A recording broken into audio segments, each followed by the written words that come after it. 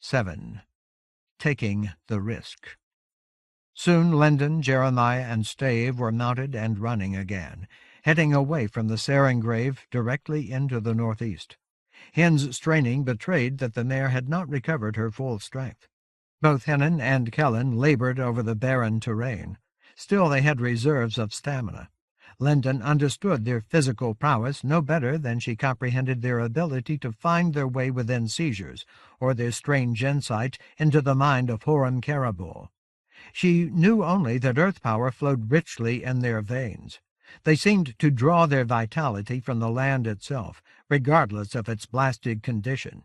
Kevin's dirt loomed overhead, but she banished its effects almost reflexively.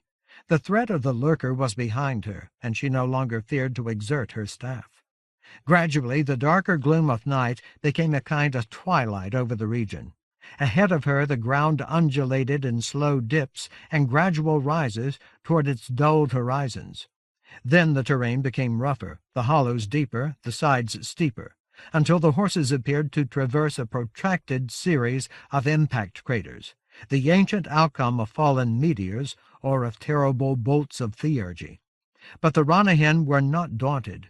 Instead, they seemed to gain fresh resolve from the difficulties, as if they were nearing their obscure destination.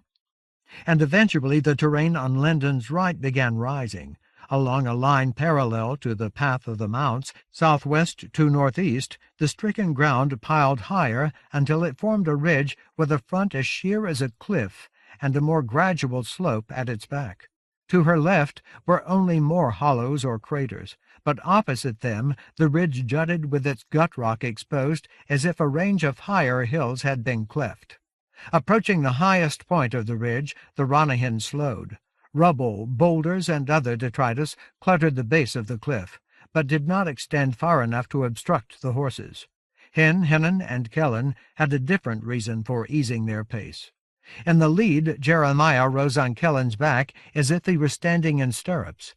He punched his fists at the sky, defying the wreathing of the stars. "This is it!" he shouted. "Malachite! That cliff is riddled with it!" While Hen jolted to a trot, Linden tried to spot what Jeremiah had seen. At first, the profile of the ridge held her. From her perspective, it cut off perhaps a third of the heavens. Irrationally, she hoped that she would not see more stars dying. But the slow carnage continued overhead. She could only spare herself that vista by lowering her gaze. Even then she could not locate the source of Jeremiah's exultation. Fortunately, the Faros had renewed her recollection of black rock elucidated by green veins. When she concentrated inward, tuned her senses to the hue and pitch and timbre of memory, and then studied the cliff face once more, she began to discern flakes and small seams of the mineral she sought. They were difficult to detect, in part because they felt minuscule, too trivial for her son's needs, and in part because they were crowded among streaks of verdigris, knobs of blunt granite, porous patches of sandstone, masked by reflective facets of quartz, mica, feldspar, other crystalline stones. But there was malachite. It did not look like enough. Yet Jeremiah's excitement was undaunted. As his mount halted, he vaulted to the ground, ran a few strides toward the ridge. "There!" he called, as though he wanted the world to hear him. "It isn't much, I mean on the surface, but deeper. If we dig into the cliff far enough—" His hands sketched dimensions in the air. "Some of it is practically pure." Pointing, he indicated a section of the ridge front a long stone's throw above his head. "Oh, God," Linden would have asked, "how can we get at it?" But a different problem had already occurred to her. Assuming that the cliff could be excavated, surely the stone above it would collapse. Anyone digging there would be crushed and buried. The Ranahan had found what Jeremiah needed. It was effectively inaccessible. Hen had stopped. Her breathing wheezed faintly as she waited for Linden to dismount, but Linden was too shaken to move. Like her, Stave remained mounted. His mien revealed nothing as he asked, "Will not these boulders suffice, young Jeremiah?" He nodded toward the debris at the foot of the cliff. "They also contain portions of malachite." Jeremiah turned to glare at the Harukai. "Sure," he snorted with the inadvertent disdain of a boy. "If I wanted to build a door for mice, one that didn't go anywhere, but the Elohim are bigger." He must have met in personality and puissance, "and the door has to take them someplace safe." "No," he asserted, "we need to get into that cliff." "Then this is labor for giants." Smoothly Stave slid down from Hennon's back. "While we await them, however, I will commence. Inform me when I have climbed to the place where you wish me to begin. I will discover what the strength of the Harukai can accomplish against such stone." In response, Jeremiah laughed, delight, not derision. Flourishing his arms, he cast arcs of yellow flame across the gloom. "I knew I could count on you. While you're doing that, I'll look at a few boulders. Maybe some of them have enough malachite. I'll need as much as I can find." Stave nodded. Instead of approaching the ridge, however, he faced Linden. "Chosen, you also must dismount. The Ranahin require rest. Indeed, they must depart in search of water and forage, and I will be unable to ward your son while I ascend the rock. That task falls to you." After a brief hesitation, he added, "I do not dream that our foes have forgotten their craving for your son's gifts." Roger had an uncanny ability to appear out of nowhere. Distance was no obstacle to Castanessen, and Lord Fowl's powers, even those of the Ravers, were beyond estimation. "Falls," Linden echoed, but she was not listening to Stave. Her mind followed other paths. The masters called seizures falls. She could not conceive of any other way to keep her promises, but there were many kinds of falling. She could too easily imagine Stave crawling spider-like up the cliff, until some hand or toe hold failed. What choice did he have? What choice did anyone have? Jeremiah needed malachite. She shook her head, resisted an impulse to slap herself. She could not afford to sit on Hen's back feeling stupid and defeated. Her son needed more than malachite. The whole earth needed more. When your deeds have come to doom. She had to think. Staring vacantly at the ridge, she told herself that the question was one of power. Surely it was a question of power? Even if Stave lived, what could he hope to achieve? And when the giants came, if they came, they would be in as much danger as he, with as little chance of success. Therefore, well, obviously the cliff would have to be broken open from a safe distance. What else? And that was a task for theurgy. Even if the stone-wise giants could devise an alternative, they were only 8, and they were already weary. The work would take them time, not hours, days. Power was the only answer. But what could she do?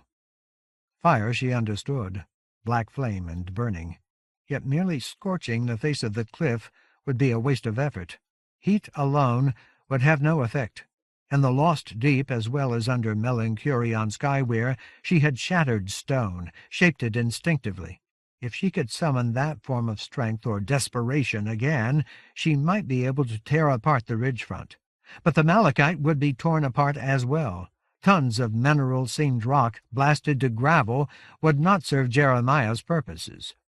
Doubtless the staff of law had other uses, many of them, but she was not lore-wise enough to know what they were or how they were done. And anything that she attempted with Covenant's ring would be worse. Wild magic resisted control. In that respect it resembled the seizures it created. How could she open that ridge without risking lives? "Chosen," said Stave more sharply. "We cannot delay." But then another possibility occurred to her. She had been given hints enough. Men commonly find their fates graven within the rock, but yours is written in water. The lady's fate is writ in water. "Wait!" Scrambling to catch up her ideas, she slipped down from Hen's back. "Before you do anything rash, do you know if there are any streams on the far side of this ridge? Any water at all?" "Mom," Jeremiah protested, "we don't need water. We need to get started." She and Stave ignored him. The Harukai met her gaze squarely. "No, Chosen, this region is unknown to me. The masters have found no cause to scout it, and I have discerned neither streams nor springs." After a flicker of thought, he said, Yet the Ranahan may discover what you desire. Doubtless their path lies toward water." "Mom," Jeremiah objected again, "what's so important about water?" The three mounts were already trotting back the way they had come. Eventually they would come to the place where the declining slope of the ridge met lower ground. "I'm not sure yet," Lyndon answered. "Maybe there isn't any. And if there is, I might not be able to use it." Impatiently Jeremiah came to join her and Stave. "I don't get it. Sure, I'm thirsty, but it isn't bad yet. If you aren't going to drink it, what do you want it for?" Life, Lyndon could have said. Hope, fate, doom. But she felt too uncertain to describe what she had in mind. "Just wait," she urged her son. "Watch the Ranahan. We'll know soon enough." To ease her frustration, she added, "I don't want to risk Stave if we don't have to." "But—" Jeremiah began, then clamped his mouth shut. Dim as shadows, the Ranahan were only trotting. Nevertheless, they appeared to cover distance rapidly, and as Lyndon watched, they began angling closer to the ridge. She gripped the staff hard, tried not to hold her breath. Before long the horses quickened their pace. Rushing at the slope, they ascended the dwindling silhouette of the ridge. For a moment they labored upward.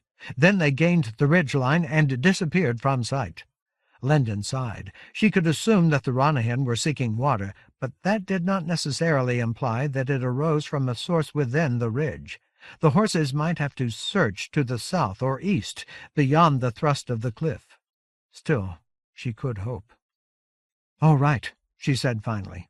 "So maybe there's water. I won't know for sure until I find it." Jeremiah had reached the end of his restraint. "But why?" Impelled by the pressure of yet another burden which she might not be able to carry, Lyndon started toward the ridge. "The lords," she replied over her shoulder. "Back when there were lords. They must have known how to do lots of things with the staff of law, but I can only guess what those things were. I don't know how to do any of them. I only know fire and healing, and brute force." While Jeremiah caught up with her and Stave followed in silence, she continued, "I can't heal anything here, but fire makes heat, and heat makes water expand. Trapped water would be ideal, or water that could only rise to the surface in trickles. But buried springs and even pockets of moisture might conceivably suffice. Heat water fast enough and hard enough, and it explodes into steam. Maybe I can break part of the cliff." For an instant Jeremiah seemed stunned. Then he burst out, "That's brilliant!"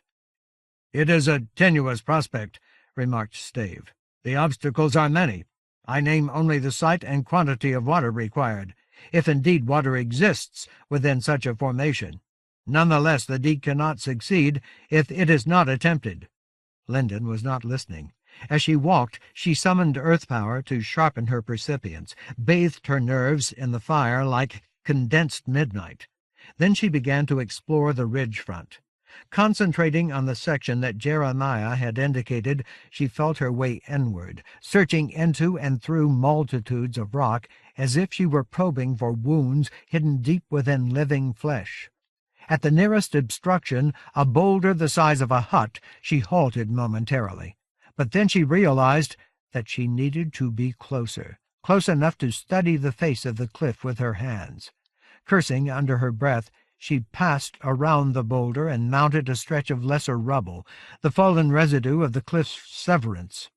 When she stumbled, she caught herself on the staff and climbed higher. Finally she reached the main wall. From far above her it loomed as if it were glowering in suppressed wrath. But she ignored its impending bulk, its ire, its enduring intractability. She needed nothing from it except water, in one approximate location, in sufficient quantity. After all, it was only a cliff. It was not the cunning subterfuge and malice of the demon den, seething to mask the seizure which gave them access to the ill-earth stone. Nor was it the recursive wards of the vials, coiling themselves into a mad tangle to prevent intruders from entering the lost deep. It was only pieces and shards and spills and plates and torsos and veins and thews of the world's rock compressed by their own weight until they formed a front which had outlasted millennia. It had no defense against her health sense. But it was so much rock, of so many different kinds, in so many different shapes and structures, and it supported a mass which would have squeezed ironwood to pulp. Its secrets resisted discovery as if it had set its will against her. Leaning her staff against her shoulder, Linden closed her eyes, hesitantly at first, then more firmly. She placed her hands on the wall and began to insinuate her touch inward.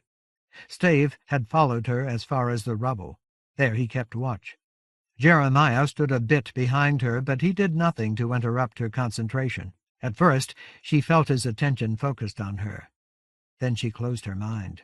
Deliberately she thought only about water. Now that she was not seeking them, she found streaks and facets of malachite everywhere. Crystalline deposits reflected her probing.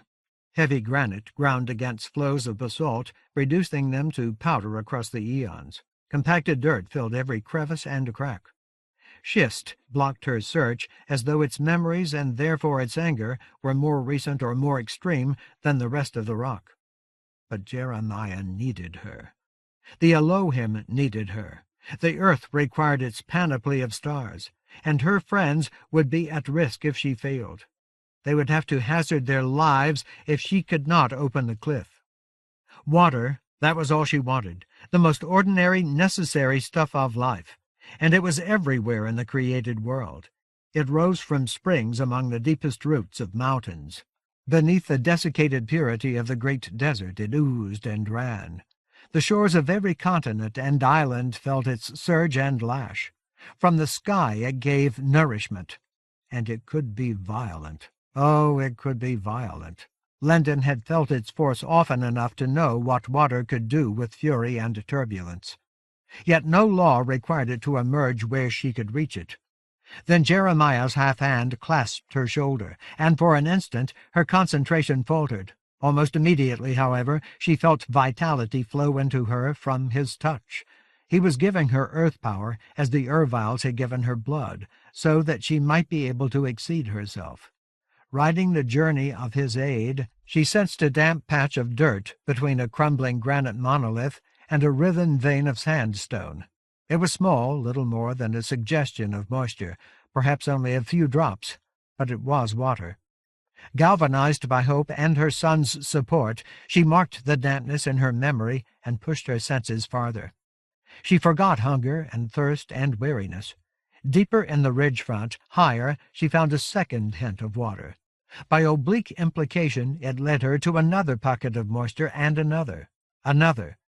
There bits of damp marl and pumice were strung together like beads along a fissure between incompatible sheets of granite and obsidian. Linden marked them all and followed them. The detritus in the fissure became dense gravel.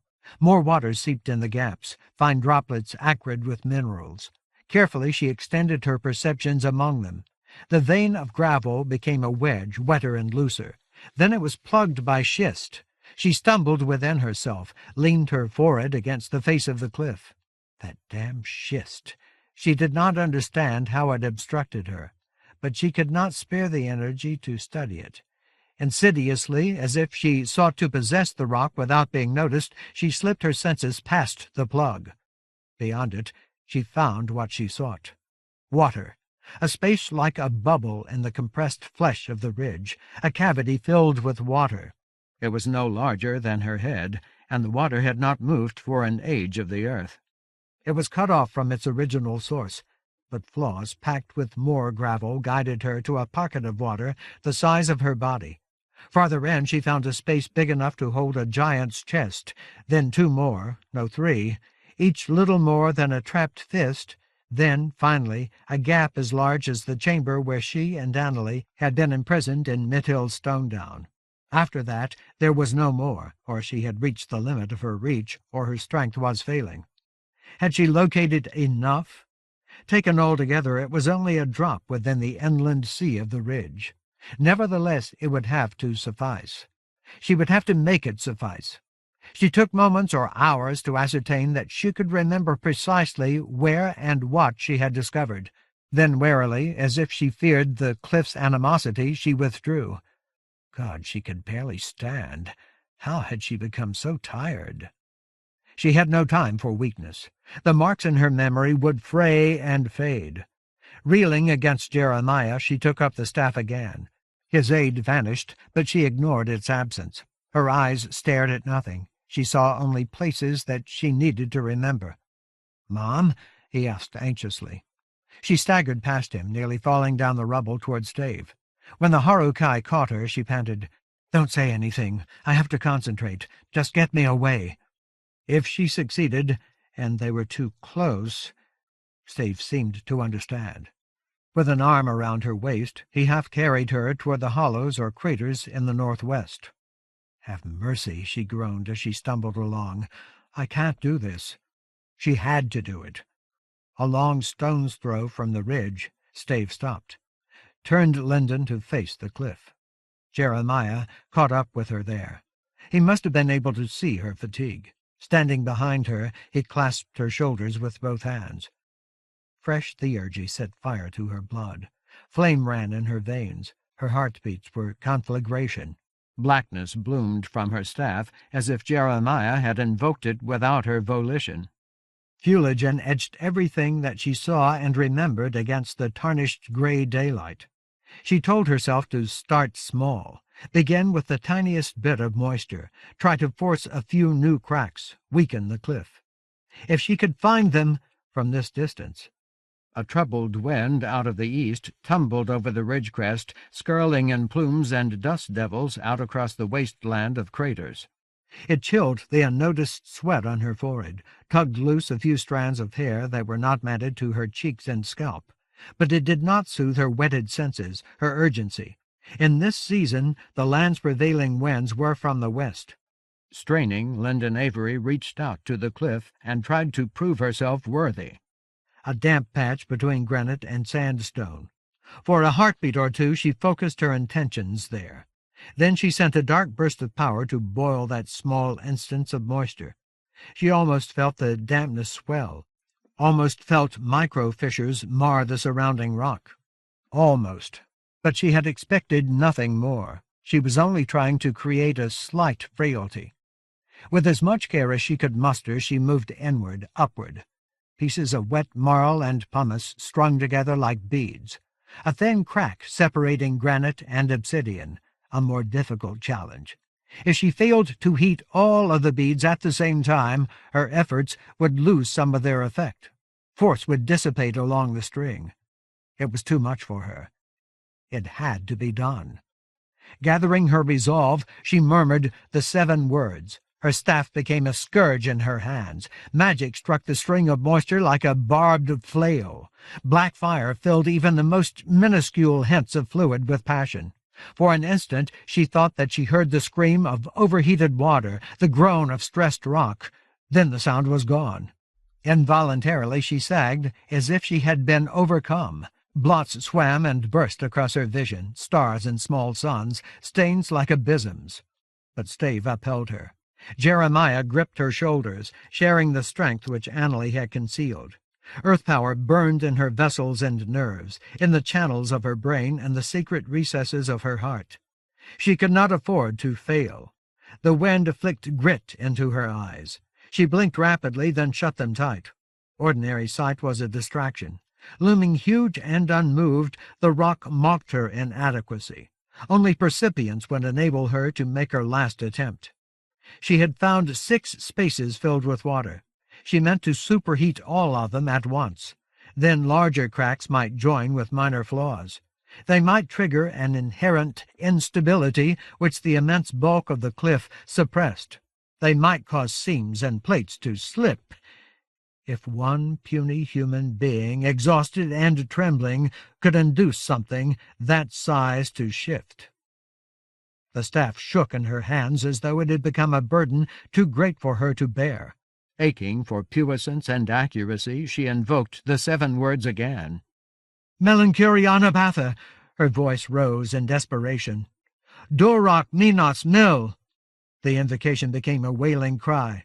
"Harad Kabal!" When she unleashed her fire, its blackness seemed to efface the world. Intense heat, constricted by a mutable mass, created pressures which would have torn mere flesh to shreds. Pockets of water tried to expand. Granite and schist and a mountain's weight refused to move. The ridge had endured for millennia. Lendon poured out power as if she were expending her soul. Given a voice, the stone would have laughed. Then it found a voice. Through the harsh beat of the 7 words and her own gasping, she heard the cliff groan. A short sound, little more than a sigh, but it was enough to break her concentration. Unaware of herself, she dropped her staff. Fighting a giddy swirl of phosphines and oxygen deprivation, she opened her eyes, tried to see what was happening. In 2 or 3 places across the ridge front, dust puffed outward. Almost at once, wind dismissed the small exhalations as if they had never occurred. After that, nothing. The cliff stood glowering in the gloom. It had not been touched, and did not care. "Oh, Mom," Jeremiah moaned. "No, that can't be right. I felt—" Lendon saw nothing. She felt nothing. "Indeed," Stave pronounced. Abruptly he released Lendon, left her to Jeremiah.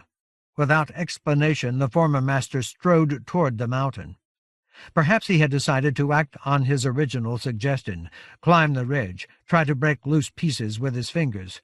But he stopped before he had crossed half the distance. From the ground he picked up a rock. For a moment he hefted it in his hand, tested its weight. Then, fluid as water, he flung it. It struck the cliff face above the places where Lendon had seen puffs of dust. 3 heartbeats passed. 4. Without her son's support, she would have collapsed. Then a grinding shriek appalled the air. The earth under her trembled. Tremors kicked up spouts of grit, like gusts of pain everywhere between her and the ridge. With the massive inevitability of a calving iceberg, a wide section of the wall shifted. For a moment it seemed to hang on the edge of itself, clinging to its long stubbornness, but it could not hold against its own weight. When it fell in thunder, Lendon fell with it. She had nothing left that might have enabled her to remain conscious. She did not know how much time had passed when a glad halloo awakened her. Only moments, she thought at first, but her head felt too heavy to lift, burdened by sleep. And when she tried to gauge the condition of her surroundings, estimate the effects of plunging rock, she found that her reality had contracted. She recognized only the pressure of the hard ground against her body, the leaden weariness of her limbs, the ragged effort of her breathing, the parched ache of dust in her throat and lungs. Eventually she realized that Kevin's dirt had reclaimed her. Her health sense was gone. Not moments, then. She must have slept for hours. Kevin's dirt did not erode percipience so suddenly. Without opening her eyes, she fumbled around her for the staff of law. "It is here, Chosen," said Stave. The warm wood of the shaft was pressed into her hand. "And now the giants come. Mainthral Martyr leads them. Soon the true labor of your son's purpose must begin." Lendon hardly heard him. She had no attention to spare for anything except her staff. Without her health sense, she was less than useless. Fortunately, lost Leand, had taught her how to find the possibilities beneath the written surface of the wood, even when she had no enhanced discernment to guide her. He had given her more gifts than she could count. Pulling the staff toward her, she held it close until its natural beneficence began to enlighten her nerves. After that, she was able to absorb earth power more quickly. Stave had said something about the giants and Martyr. Softly, through the dirt, she felt the tread of heavy feet, distant yet, but closing. Within that staggered beat, she detected the sharper impact of hooves. As her health sense expanded, she identified Narunal. Then she located Jeremiah. He was closer than the giants, but in a different direction. He must have been scrambling over the wreckage of the ridge front, but now he stood waving his arms eagerly at the sword-menhir. Coughing, Linden tasted the air. Between what should have been sunrise and sunset, the grey half-light remained uniform, undefined by any obvious passage. Nevertheless, the flavor of the gloaming modulated incrementally, measuring time. Its faint savor told her that she had slipped past mid-afternoon. A more natural twilight was only a few hours away. Apparently Stave had kept watch over her for quite a while. Now the giants and Martyr had come. Soon she would have to face the fears which had harried her ever since Jeremiah had explained his intentions. She did not need to raise her head to note that the stars were still going out one by one. Perhaps she should have been afraid, but she was too tired. She required more than mere sleep to restore her. She needed good food and drink, long rest, and an easing of her ache for Thomas Covenant. Instead of thinking about what she meant to do, she turned to the question of keeping Jeremiah safe. In spite of their shouted greetings, the sword Maineer and the main thrall did not hasten. Rhyme Coldspray and her comrades were profoundly weary. A little more time would pass before they came close enough to require Linden's attention. She could at least try to talk to Stave. With a muffled groan, she pulled her knees under her, pushed herself up with her arms. Her own fatigue felt as heavy as the ridge. She had to rest for a while before she shifted into a sitting position. Mutely, Stave extended his hand to help her rise. She shook her head. She needed an entirely different form of aid from him, and she had to talk to him about it alone. He deserved that. "Stave," she said, or coughed. Her throat was as dry as the wilderland. Deliberately, she did not regard her son, or her approaching friends, or what she had done to the cliff. "There's something that I want you to do for me." Cruel days ago, the Modout had said of the former master, "He has named his pain. By it he may be invoked." That had been her last gift, before she was lost to use and name and life. But Linden did not want to insist. She suspected that she would damage their friendship if she pressed him.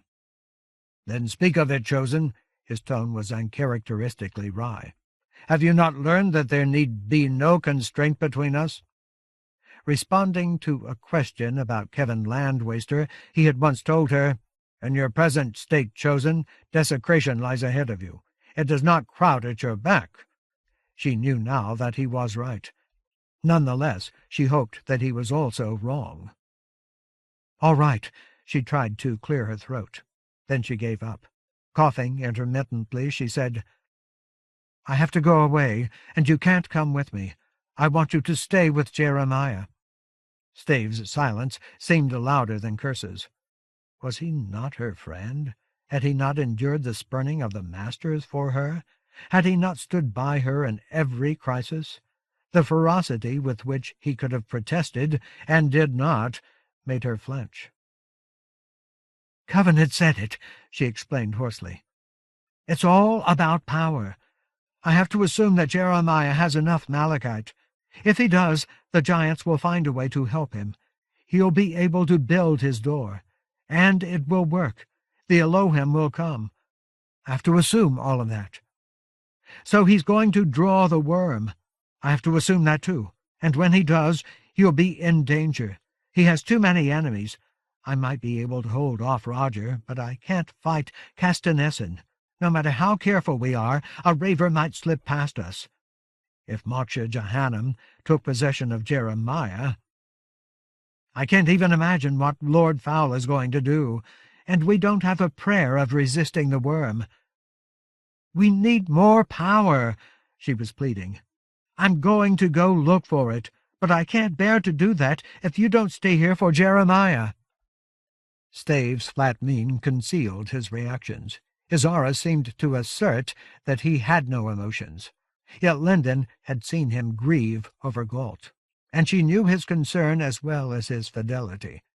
Surely he had other human feelings as well, in spite of his stoicism and his vast memories. Surely he could understand her. He sounded as ungiving as schist as he asked, "Where will you go?" "I'll tell you. She was down coughing. "Everyone has to know." She no longer flinched. "But I'm not brave enough to say it more than once. This part is between us. It doesn't involve anyone else." Again Stave was silent. Lendon folded her arms over the staff, held it against her heart, and tried to match him. After some consideration, he said, "Do not mistake me, chosen." His tone was like the dusk, unrelieved from horizon to horizon. "I await only some mention of the Mardout, or perhaps of the Vizard. Were you not offered the means to command me?" Clinging to her weariness as if it were courage, Lendon replied, "I won't do that. I'm just asking. I'll beg if that's what you want. If Covenant were here, things would be different. But he isn't. I'm the one who has to go. I'm the only one who can. If I know that you'll protect my son." Stave's manner conceded nothing. Nevertheless, his response seemed to imply that a concession was possible. "Yet some companion you must have." In Murwen Delanoff, he had argued that the participation of the natural inhabitants of the earth was a necessary condition for the world's survival, just as the presence of beings from beyond time was essential to Lord Fowl's designs. And Lendon knew that she needed help. "I'll take Hin," she answered weakly, "and Martyr if he's willing." He, too, could not assist Jeremiah, nor could he fight Roger or Castanessen or Ravers or— "Then Lendon," Stave said, as if he were merely offering to help her stand, "I will do as you request." A heartbeat later he added, "But do not doubt that my heart is torn within me. I will know neither certainty nor peace until your return." Lendon's eyes were too dry for tears, but a sob twisted in her chest. "All right." Bracing herself on the staff of law, she climbed to her feet. Then she dropped the wood so that she could wrap her arms around the former master. "Thank you." He called her by her name so rarely. She would not have been surprised if he had stood rigidly passive in her clasp, but he answered her hug with his own. Almost gently he murmured, "You will not fail. Come good or ill, boon or bane, you are Lendon Avery the Chosen. You will suffice." When he let her go and stepped back, he had done enough. As he had from the first, he had given her more than she had any right to expect. She offered him a wrenched smile. "If you say so." In spite of her weariness, she stooped to retrieve her staff. Then she turned to face Jeremiah and the giants and Martyr and the meaning of her life. While her attention had been fixed on Stave, Jeremiah had descended from the rubble which she had gouged out of the ridge. Now he was running toward the Iron Hand, Martyr, and the rest of their companions. Rime Coldspray quickened her pace slightly to meet him, and Lendon thought that he would leap into the Iron Hand's arms, but at the last moment he restrained himself. Stopping suddenly, he braced his fists on his hips. "What kept you?" he demanded cheerfully. "We've been waiting for ages." "Alas," the Iron Hand replied with a wan smile, "we are giants and perforce laggardly. Yet at last we have come." She kept on walking. With the boy trotting at her side to match her strides, she asked more soberly, "What are your tidings, young Jeremiah? Malachite we see. And we see that it has been but recently torn from the thrust of yon ridge. A prodigious feat, and unexpected. Your tale must be equally prodigious." Stooping under her burdens, Lendon moved to intercept her friends. The exhaustion of the giants was plain at any distance. To arrive so promptly, they must have marched through the night. Nevertheless, her heart was drawn to Mainthrall Martyr. His condition seemed as explicit as iconography. Uselessness and the loss of his health sense had marked his mien until he looked haggard, too downtrodden to endure more, as deprived as he had been in the Lost Deep. But there he had been almost continuously active, and occasional gifts of earth power had eased his sense of futility. Here he had received no relief from the grinding depression wrought by Kevin's dirt. Now his misery ached like an unhealed wound. To ease his plight, Linden uncurled tendrils of flame from her staff and stretched them over him. It was the least that she could do. Fortunately, this effort was within her strength. When her fire touched the main thrall, he reacted as if he had been struck. For an instant, his misery seemed to spread its wings and become joy. Almost at once, however, he reassumed the glower which had become habitual during the past few days. But now his scowl had recovered its familiar combativeness. While Linden wielded earth power, some of the giants paused to stare at her. Others cheered for her sake or for Martyr's, and Frostheart Gruben called, "Prodigious tidings in all sooth! Here surely is a tale worthy to be told at length, and to be heard with laughter." "It was all Mom," said Jeremiah proudly. "She was brilliant. She found pockets of water in the cliff and made them explode. Now we have malachite." Then he made a visible effort to contain his eagerness. "We can get started when you've had a chance to rest." Through the twilight, Linden studied the faces of the sword-maineer. Like Martyr, they needed the staff's gifts. Yet she could see that rest and refreshment were not their primary concerns. They were hungry for some reason to believe that they had not expended themselves in a futile cause. "Alas," repeated Rhyme Coldspray, speaking to Linden, rather to Jeremiah, "our small store of viands we have consumed, lest we falter in our trek. Now I find that I am grieved by our failure of foresight. Your need for sustenance is clear." Linden started to say, "Don't worry about it," but the Iron Hand continued without pausing, "In truth, we knew not how to measure your need against our own, and we did not imagine that we would encounter no Aliantha along our course." Then she grinned grimly. "However, great Narunal is provident. We do not lack for water." Wearily, Gruben, Latebirth, and Onyx Stone Mage held up bulging water-skins. Linden wanted to express her thanks, but her throat was too dry for speech. "Well, all right," Jeremiah answered for her. "We haven't eaten since we cooked some roots near the sarin grave, but it was like chewing mud. My stomach still isn't happy, and you have no idea how bad water tastes there. I could drink a gallon." The giants exchanged quick glances. Stone Mage promptly lowered a water-skin, untied its neck, and held it for Jeremiah. At the same time, Coldspray faced Linden with danger in her eyes. "Beyond question there are tidings here. What mischance or peril guided you within the lurker's reach? At no time did our own course approach the noisome veins of Sarengrave Flat." Struggling to moisten her throat, Linden admitted in an awkward rasp, "That's a story. We have a lot to talk about." She looked around. "Maybe we can find a place to sit down. I'm thirsty, too," and so tired that her knees quivered.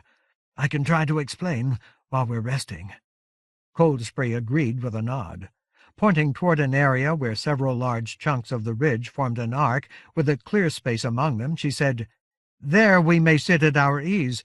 When you have relieved your thirst, we will hear your tale." Linden nodded in turn. That place would be as good as any. It was far enough from the scar to be safe from late-falling stones and slides. And she wanted something to lean against, support for her back, if not for her raw heart. Sighing, she accompanied Rhyme Coldspray. The rest of the giants followed with Stave and Jeremiah, but Martyr brought Narunal to Linden's side. Dismounting, he bowed his homage to the stallion, watched briefly as the Ranahin cantered away in the direction taken by Hinnon, and Kellen. Then he turned to Linden. "Ringthane," he began gruffly, "I have no speech adequate to my gratitude, aye, or to my bitterness. It is my greatest wish to prove worthy of this company, and of the peril of these times, yet Kevin's dirt renders me effectless.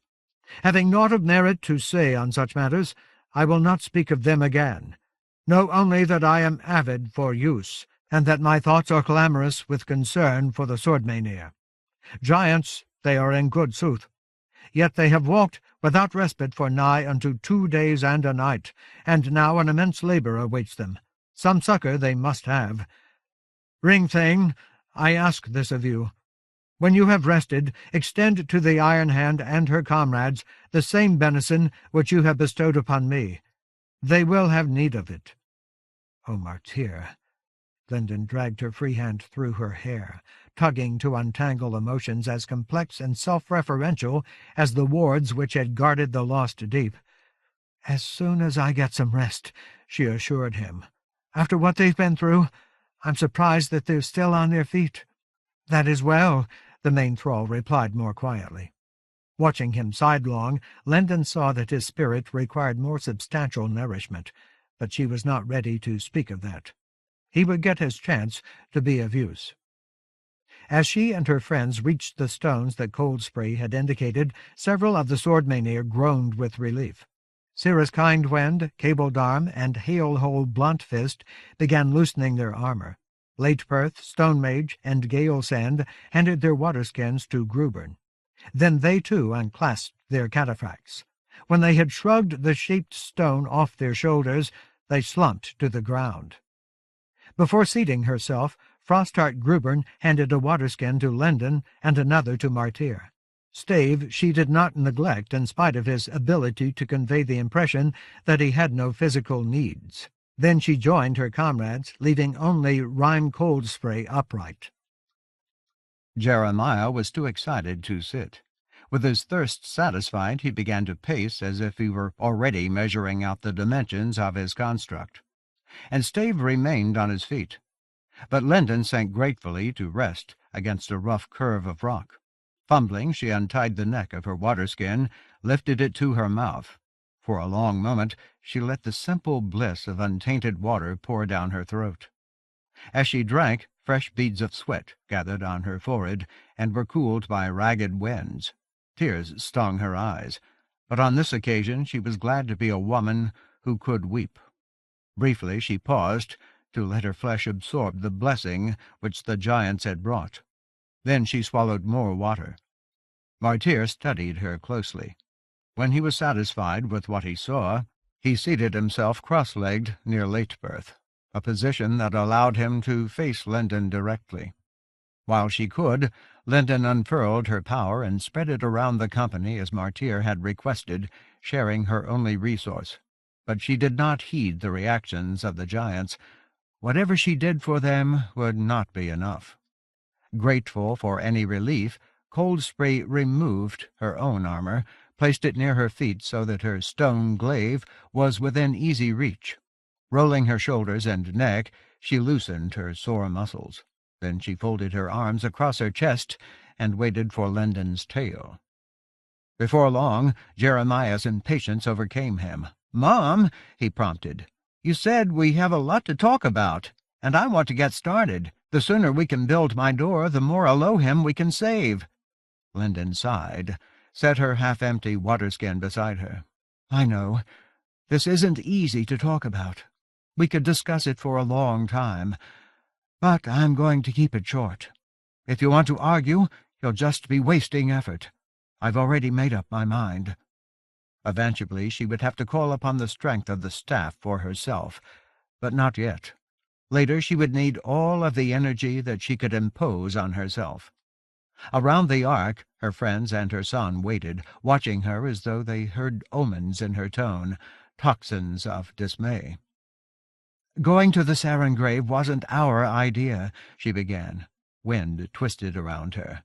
She smelled dust from the wilderland of craters, dust and old death from the wound that she had torn in the cliff.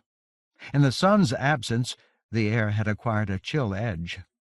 "The Ronahin made that decision." In a few words, she described what had happened just before dawn. She recited the message that the Feroce had delivered. Even more tersely, she outlined the memories which the Lurker's worshippers had invoked. While her companions considered her tidings, she drew her conclusions. "So now I think that the Ronahin got what they wanted.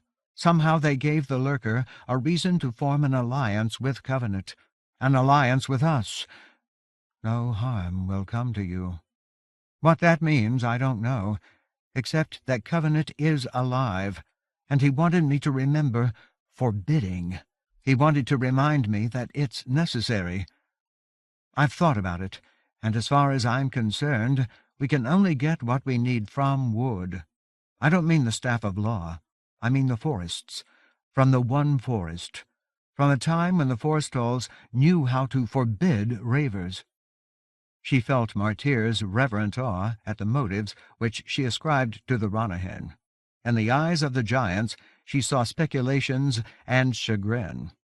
Stave's mien revealed nothing, but Jeremiah stared at her as though he did not know whether to feel amazed or appalled.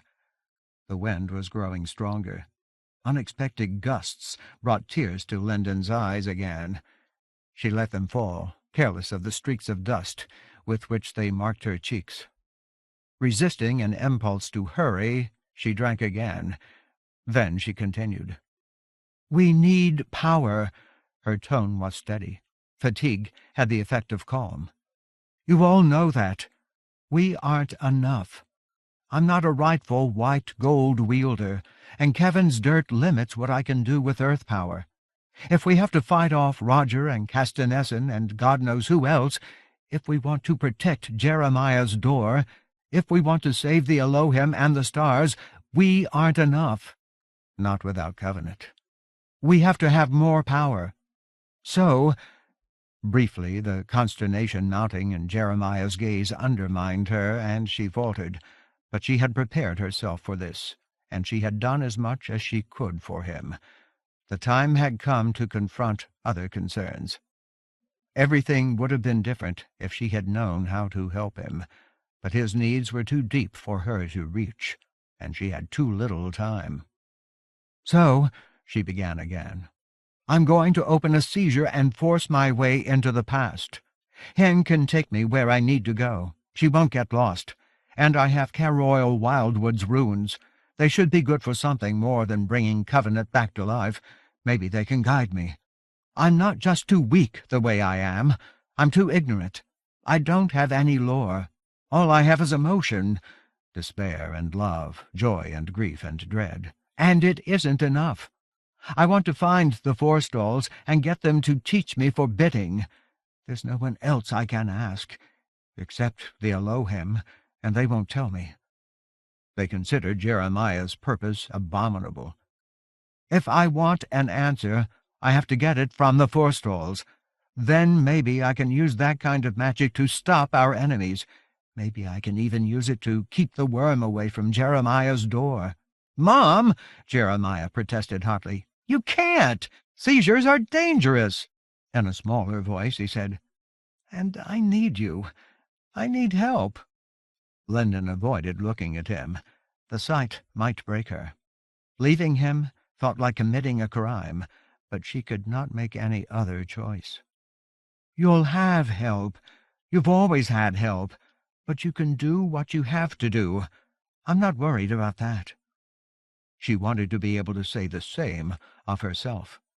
She had expected vehement objections from the giants and even Martyr, indignation and arguments, angry pleading. What she received was harder to bear. Her friends were shocked, that was obvious, but they did not react like people who believed that she had proposed a desecration. Their emotions were vivid to her health sense. What they felt, after the initial jolt, was hope. For a long moment, none of the giants looked at her. Stave appeared to regard some private vista which was visible to no one else. Only Martyr and Jeremiah kept their attention fixed on Linden. The main thrall watched her as if he were probing her defenses, looking for an opening. Jeremiah stared with dismay, gathering like storm clouds in his darkened gaze. Frostheart Grubern was the first to speak.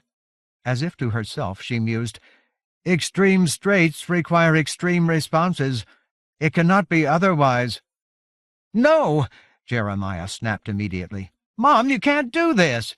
He seemed to keep himself from howling by an effort of will that made Linden's heart quake. "Maybe you can go away.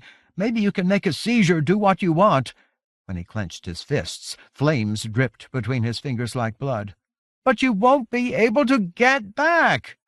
At that moment he sounded unutterably forlorn. Dust bit at Linden's eyes. She blinked furiously to clear them. "Don't say that," she wanted to plead. "Don't make this harder than it already is." But she demanded a sterner reply from herself. The land required more from her. Jeremiah himself required more. God, she was tired. Meeting her son's gaze with wind and dust and tears in her sight, she said, "I made a promise to Care Royal Wildwood. I don't know how else to keep it. I don't know how else to save any of us. I'll find a way to get back." Stave had turned his unyielding gaze toward Jeremiah. Mainthrall Martyr appeared to be suppressing a desire to speak. Tension mounted among the giants, as restless as the wind. But the Iron Hand still stood with her head bowed, studying the ground at her feet, saying nothing. "And I'm talking about moving through time," Linden added before Jeremiah could respond. "Remember that. How long it takes for me won't have any effect on you. If I can do anything that even remotely resembles what I have in mind, there's no reason to think that I won't get back before the worm comes." "But you won't get back," Jeremiah insisted. His voice shook. Nevertheless, he made a palpable effort to reason cogently. "You can make a seizure now because the law is already weak. I mean time and life and death. It's all been damaged. But back then, when there are still forestalls, everything is intact. How can you make another seizure that long ago? Just trying, you'll change the land's history. Even if that doesn't break the arch, you'll hurt it." Desperately, he finished, "We'll never see you again." His wounds were so close to the surface that Linden could almost name them. And she understood his objection. It was apt in more ways than he appeared to recognize. If she reached the forestalls, her arrival would inevitably afflict them with knowledge, or at least questions, which they should not possess. That alone might do irreparable harm to the arch. Yet she had an answer. "Then I won't go back to the oldest forestalls. I'll try to reach Caer Caverol," Hyle Troy. "He was the last. Meeting me won't affect any of the others, and in his time the law of death was already broken. He's about to break the law of life himself. I won't change his history." Surely Hen could find her way through a seizure to Caer Caverol? "In any case," she said, "what else do you want me to do? I'm useless here. I'm useless to you. I don't understand your talent, and I can't carry boulders. My only alternative is to supply the giants with strength until they work themselves to death, and that I can't bear. I know it's dangerous," she concluded. She was running out of words. "But I'll get back somehow. Hen will bring me." Neither her manner nor her appeal comforted her son. She saw that. He felt threatened, rejected, forsaken when he finally had a chance to prove himself. He no longer looked at his mother. One finger at a time he enclosed his fists. Then he spread his hands to reveal small gusts of fire cupped in his palms. "You can say what you want." In the gloom, the stains on his pajama bottoms seemed to devour his legs. "Talking won't help. I have more important things to do." Lit by earth power, he turned away. The sight twisted a knife in Linden's heart. She needed the kind of courage that Thomas Covenant had tried to teach her. But she did not have it, and he was not here. Gruben and the other sword Maynir squirmed. Rime Coldspray scowled thunderous disapproval at the dirt. The Mainthrall's bandaged attention did not leave Linden's face. Leaning against her boulder, she waited for their reactions. She had chosen this crisis for herself, come good or ill. How often had she heard those words? They were better than despair. Finally, the Iron Hand raised her head. Gloaming veiled her mien, but it did not conceal the set of her jaw or the lines of her shoulders. Without preamble, she asked, "Sword Maynir, will you gainsay me?" Her tone was like the edge of her glaive.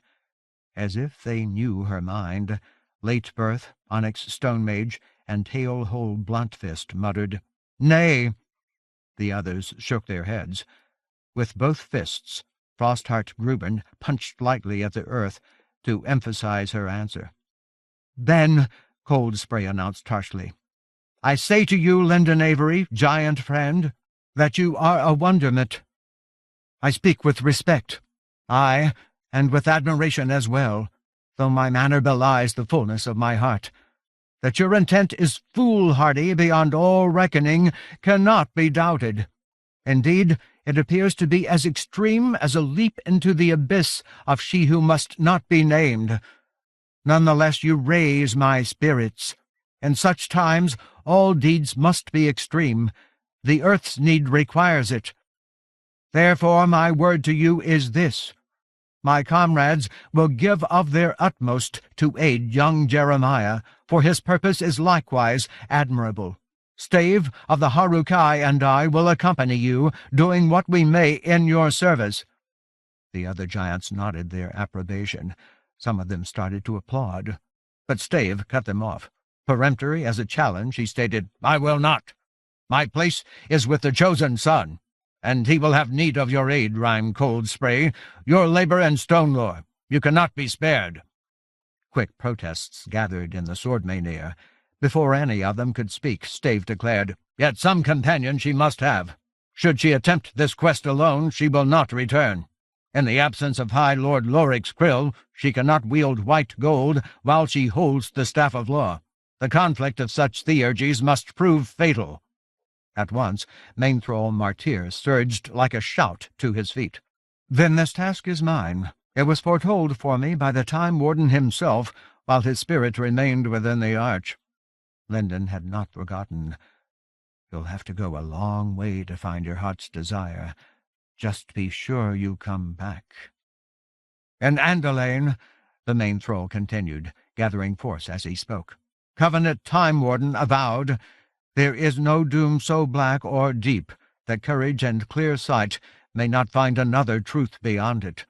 For that reason, and in the name of prophecy, and because I must, I will accompany Linden Avery, chosen and ring-thane, wild wielder. In the endeavor which young Jeremiah contemplates, I have no part. Yet I am Raman, attuned to the Ranahin, and also acquainted with the perils of passages within falls. Where I am weak, a Manibhaven will sustain me. I will not fail the ring-thane." Jaw-jutting, he averred, "I speak for my people. We must become more than we have been, lest we prove unworthy of the Ranahin.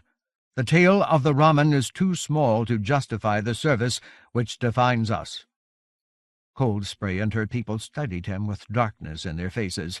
Some of them still wished to protest, especially Latebirth, who had often carried the main thrall. Others showed resignation or grief, or waited uncertainly for their Iron Hand's reply. But Linden bowed her head and let new gratitude flow through her. Although she wanted Martyr with her, she had been loath to ask so much of him. His unrequested willingness eased her reluctance. After a long moment, Rhyme Coldspray raised her voice into the twilight. "Main thrall of the Raman, I am abashed."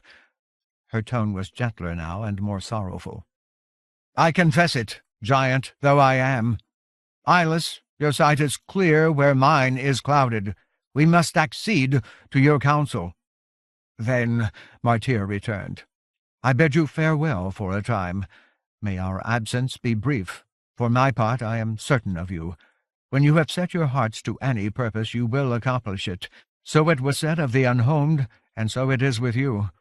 But where their tale has grown dim with age, yours will shine out, illuminating the last days of the earth." Hurrying as if he feared that Linden might object, the main thrall turned to her. While she sat with her head lowered and a dull ache in her chest, he asked, "Ring-thane, shall we depart?" An eagle's eagerness sharpened his voice. "That you are sorely weary is plain, yet delay will not restore you. Doubtless you desire to be reconciled with your son, yet delay will not comfort him. He spoke thoughtlessly, and will recant when he is calmer. I do not doubt that he will greet your return with joy." "All right." Linden did not raise her head. "All right." Carefully she took a last drink from her water-skin. Then she rested her hands on the blackness of her staff.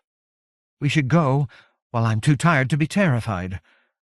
Still without looking at her friends, she said, "Coldspray, Grubern, all of you, I'm not worried about you." Instead of facing anyone, She studied Caroil Wildwood's runes as if they might suddenly reveal their meaning. "You're giants! If it can be done, you'll do it." Her weakness and dread were a sickness in the pit of her stomach, a foretaste of nausea and hornets and gelid emptiness as cruel as a chasm. They seemed bottomless. "But, Stave," she added unnecessarily, "be sharp." She could not meet his gaze. "At some point, someone is going to try to stop Jeremiah. I hope that Martyr and I can come back before that happens.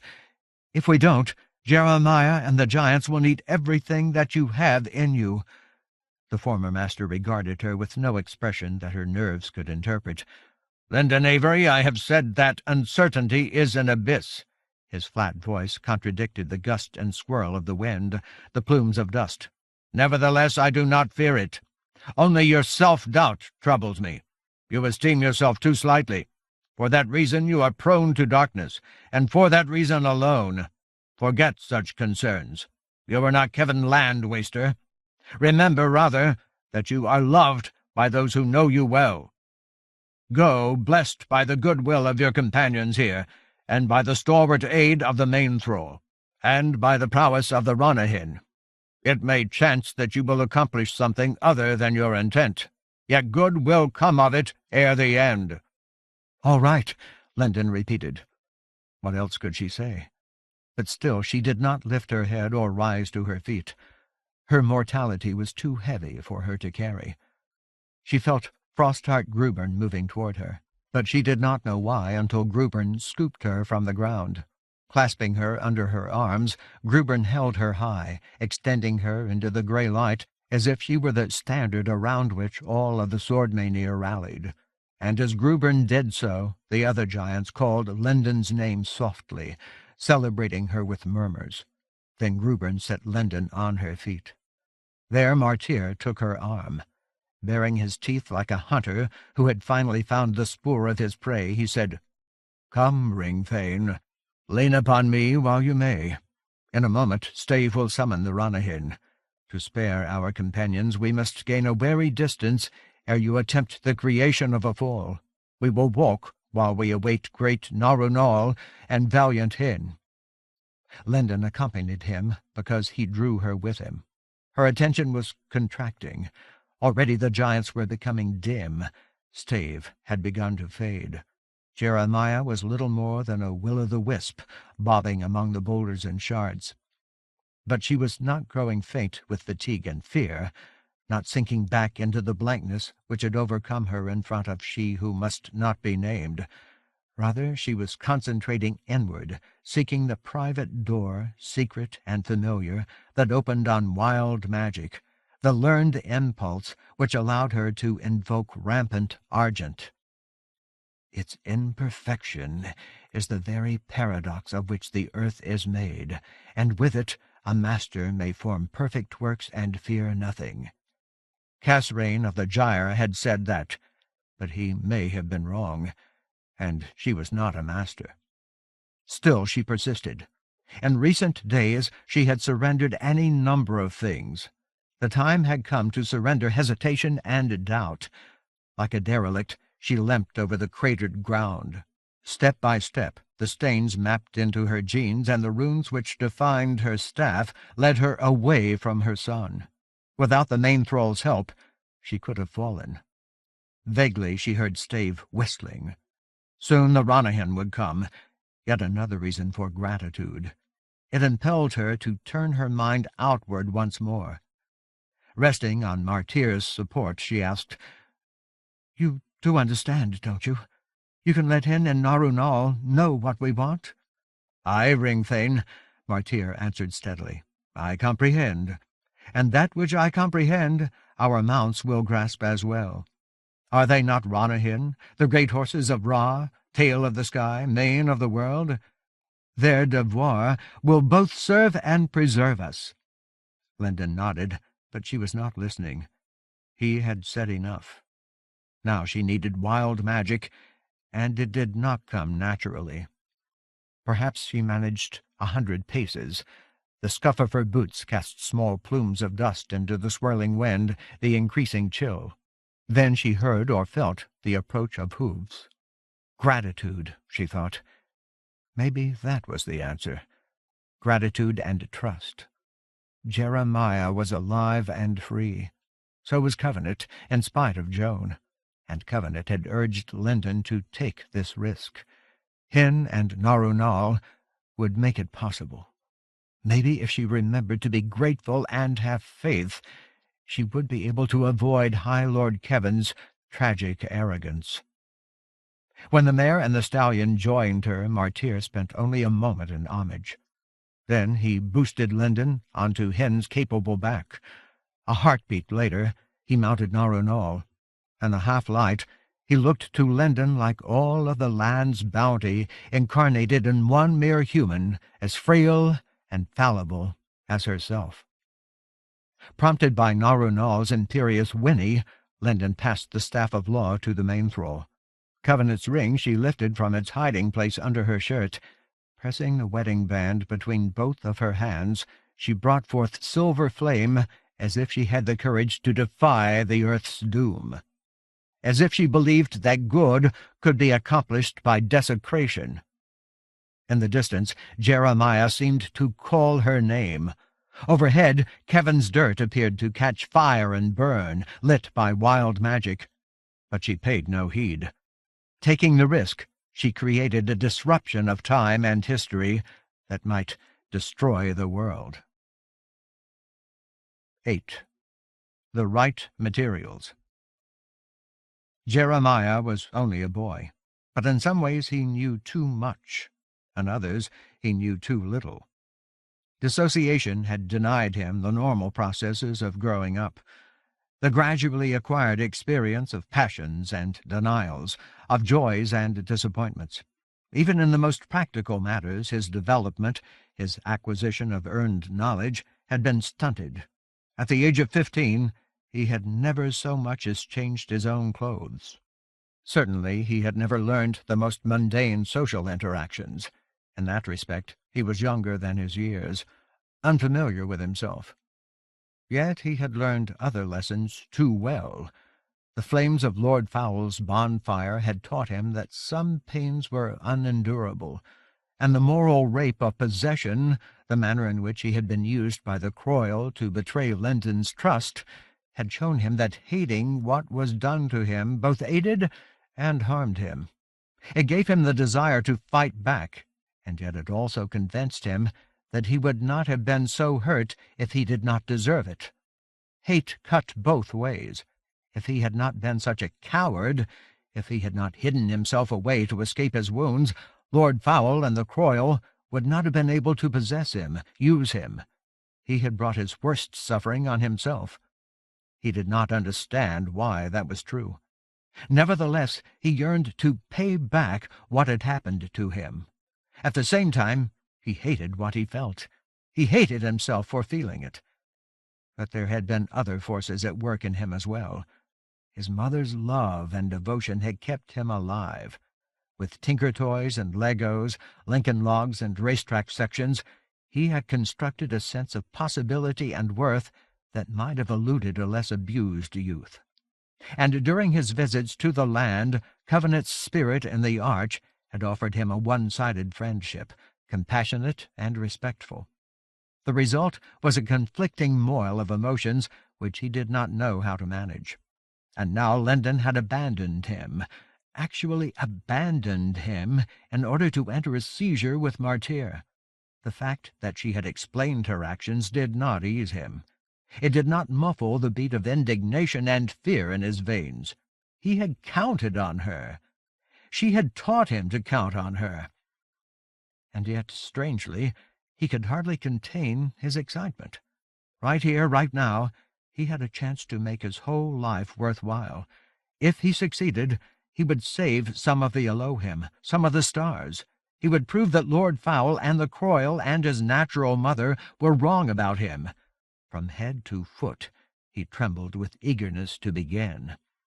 That contradiction was confusing enough, but he had more. He had inherited Annalie's legacy of earth power. It belonged to him now. The land's living energy had become as much a part of him as the blood in his veins. He was inured against the vagaries of heat and cold, wind and wet. His bare feet endured sharp rocks and the ancient shards of weapons or armor without discomfort. His health sense sloughed off Kevin's dirt. He could fuse bones to make marrow-meld sculptures. He could even summon fire from his hands, and there might be more possibilities. For him, earth power had become a piercing pleasure.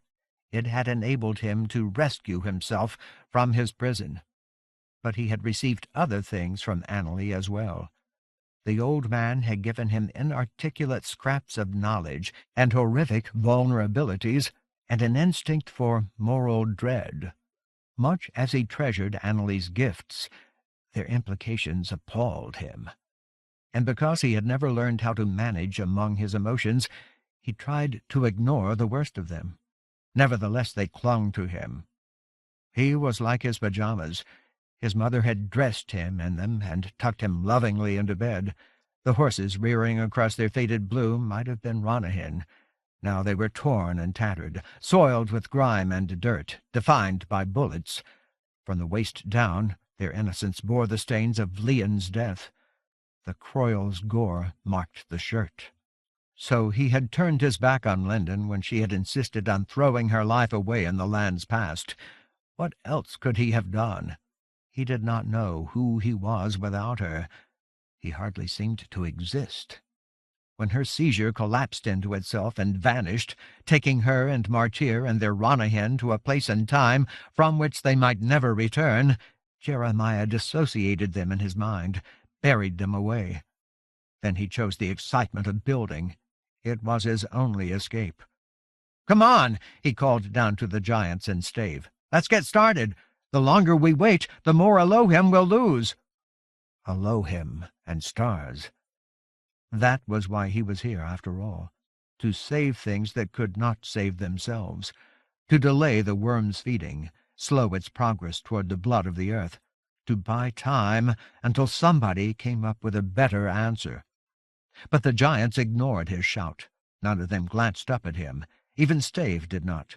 With the sword near, the former master watched the place where Linden and Martyr had disappeared, as if he hoped or feared that she would return almost immediately. They were all acting like there was no need to hurry.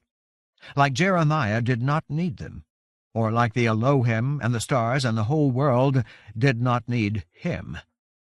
Wind skirled like travail around him, tugged at his pajamas. He carried dust from the gouged cliff, the fallen debris. Perhaps it would have stung his eyes if he had not been so full of earth power. Somewhere inside him was a small boy who wanted to cry because his mother had left him. But he refused to be that boy. The structure that he wanted to make both goaded and protected him. Somehow he swallowed the impulse to yell at the giants in frustration. Here was another aspect of his confusion, his inability to resolve his own contradictions. The giants were ignoring him, but they were giants, and he had loved them ever since he had first seen them. When he and Linden and Stave had ridden to rejoin the Iron Hand and her comrades, his response to the sheer size and wonder of who and what the Sword-Mainir were had opened like a flower in his heart. They were giants in every sense. He had no other word for them. And he had seen the delight in their eyes when they had gazed at him, the relief and welcome.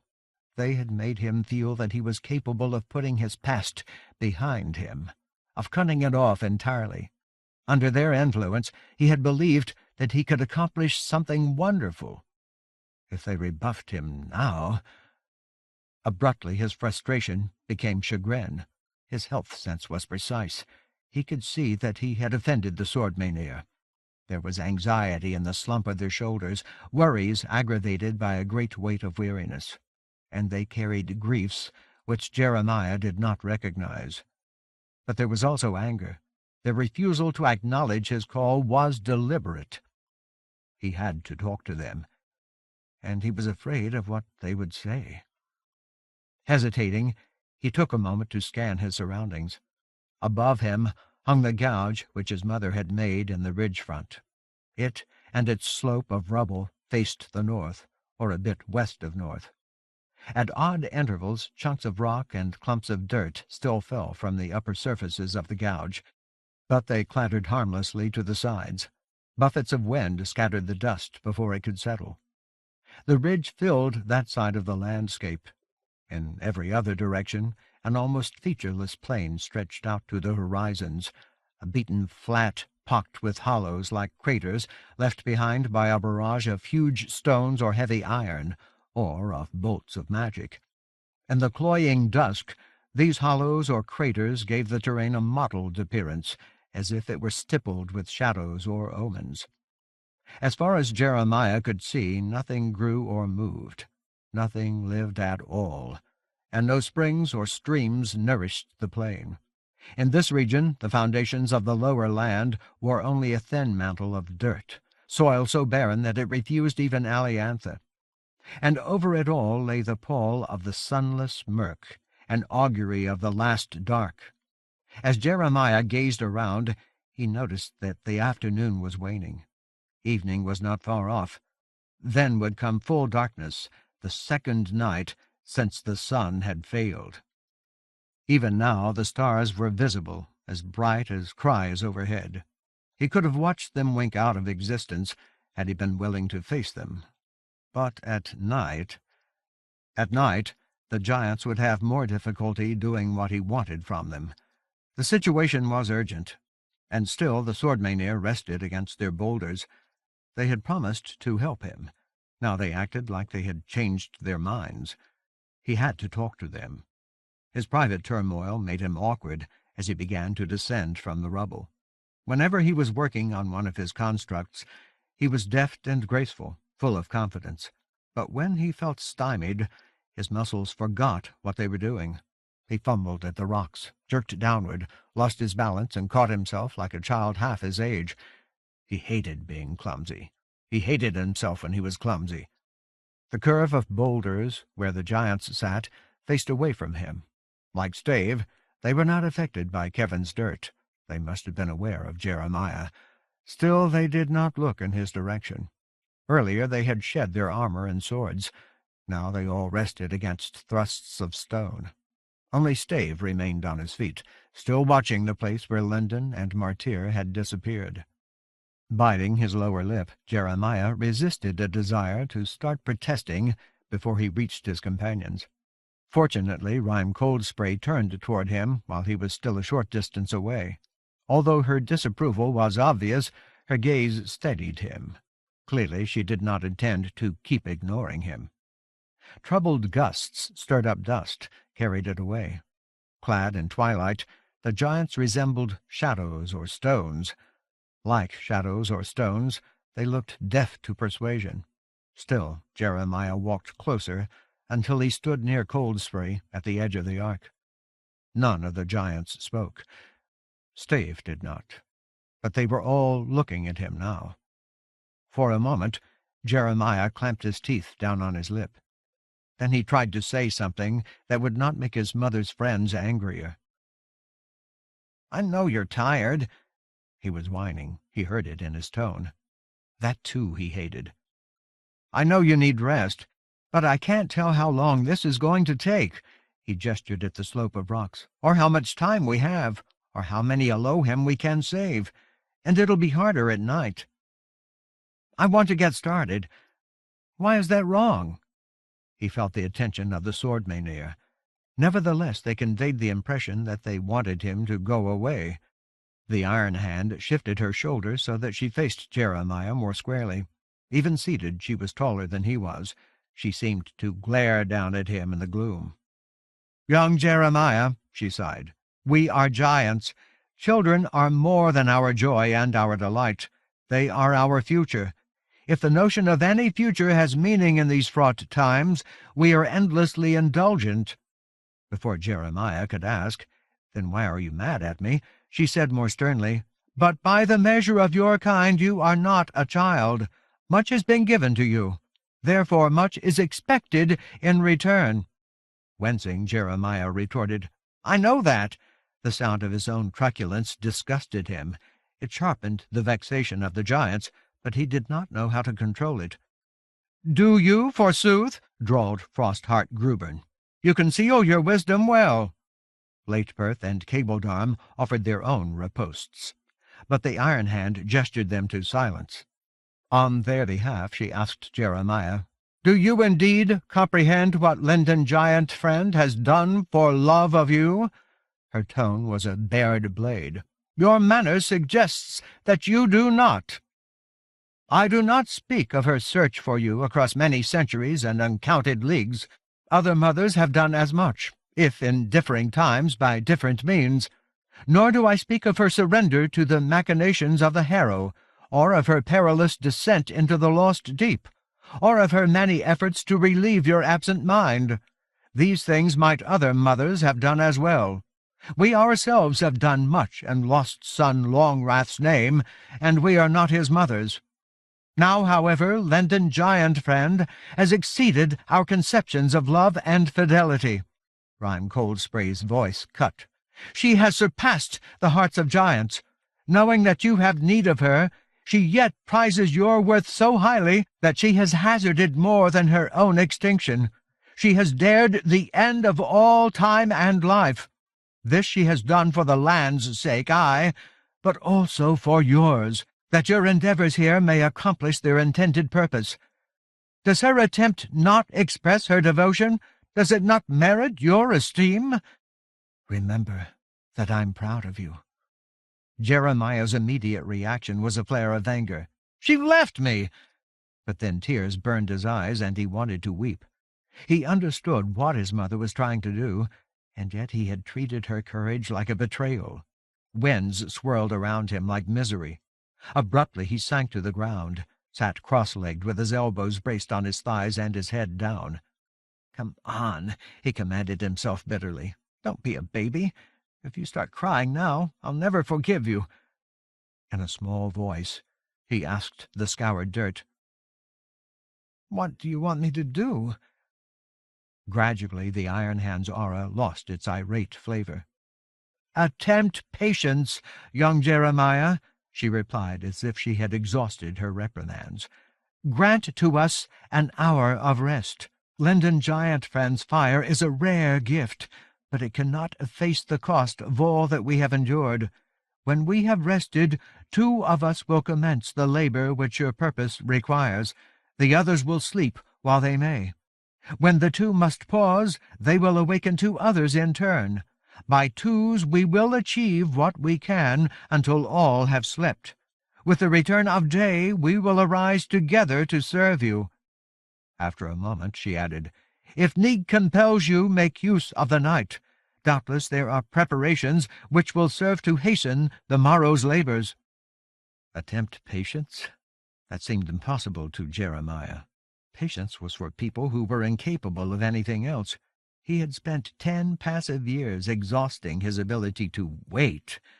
But when Coldspray suggested preparations, his heart veered.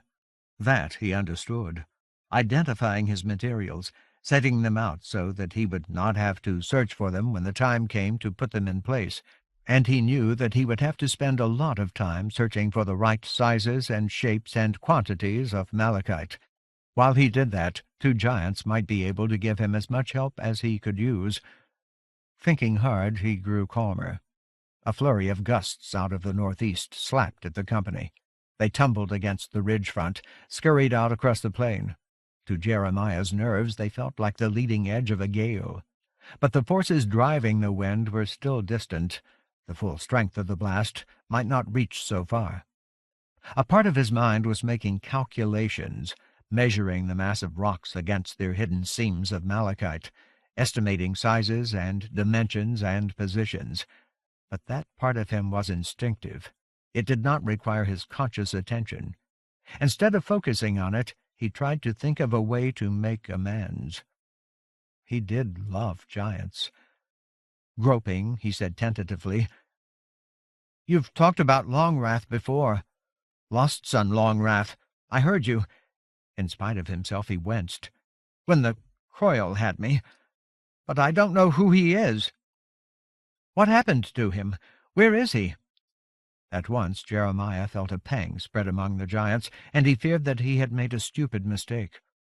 They looked at each other or turned away, shifted uncomfortably where they sat, touched their weapons. But then he saw that he had not irritated them again. Instead, he had reminded them of a pain which they did not know how to relieve. "Ah, young Jeremiah," the Iron Hand sighed once more. "You request a tale."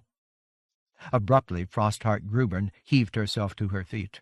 Towering against the dimming sky and the lucid stars, she announced to her comrades, "It is a tale which need not delay young Jeremiah's task.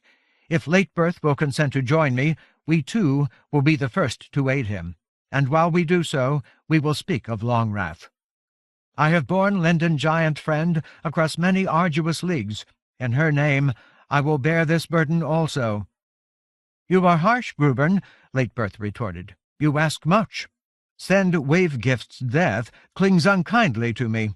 Should Longwrath appear before us here, I would wish both to embrace him and to strike him down." "As would we all," muttered Coldspray. "None the less, Frostheart Grubern's offer is a gift. Should you prefer to rest, Latebirth, I will join her." "Nay, Iron Hand," groaning lugubriously, Latebirth pushed herself upright. "I merely complain, as is my wont. Grubern's thought is worthy of her." "A jest of two edges," remarked Onyx Stone Mage. "It both gives and takes." "And I will endeavor to prove worthy as well," Latebirth finished without pausing. Ducking his head, Jeremiah mustered the grace to say, "Thanks. I know this is hard, but I really can't do it without your help." Grubern swung her hand at his shoulder, a comradely clap that nearly knocked him off his feet. "Waste no heed on us, young Jeremiah. We are giants. We revel in bewailing our lot. Come." Followed by Latebirth, she steered him back toward the sloping rockfall. "You will describe what is required, and we will speak of lost son Longwrath while we attempt your desires." "In that case," with a nudge of his shoulder, Jeremiah redirected her toward a stretch of open ground at the foot of the rubble. "Let's start there." Within 3 steps his distress became excitement again. Wind slapped grit and portents at his face, but he ignored it. The preparations for his construct seemed to spring into focus of their own volition. "I'll show you where I want to build." Grubern nodded her approval, and Latebirth said, "That is well thought, young Jeremiah. In the absence of plain commands, we would doubtless cause ourselves much unnecessary labor." "And we would moan," Grubern stated, feigning pride. "Even among giants I am prized for the purity and pathos of my moans." "I don't believe you," snorted Jeremiah. Carried on a rise of anticipation, he tried to emulate his companions. With jibes, the sword mania refreshed their spirits. He saw that. Now he wanted to participate. "You've probably never moaned in your whole life." "Latebirth has not," Grubern asserted, while the other swordmane chuckled. "She is entirely dour, but I am capable, I do assure you, of the most extravagant and heart-rending moans." "Enough, I implore you," pleaded Latebirth. "Young Jeremiah's ears will bleed if you proceed to a demonstration." More soberly she added, "And we have consented to speak of Longwrath." "Yet time remains to us," Frostheart Grubern countered. "When I regard the approach of the worm, the hours appear as brief as heartbeats. But when I contemplate the exertions before us, mere moments are protracted to the horizons and beyond. If we lack time sufficient to speak at leisure, we also lack time for our task. Haste will gain naught." Latebirth grunted glum acquiescence. In silence, the 2 giants accompanied Jeremiah to the span of ground where he proposed to build. "Here," he announced at the edge of his goal.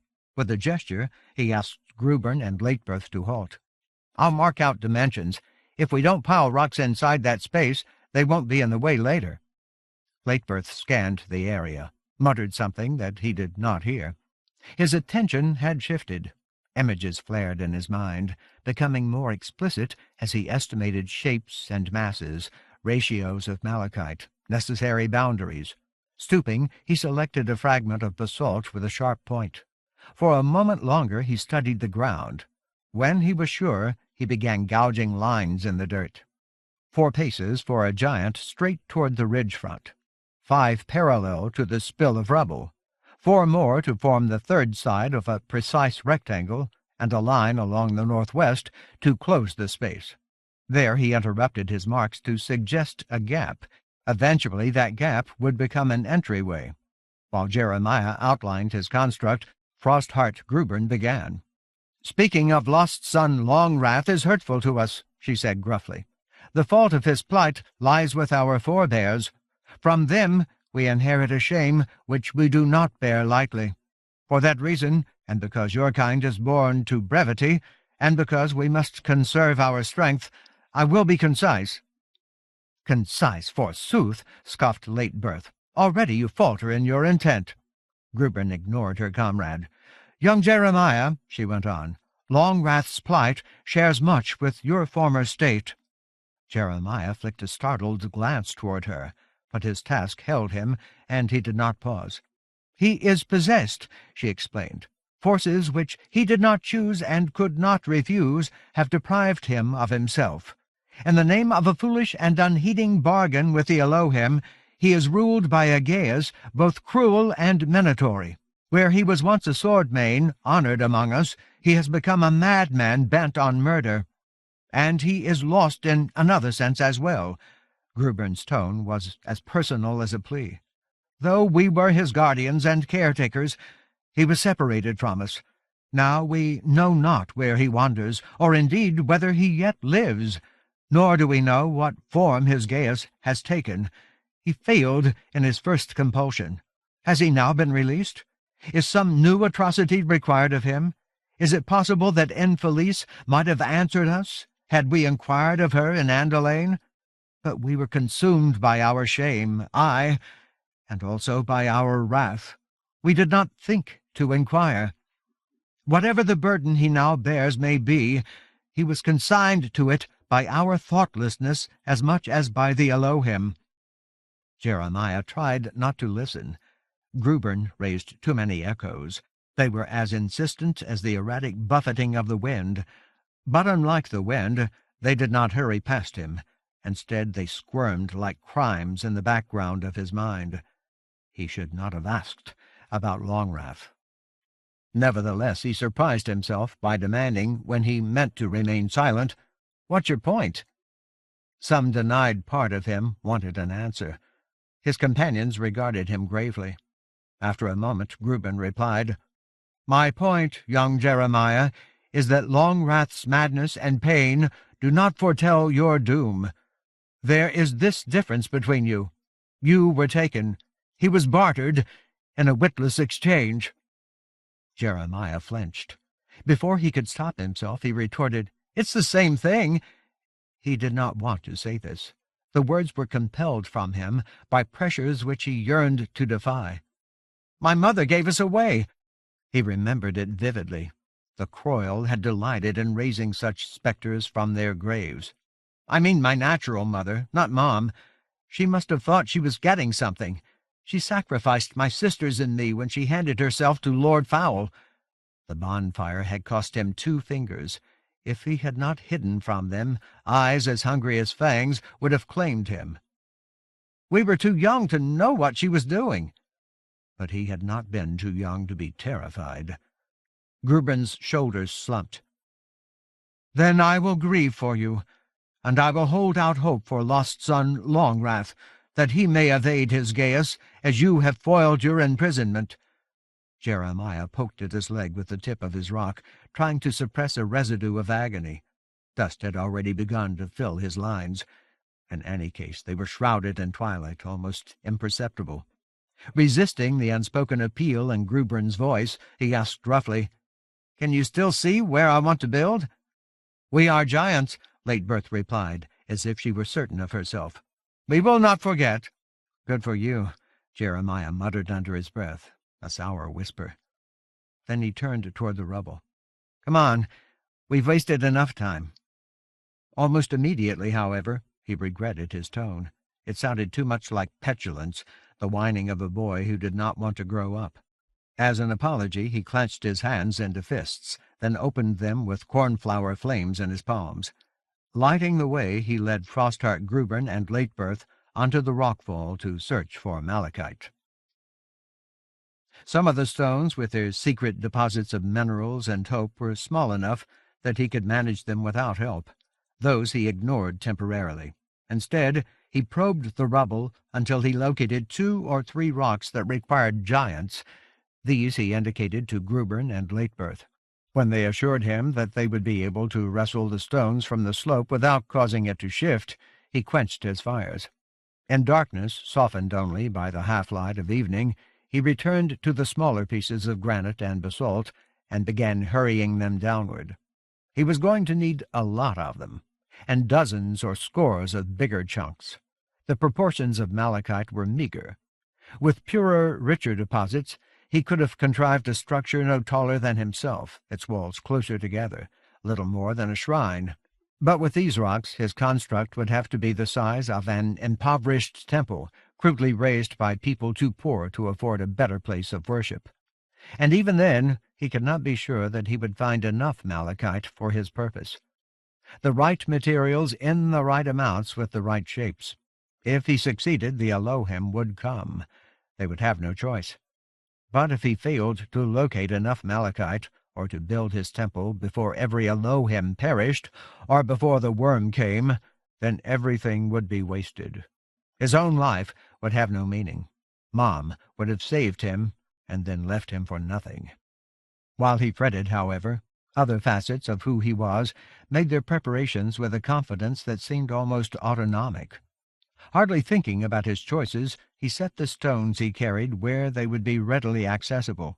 As Grubern and Leitberth struggled down the slope, supporting between them a massive boulder and gasping stertorously, he estimated its shape in relation to its freight of malachite, then directed them to place it like a cornerstone where 2 of his lines met. When they dropped it where he indicated and leaned on it to ease their trembling, he instructed them to turn it slightly. And as soon as they complied to his satisfaction, he followed flurries of wind back onto the rockfall to retrieve more fragments of his intent. In moments he found a chunk of a size that threatened to exceed him, but before he could pry the rock out of the slope, he felt Stave coming toward him. "Permit me," the former master offered. "There is little else that I can do to aid you. I lack the stone lore of giants, nor, it appears, do my senses equal yours, yet strength I have. Also, I am not needed to stand guard. In the absence of such glamour as the unbeliever's son has wielded, any force potent to endanger Swordmaynir will be perceived at some distance." With a gesture he indicated the open plain. "So far from the foes gathered in the region of Mount Thunder, I deem that we are in no imminent peril of attack, and I do not doubt that Hinnon and Kellen watch over us in their fashion. Therefore permit me, chosen son, carry lesser stones as you have need of them. Provide guidance to the giants. Permit me to make use of my strength."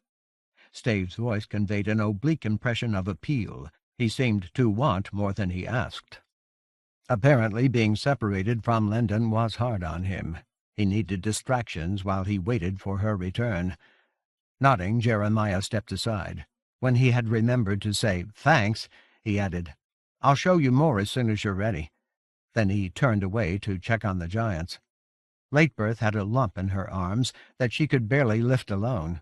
Tortuous with caution, she picked her way downward. At the same time, Grubern strained to loosen a boulder which was too heavy for her, and which might let the rockfall above her slip. Sure of himself in at least this one respect, Jeremiah told her to leave it. "I'll need it." It was veined with too much green to ignore.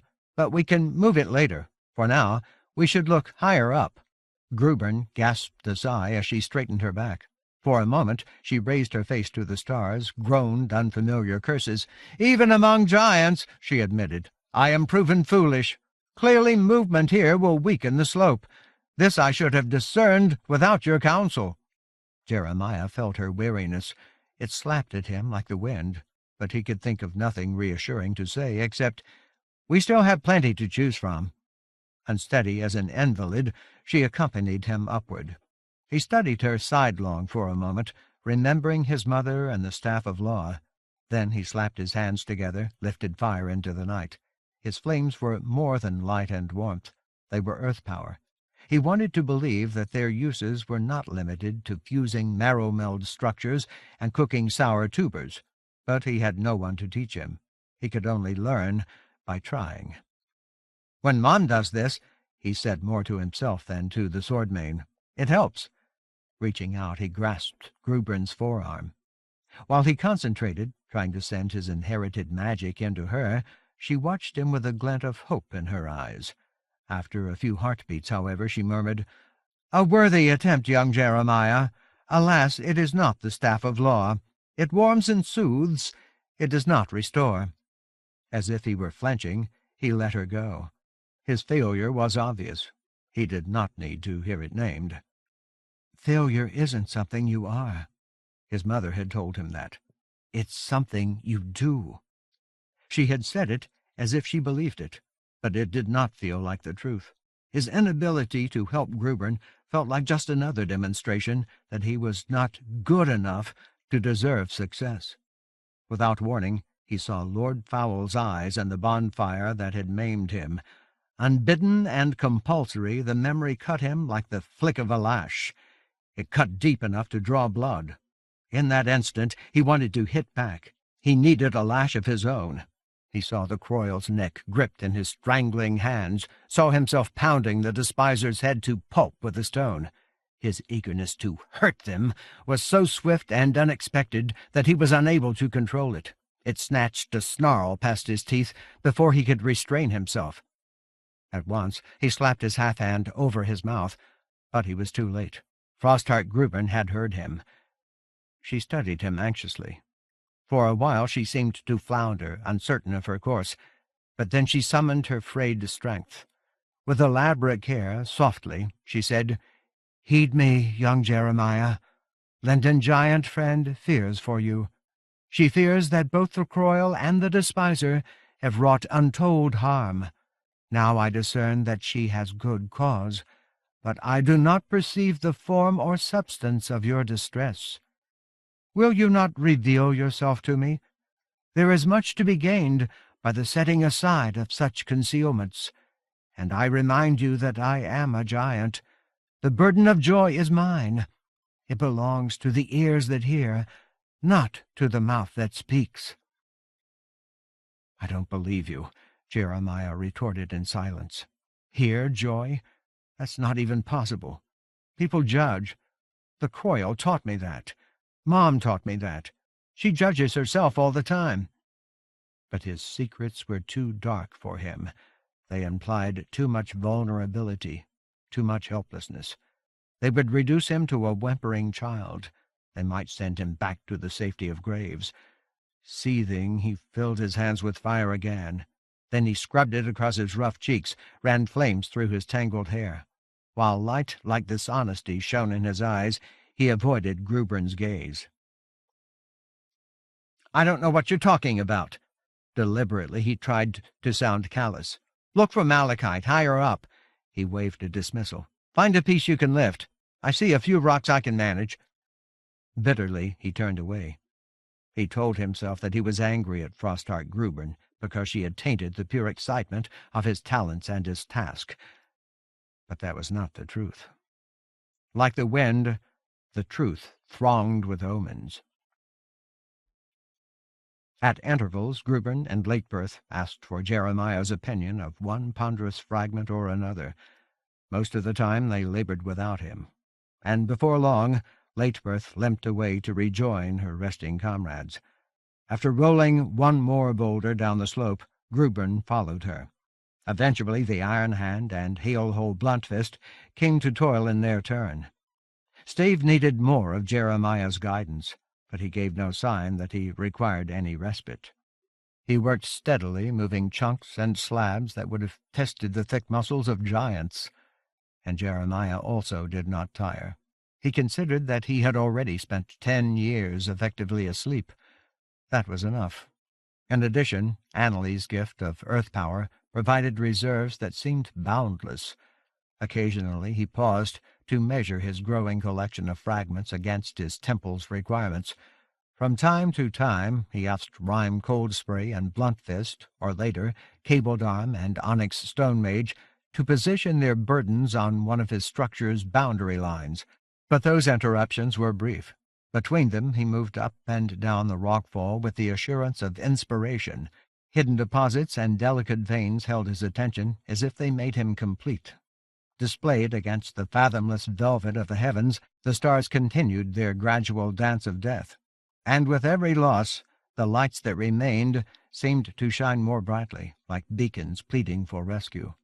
Only their vast profusion and the immeasurable distances between them suggested that the earth's demise was not imminent.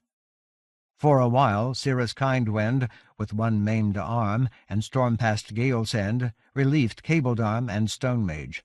But soon, too soon, they wore themselves to the fringes of prostration. Then only Jeremiah and Stave were left to carry on the task. Midnight had come. It had not passed. Dawn and more help seemed impossibly distant. The wind gathered force through the darkness, rushing from nowhere to nowhere, and contradicting its own impulses incessantly. Dust and grit, driven away in one direction, flailed the ridge from another. Sudden blasts, strong enough to stagger Jeremiah, righted him in an instant. Nevertheless, the gusts did him one service. They scoured away the dirt between the stones. As a result, he was able to locate portions of malachite more quickly. Chunks no bigger than his head, and ragged menhirs the size of giants, revealed their secrets as if they were etched in possibilities. Still, there was too little that he and Stave could accomplish alone. Long before dawn, they had gathered all of the lesser shards that the edifice required. Some pieces they put in place, others they could not. For the heavier labor, only giants working together would suffice. And even when Jeremiah had identified every fragment that he would ask the sword mainir to move, he lacked one crucial element. Eventually he would need a capstone, a culminating lump of malachite.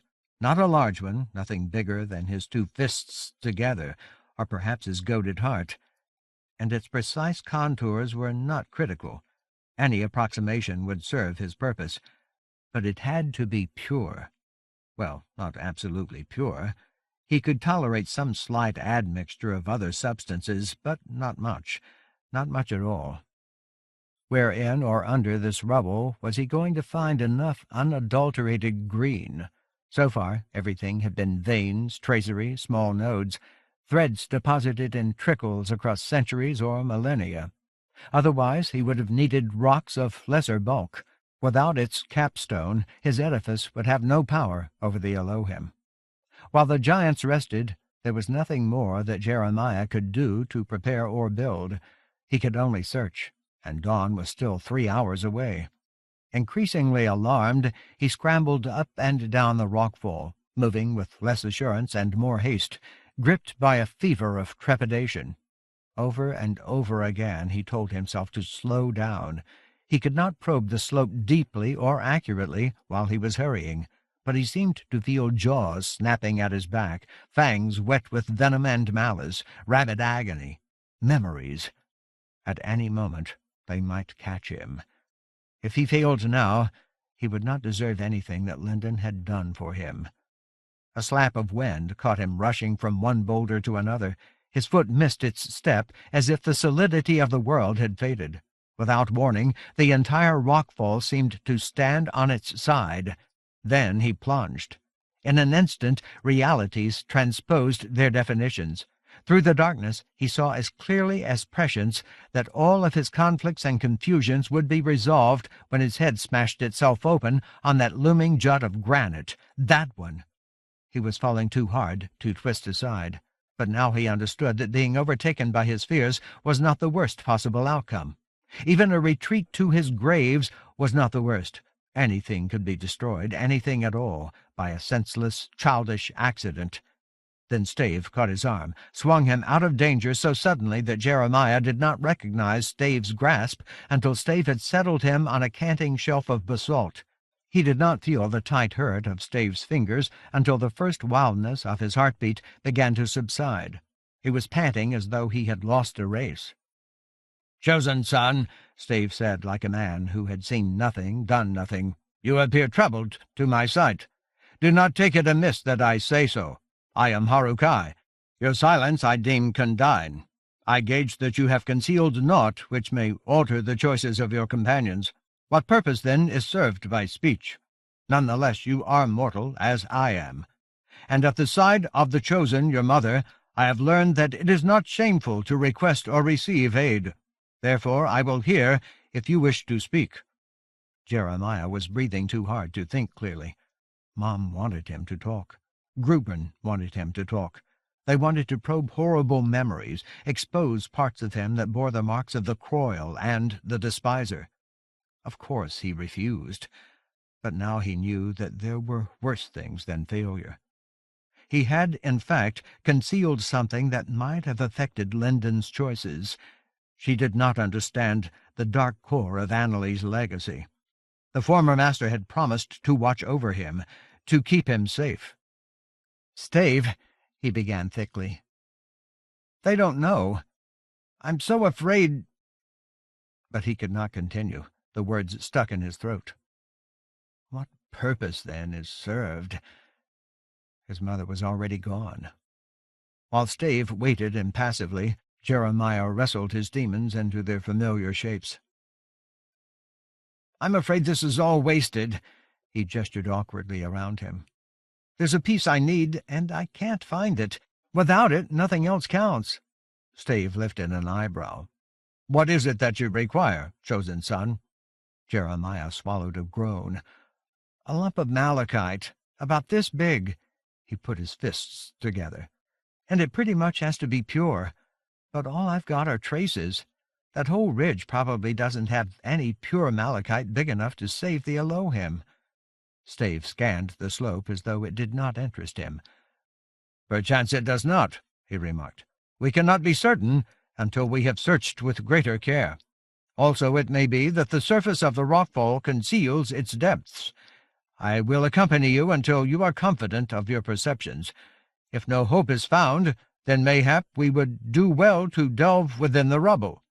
I see no cause for concern," he may have meant despair, "until we have done our utmost, and even then the lore of our companions may devise possibilities which elude us." Jeremiah stifled a protest. He wanted to say, "That isn't going to work. All of us together can't move this many rocks fast enough." But Stave's uninflected calm seemed to refuse objections. How could he be right? He did not share Jeremiah's fears. He was Harukai. He had sacrificed his place among his people to stand with Linden. How could he be wrong? After a moment, Jeremiah nodded reluctantly. "Sure. Why not? What else are we going to do?" Bracing himself on the former master's dispassion, he filled his hands with fire. Earth power might serve to sharpen his health sense, and if it did not, it might comfort him anyway. Together Jeremiah, chosen son, and Stave of the Harukai began the tedious task of scrutinizing the rockfall from every angle. For Jeremiah, time crept by in an ocean surge of frustration, inexorable as a tide, rising and falling from one moment to the next, but always climbing higher. An accumulating sense of futility lured his attention into darker places. His flames changed nothing, and he let them go, immersed himself once more in the world's darkness. Occasionally his heart rose at the glimpse of a deposit. When he saw that the amount of malachite was too small, his spirit sank again. But Stave was always at his side, always calm, and steadier than Jeremiah's pulse. Over and over again Jeremiah swallowed his alarm and kept going for no better reason than because Stave was with him. Stealthy as betrayal, dawn came closer, and still Jeremiah could not find what he sought. An hour before the moment when the sun should have risen, he and the Harukai completed the first stage of their search. They had looked everywhere. They had looked at everything. Now nothing remained except the imponderable labor of digging into the rockfall. High up on the slope, Jeremiah collapsed on a slab of granite with his elbows propped on his knees and his face hidden in his hands. He was tired now, worn out by defeat. Everything that felt like excitement or hope had drained out of him. No doubt Stave would go on searching. Jeremiah could not. The Harukai remained standing nearby, glancing here and there with apparent unconcern. He may have been waiting for Jeremiah to recover. After a few moments, however, he said, "Set aside discouragement, chosen son. Hope remains." The flatness of his tone made him sound reproachful. Jeremiah jerked up his head. As aggrieved as a child, he burst out, "It does not! We've looked everywhere, and I don't care what you say about taking this rubble apart. Sure, we can look deeper that way, but we only have 8 giants, and they don't have any food. They'll have to shove rocks out of the way for days while they starve. The world is going to end, and it'll break Mom's heart, and we'll still be here just digging." "Softly, chosen son," Stave replied, as if he were commenting on the condition of Jeremiah's pajamas. "The time has not come to rouse the sword mania. Doubtless they would answer your urging, but we have no cause to summon them. In one respect you are mistaken. We have not extended our search to its boundaries." Jeremiah stared. He wanted to shout something vicious, but Stave's manner stopped him. Briefly his mouth and throat worked without producing a sound. Then he asked hoarsely, "What are you talking about?" "Chosen son," Stave stated without hesitation, "you have not turned your gaze upward." Still Jeremiah stared. "What upward? At the stars?" "Consider the ridge," explained his companion. "Consider the wound which the chosen has made. Your discernment exceeds my senses, but to my sight it appears that there is a source of malachite above us." Jeremiah sprang to his feet, as if he had been stung, flung his gaze at the source of the rockfall. At first he found nothing except blunt granite, blind basalt. Apparently every bit of green had already fallen. But Stave was looking higher, studying the hollow near its ragged upper rim. A tall slab stood there, a monolith heavy enough to resist Lyndon's detonation. To a quick glance, the stone resembled granite or schist. But when Jeremiah looked harder, he saw that the slab was actually a flawed mix of igneous rock and more porous sandstone supported by rigid shafts of flint. And enclosed within the monolith were signs. "Really?" he breathed. "Are you sure?"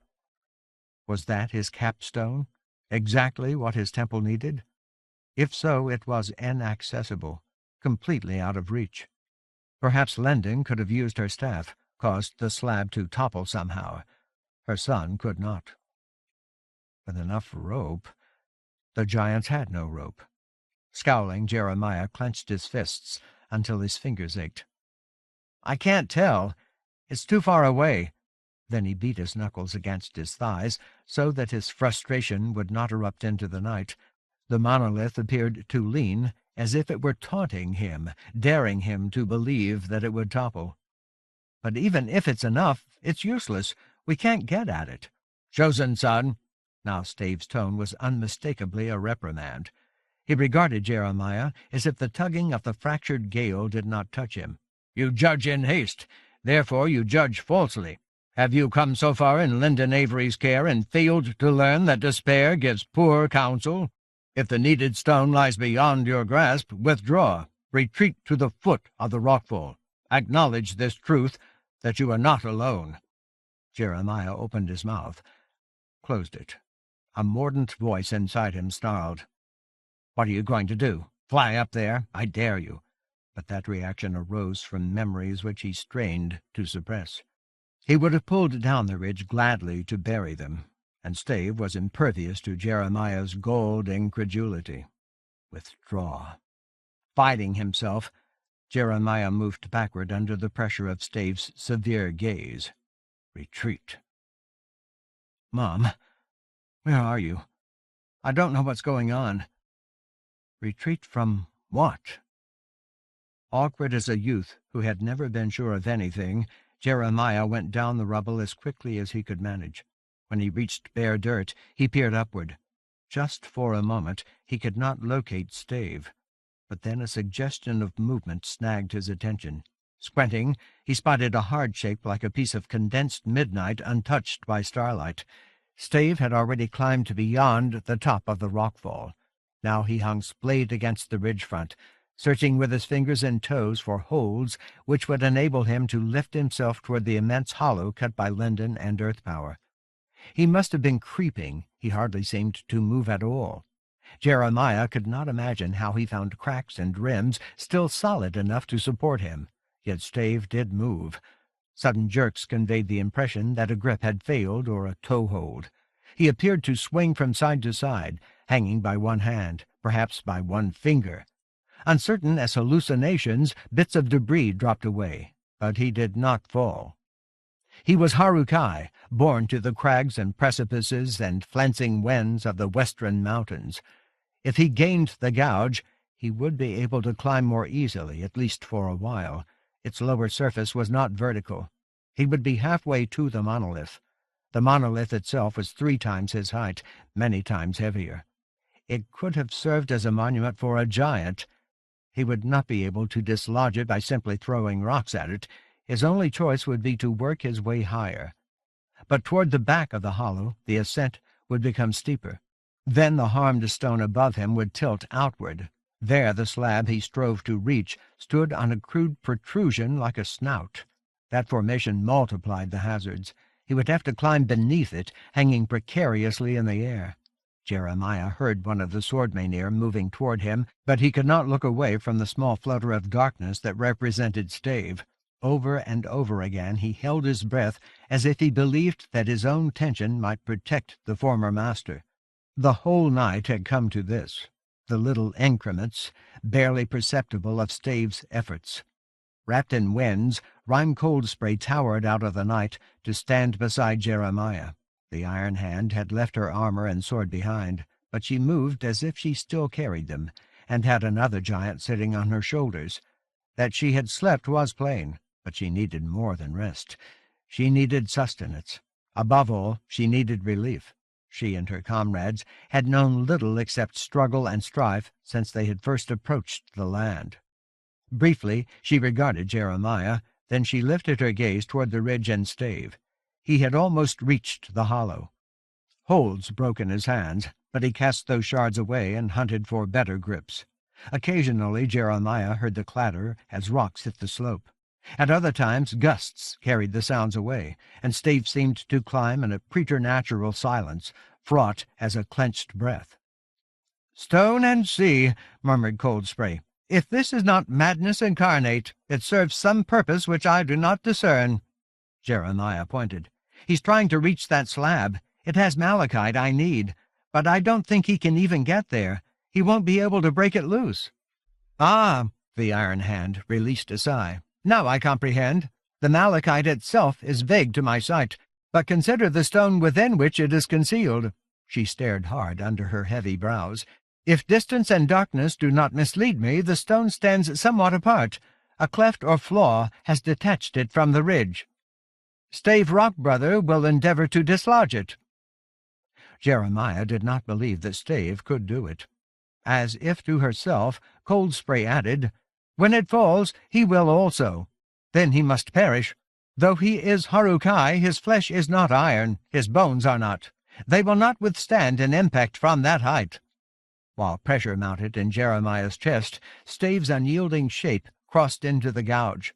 There he rose to his feet and paused, secure against the battering of the wind. For a few moments he appeared to study the challenge ahead of him. Then Jeremiah saw the former master wave one arm, a gesture of reassurance so unconvincing that it made Jeremiah wince. This was impossible.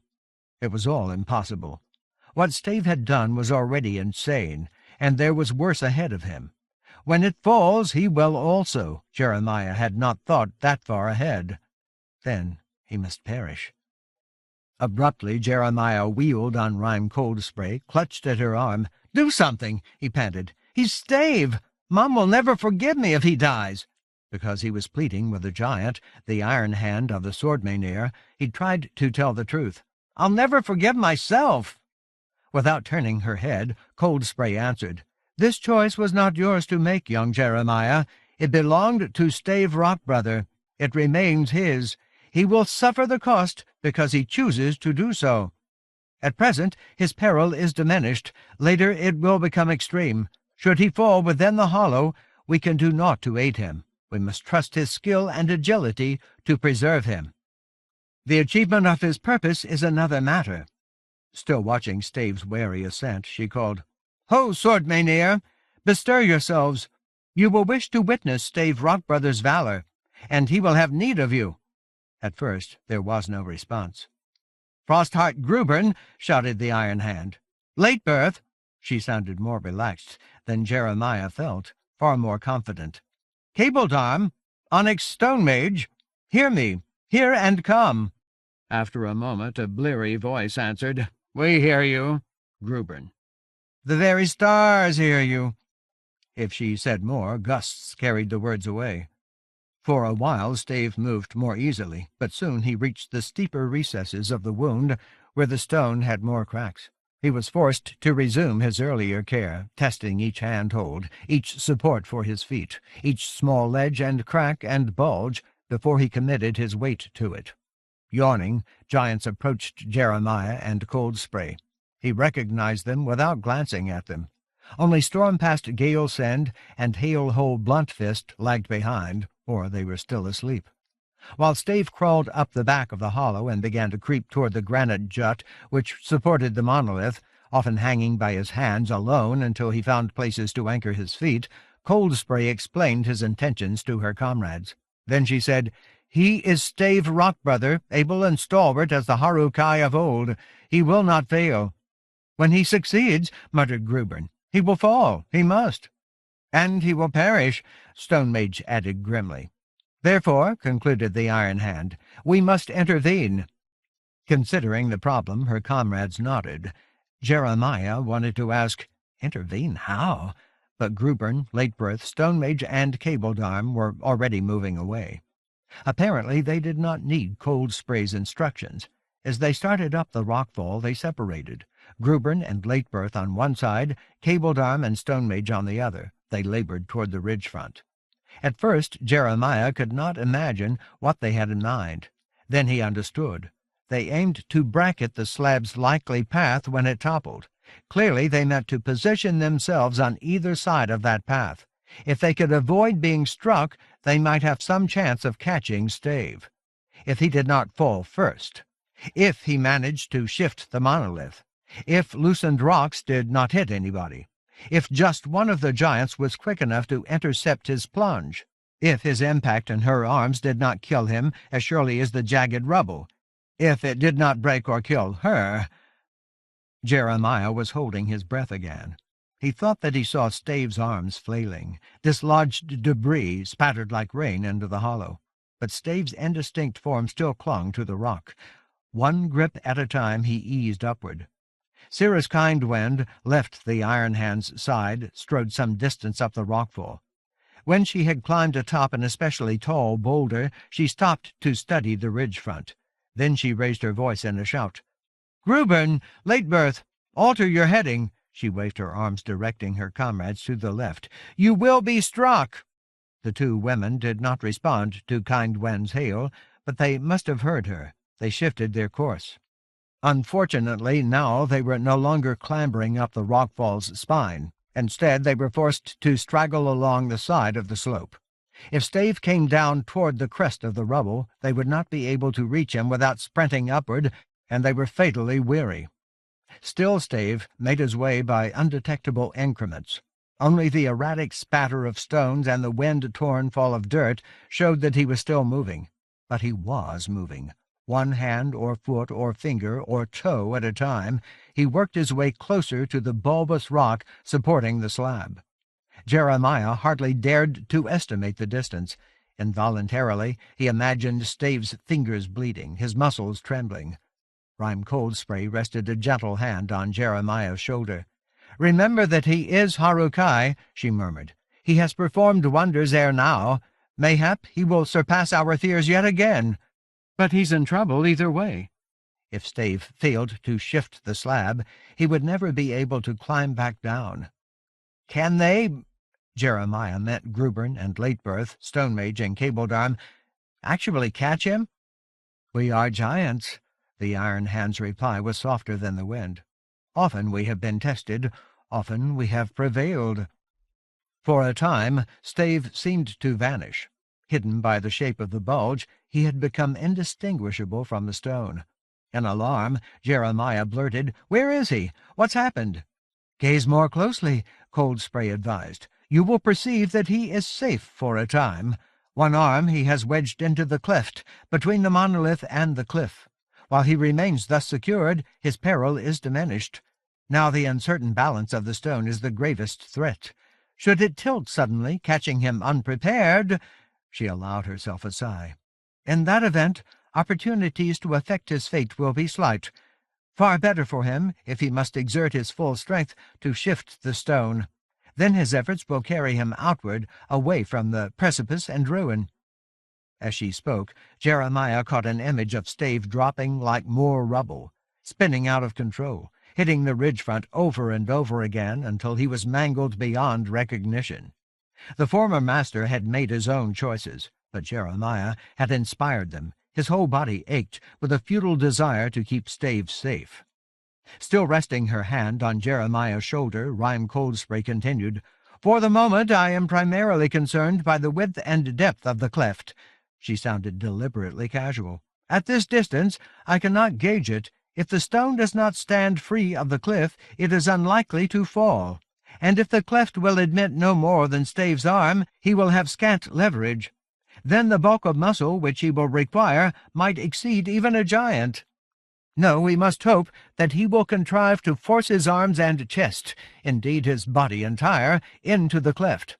For him, as for us, that will be the most favorable circumstance." She may have been trying to soothe Jeremiah by focusing his attention on practical details. To an extent, she succeeded. As if involuntarily, he found himself imagining Stave squeezed behind the slab, Stave straining to shift the monolith. While Stave did such things, if he did them, he would not fall. Wind stung Jeremiah's eyes. His pajamas fluttered around him in tatters. He ignored Stormpast Galesend and Hailhole Bluntfist as they drew near. Instead, he watched Grubern and Latebirth, Stonemage and Cabledarm. They had reached the places where they meant to wait for Stave. Now they stood motionless in the night. They were not immediately below the slab, but they were close enough to be struck by debris, or by the slab itself if it bounced crookedly against the ridge front. Still, Jeremiah thought that they were too far from the cliff, and too far from each other. He could not believe that they had a prayer of saving Stave. The three swordmenir with Jeremiah studied the monolith and its pediment. From her boulder, Cirrus Kindwind did the same. Winds flailed like indignation in all directions, outraged by affronts too distant to be answered. Without warning, Kindwind shouted, "Where, Frostheart Grubern? The stone shifts toward you." It might move in that direction if Stave could use only one arm, or perhaps the rim of the bulge above Grubern's position was simply weaker. Faintly, through the tumult in his heart, Jeremiah heard Grubern reply, "I have seen it." She did not step back, nor did Latebirth. Onyx, Stonemage, and Cabledarm readied themselves to spring forward. Under her breath, Coldspray murmured, "Be swift, comrades. You must be watchful and wary, but above all you must be swift. We can ill endure any loss of life."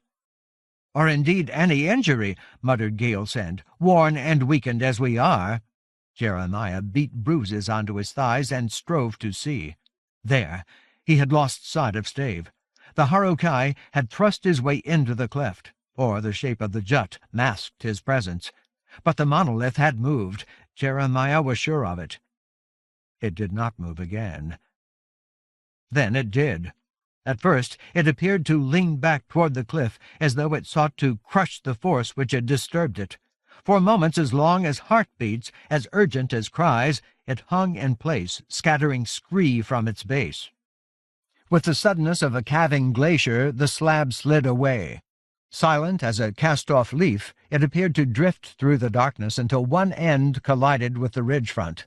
Instantly it broke apart, became half a dozen pieces. They rebounded from the impact, falling like a barrage toward the waiting swordmenir. Grubern, Latebirth, Cabledarm, and Stonemage were all in danger, but the threat to Grubern and Latebirth was greater. "He is yours, Cabledarm!" Grubern yelled. Jeremiah saw her, and then Latebirth leaping down the jagged slope of the rockfall. Granite thunder boomed. Heavy shards pounded the rubble where the two women had been standing.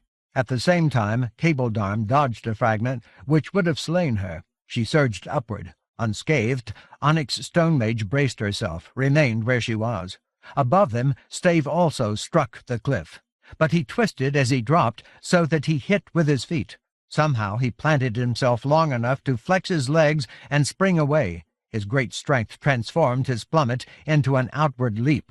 Arms spread like wings, he cast himself soaring into the mad roil of the winds. Cabledarm was there when he came down. In spite of his splayed posture, he was falling too hard, plunging like a chunk of the slab. Even a giant could not hope to catch him safely. His weight and momentum would shatter bones, Cabledarm's as well as his. But she did not try to catch him. She had other intentions. During the quick instants of his descent, she crouched low. Then she sprang to meet him, arching away as she did so, already pitching herself backward. Her huge hands found his hips. Her arms bent to absorb the collision. Then she gave him a prodigious heave. His force and hers flung her helpless down the side of the slope. She tumbled like a piece of the ridge. But she had redirected his fall. He was soaring again, toward Onyx Stonemage, who caught him in both arms. Like Cabledarm, she did not try to hold him. Instead, she swung him in an arc and released him so that she seemed to throw him in the direction of open ground beyond the rockfall. He landed on his feet, dove and rolled to dissipate the last of his momentum. Then he rose to stand upright in the thick dusk. Jeremiah began running before the Harukai came to a halt. The monolith was broken. Its burden of malachite may have been shattered, made useless. Everything may have been wasted, even Linden's ride into the chaos of a seizure. But Jeremiah was not racing to locate the outcome of his only hope. He was running as if his heart might burst to find out if Stave and Cabledarm were all right. In the east, a dull dawn announced the third sunless day. 9. An Impoverished Temple. The company gathered around Stave and Cabledarm. Jeremiah fought down an impulse to babble. "I can't believe it. That was amazing. Are you all right?" But he could hardly speak in any case. He was panting as though he had run an inconceivable distance and had witnessed wonders. Stave's arms and feet were latticed with scratches. His palms and fingers, his toes, the soles of his feet, all oozed blood.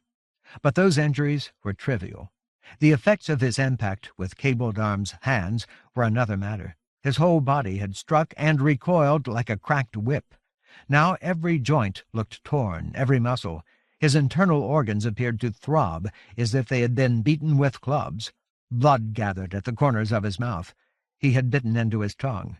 In spite of his Harukai stoicism, he was trembling. He stood, but he seemed unable to speak. Like a man who had been blinded, he stared at nothing. If he felt the presence of his companions, he did not react to it. Rime Coldspray studied him for a grim moment. Then she sent Cirrus Kindwind to retrieve a water-skin. She had nothing else to offer him. Cabledarm's wounds were more obvious. They looked worse. Pitching Stave to Stonemage, she had flung herself down the raw edges and fanged splinters of the rubble. Like Stave, she had regained her feet beyond the slope. Unlike him, she stood hunched in pain, hugging her left arm against her chest.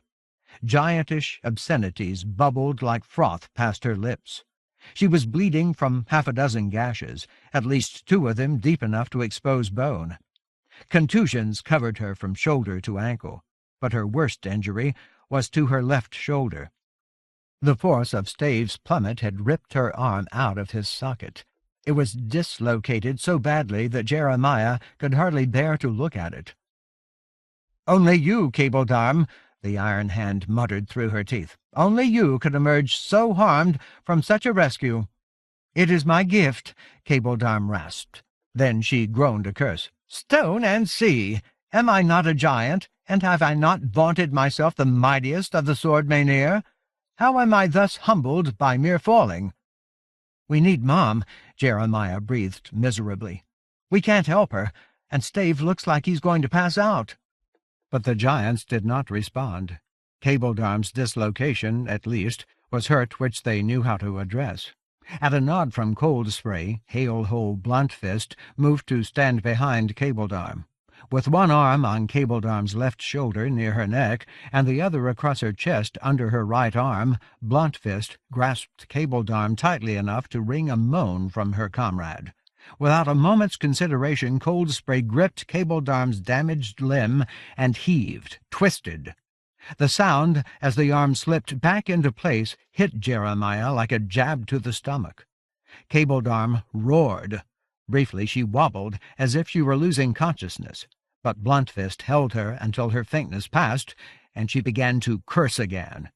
Grimacing, Cabledarm moved the fingers of her left hand, managed to fist. When she was done swearing, she muttered, "It is much and naught, Iron Hand. It will hamper me, but it will mend. Only stanch some few of my rents, and I will name myself blessed. Stave Rockbrother lives." She glanced quickly around. "Does he not?" Seeing the answer in the eyes of her comrades, she finished, "Then I will name myself blessed in all sooth." "For the present, however," the Iron Hand commanded, "you will conserve yourself, Cabledarm. Cirrus Kindwind brings water. While you drink and rest, we will contrive bindings for your wounds. You have earned the tales which we will tell of you. Now we will contrive to earn those which you will tell." "Aye," Cabledarm assented. Another groan. With Bluntfist's help, she lowered herself to the dirt. There she extended one gashed leg so that Bluntfist could try to stop the bleeding. Jeremiah saw her injuries too clearly. The rich pulse of her blood and pain made him feel sick. About some things he knew too much. About this he knew too little. He could too easily believe that Cabledarm would bleed to death, that Stave was dying inside. Fortunately, Kindwind soon returned with several water-skins. 2 she tossed to Bluntfist. A third she took directly to Stave. Fleeing the sight of Cabledarm's torn flesh, Jeremiah joined Kindwind. Stave did not react to their presence. He remained standing, continued to stare at nothing, as though his whole world had become the abyss of the lost deep. Tremors ran through him like waves of fever. His hands shook. Even his lips quivered. Jeremiah did not know what to say or do. Stave had promised to protect him. This was the result. Frowning, Cirrus Kindwind rested her hand on Stave's shoulder. "You are not alone, Rockbrother," she assured him. "Rest you need. So much is certain. But first you must drink.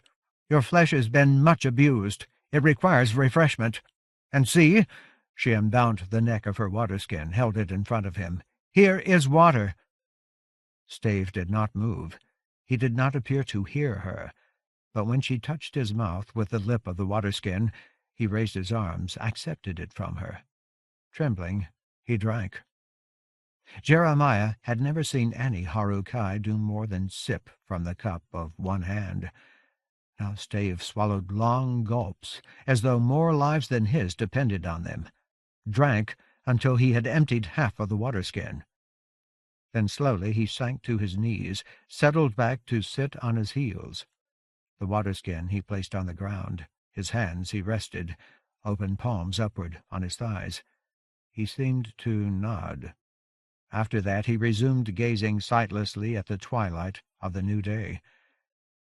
Beckoning for Jeremiah to accompany her, Kindwind stepped away. When they had withdrawn a few paces, she said, "We must trust, chosen son, that his folk restore themselves in this manner. It appears that his spirit has turned inward, but I will believe that a man who has performed his feats must soon heal himself and return to us." Jeremiah swallowed against the dryness in his throat. "I hope so. He doesn't deserve this." "Ah, deserve," sighed Kindwind. "The notion of deserved and undeserved is a fancy. Knowing both life and death, we endeavor to impose worth and meaning upon our deeds, and thereby to comfort our fear of impermanence. We choose to imagine that our lives merit continuance. Mayhap all sentience shares a similar fancy. Mayhap the earth itself, being sentient in its fashion, shares it. None the less, it is a fancy. A wider gaze does not regard us in that wise. The stars do not. Perhaps the Creator does not. The larger truth is merely that all things end. By that measure our fancies cannot be distinguished from dust. For this reason, giants love tales. Our iteration of past deeds and desires and discoveries provides the only form of permanence to which mortal life can aspire. That such permanence is a chimera does not lessen its power to console. Joy is in the ears that hear. Her assertion startled Jeremiah. It seemed to question his foundations. If he closed his eyes, he could still see the extremity of Stave's fall. The hard throb of Cabledarm's bleeding and the excruciation of her shoulder cried out to his senses. Awkwardly, he reached for Kind Wen's last waterskin. When she released it, he drank as if his thirst, his dismay, had the force of a moral convulsion. "So you're saying," he protested or pleaded, "what Stave did is worthless? What Cabledarm did is worthless? It's all dust?" "Aye," Cirrus Kind Wen assented, "if that is how you choose to hear the tale." Her tone was mild. "For myself, I will honor the effort and the intent. Doing so, I will be comforted." Jeremiah wanted to shout. Instead he fumed. "You sound like the Croyle." Was joy in the ears that hear? Then so were agony and horror. So was despair. "It was forever telling me everything Mom did was useless. Nothing matters. It's all dust. That's why Lord Fowle laughs, and Roger, and those ravers. They agree with you. In the end, they're the only ones who get what they want." Kind Wend looked at him sharply. Like the flick of a blade, she retorted, "Then hear me, chosen son, hear me well. There is another truth which you must grasp. Mortal lives are not stones. They are not seas. For impermanence to judge itself by the standards of permanence is folly, or it is arrogance. Life merely is what it is, neither more nor less.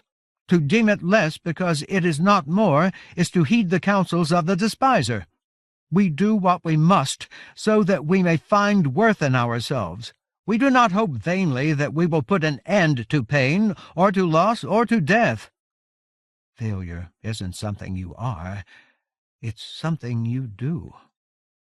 Without warning, Jeremiah found that he ached to share Kind Wen's beliefs and Lendon's. Perhaps the monolith had never contained enough malachite. Perhaps the deposit had shattered.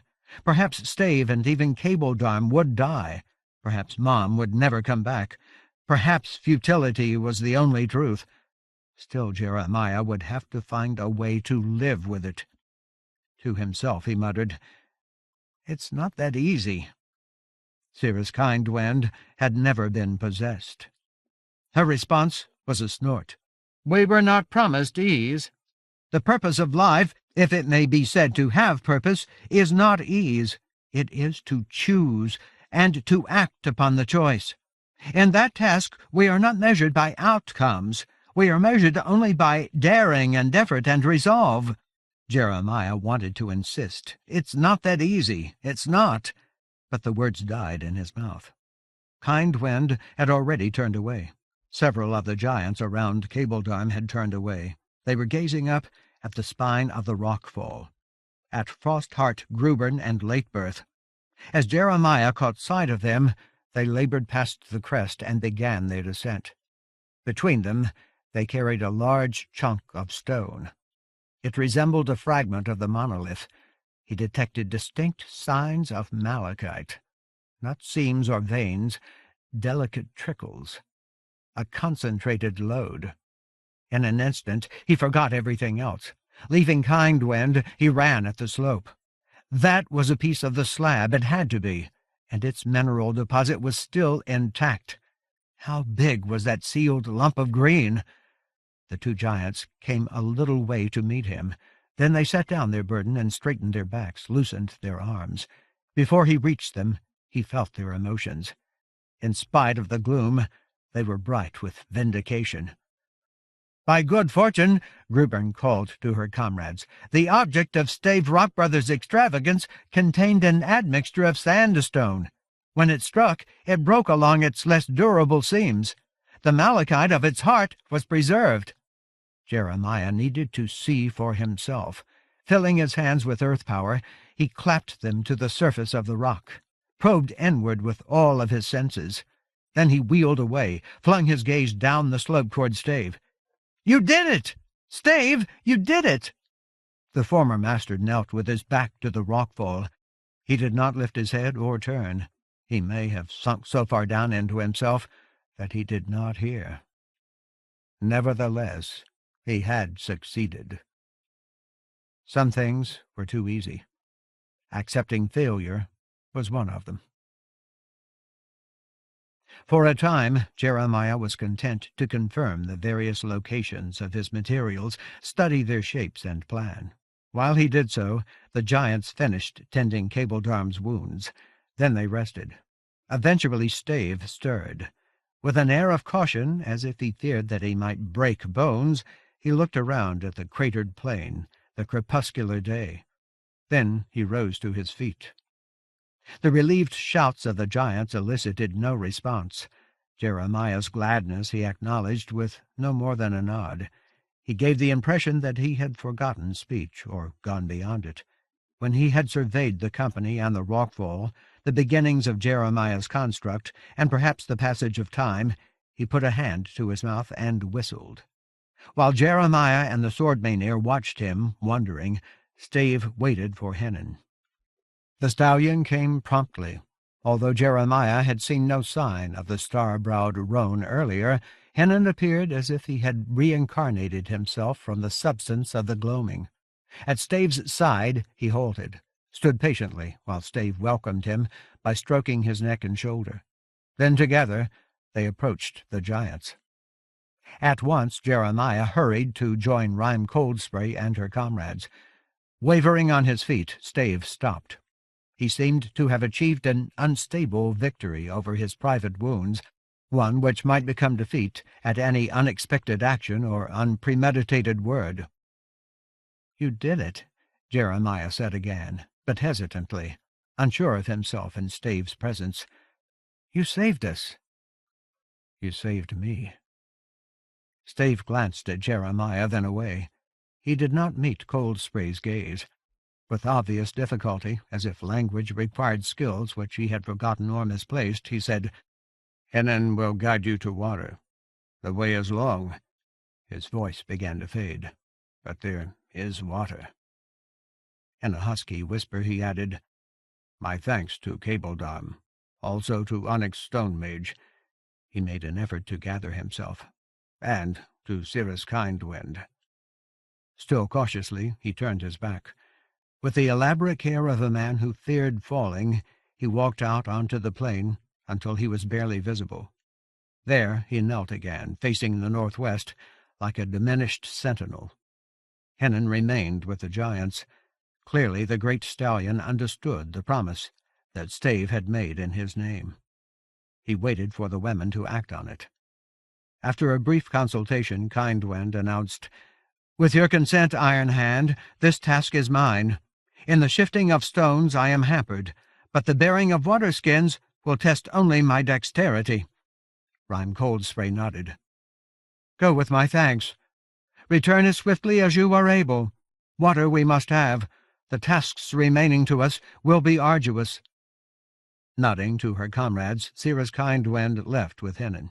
The imperious arch of the stallion's neck seemed to assert that he could not be humbled by such mundane service. When they were gone, Rime Coldspray said, "Now, chosen son, we have delayed too long. There is death in every lost moment. Instruct us that we may begin." Jeremiah's heart beat eagerly. At last. "I've found everything I need," he answered, "but some of it still has to be moved. Then I'll need help putting the pieces in place." "Indeed," Coldspray scanned her comrades. "For the present we are only 6, but 6 are more than 5 or 3 or 1. We must suffice." "Instruct us," she said to Jeremiah again. "Come good or ill, boon or bane, we will strive to do as you ask." Urged by relief and gratitude, Jeremiah tried to cheer. Then he turned to lead the giants. With every step he recovered more of his necessary excitement.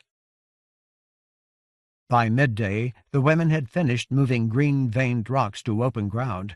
Before they were done, they were all trembling on the verge of exhaustion. But earlier, Cirrus Kindwind had returned with every bulging waterskin that she could carry. The sword Mainir had been able to continue working because they had enough to drink. Now they were sprawled in the dirt, resting as though they had been felled. The fraught rasp of their respiration sawed at Jeremiah's nerves until he felt as raw as their lungs, as desperate to be done.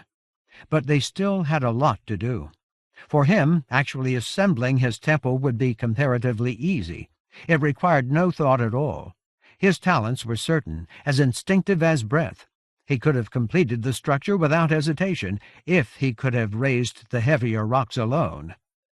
But for his companions, the work ahead of them would demand more effort, not less. As the walls rose, massive chunks and boulders would have to be lifted higher, and the roof would be more difficult than the walls. The giants would have to hold the stones in place at the height of their own shoulders until he could brace the construct with his last hunk of granite, his capstone of malachite. Only then would the temple stand without support. At some point, Cabledarm had climbed upright. Walking stiffly, she had come to watch her comrades. But she was still too weak to stay on her feet. She had nothing to offer except the encouragement of her presence. Stave had not moved. At some distance, he knelt facing the northwest, as if he sought to ward off threats by nothing more than force of will. Or perhaps he was praying for Lendon's return. Standing near the Iron Hand, Jeremiah said uncomfortably, "When you're ready." Erratic bursts of wind slapped at him. Grit stung his cheeks. Beyond his horizons, a fierce storm was brewing. The air was growing cooler. "I know where everything goes. I can do this fast." Elohim were dying. "But you should take your time. We can't afford mistakes." Infelice had tried to prevent his escape from his graves. She should have known better. She should have trusted Lendon. "Yet it must be done," Cold Spray replied in a low growl. "Much depends upon it. When we are beset by storms as we sail the world's seas, we do not rest merely because we are weary. Rather, we cling to our tasks and to our lives." She seemed to be trying to convince herself. "Matters do not stand otherwise now." "Sooth," groaned Frostheart Grubern. "All that you say is sooth, Iron Hand. We must, yet I cannot. In the Lost Deep, I deemed that I had measured the depths of exhaustion. Now I learn that our flight from She Who Must Not Be Named was no more than a child's game by comparison." "Nay, Grubern," Stormpast Galesend countered like a pale imitation of herself. "You misesteem us. Exertion alone does not justify our weariness. In addition, we lack viands. Do not discount that deprivation." "Indeed," exclaimed Onyx Stonemage. "I will give my oath that I am dwindling. Hunger diminishes me. My garments hang loosely, and my cataphract has become an encumbrance, and I fear that my sword has grown too long for easy use." For a moment the giants were silent. Then Cold Spray said like a sigh, "You forget to whom you speak, Stone Mage. All here know that in your care every sword grows too long for easy use." Another silence followed while Jeremiah fretted. The Iron Hand's comment may have been a jest. If so, he did not understand it. Apparently the other giants did. After a moment, they started laughing. At first, their laughter was as weak as their limbs, a sound like moaning amid the confusion of the winds. But then Stone Mage retorted, "Mockery is ignorance. Occasions there have been in abundance, yet none have inspired complaint." And her comrades began to laugh harder. Soon they were laughing with such abandon that they could not lie still. Latebirth and Galesend tossed from side to side. Grubern pulled her knees to her chest, hugged them. Even Cabledarm chuckled in spite of her wounds. "I don't get it," Jeremiah protested. But the women went on laughing. "Joy is in the ears that hear." Clearly the Sword Mainir lived by that creed. Jeremiah did not understand at all. They sounded hysterical. Yet, when they subsided, they were stronger. Somehow laughing had restored them. That was enough for him. He could accept it. When he was able to believe that the giants were ready, he moved away toward the scant beginnings of his construct, beckoning as he went. The rectangle that he had marked in the dirt was still vivid in his mind, although its visible lines had been erased. A few heavy stones had already been put in place for him.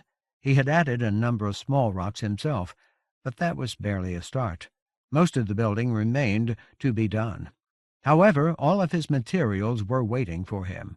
He could imagine their eventual positions precisely, as if they were lit by sunshine rather than masked by dusk. His part of the work that remained was simple.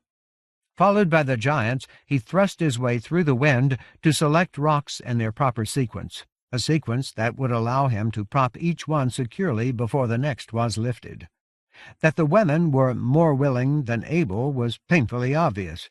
Stones that one swordmane had managed alone earlier now required the strength of 2 or 3 or even 4. Nevertheless, their willingness did not waver. To spare themselves, they rolled rather than carried rocks to the edges of the nascent temple. Together they heaved the shards into position. Then Jeremiah scrambled to insert the chunks of granite and basalt that would brace the bigger pieces in place. The giants took turns, resting as much as they could. When their water-skins were empty, the Iron Hand sent Kind Wind to fill them again, and the women watched over each other. Whenever one of them faltered or stumbled, others moved to help. By slow increments, the walls of the temple rose. Every now and then Jeremiah remembered to glance at Stave. Indistinct in the distance, the former master still knelt with his back to the construct, motionless as a tombstone. He gave no sign that he was aware of his companion's efforts. They could have used his help. By the time that Kind Wind returned, the walls were nearly complete. A crude slab had been set to form the lintel of the entrance. Without counting, Jeremiah knew that a dozen heavy rocks and twice that many smaller ones remained before the capstone could be wedged into place.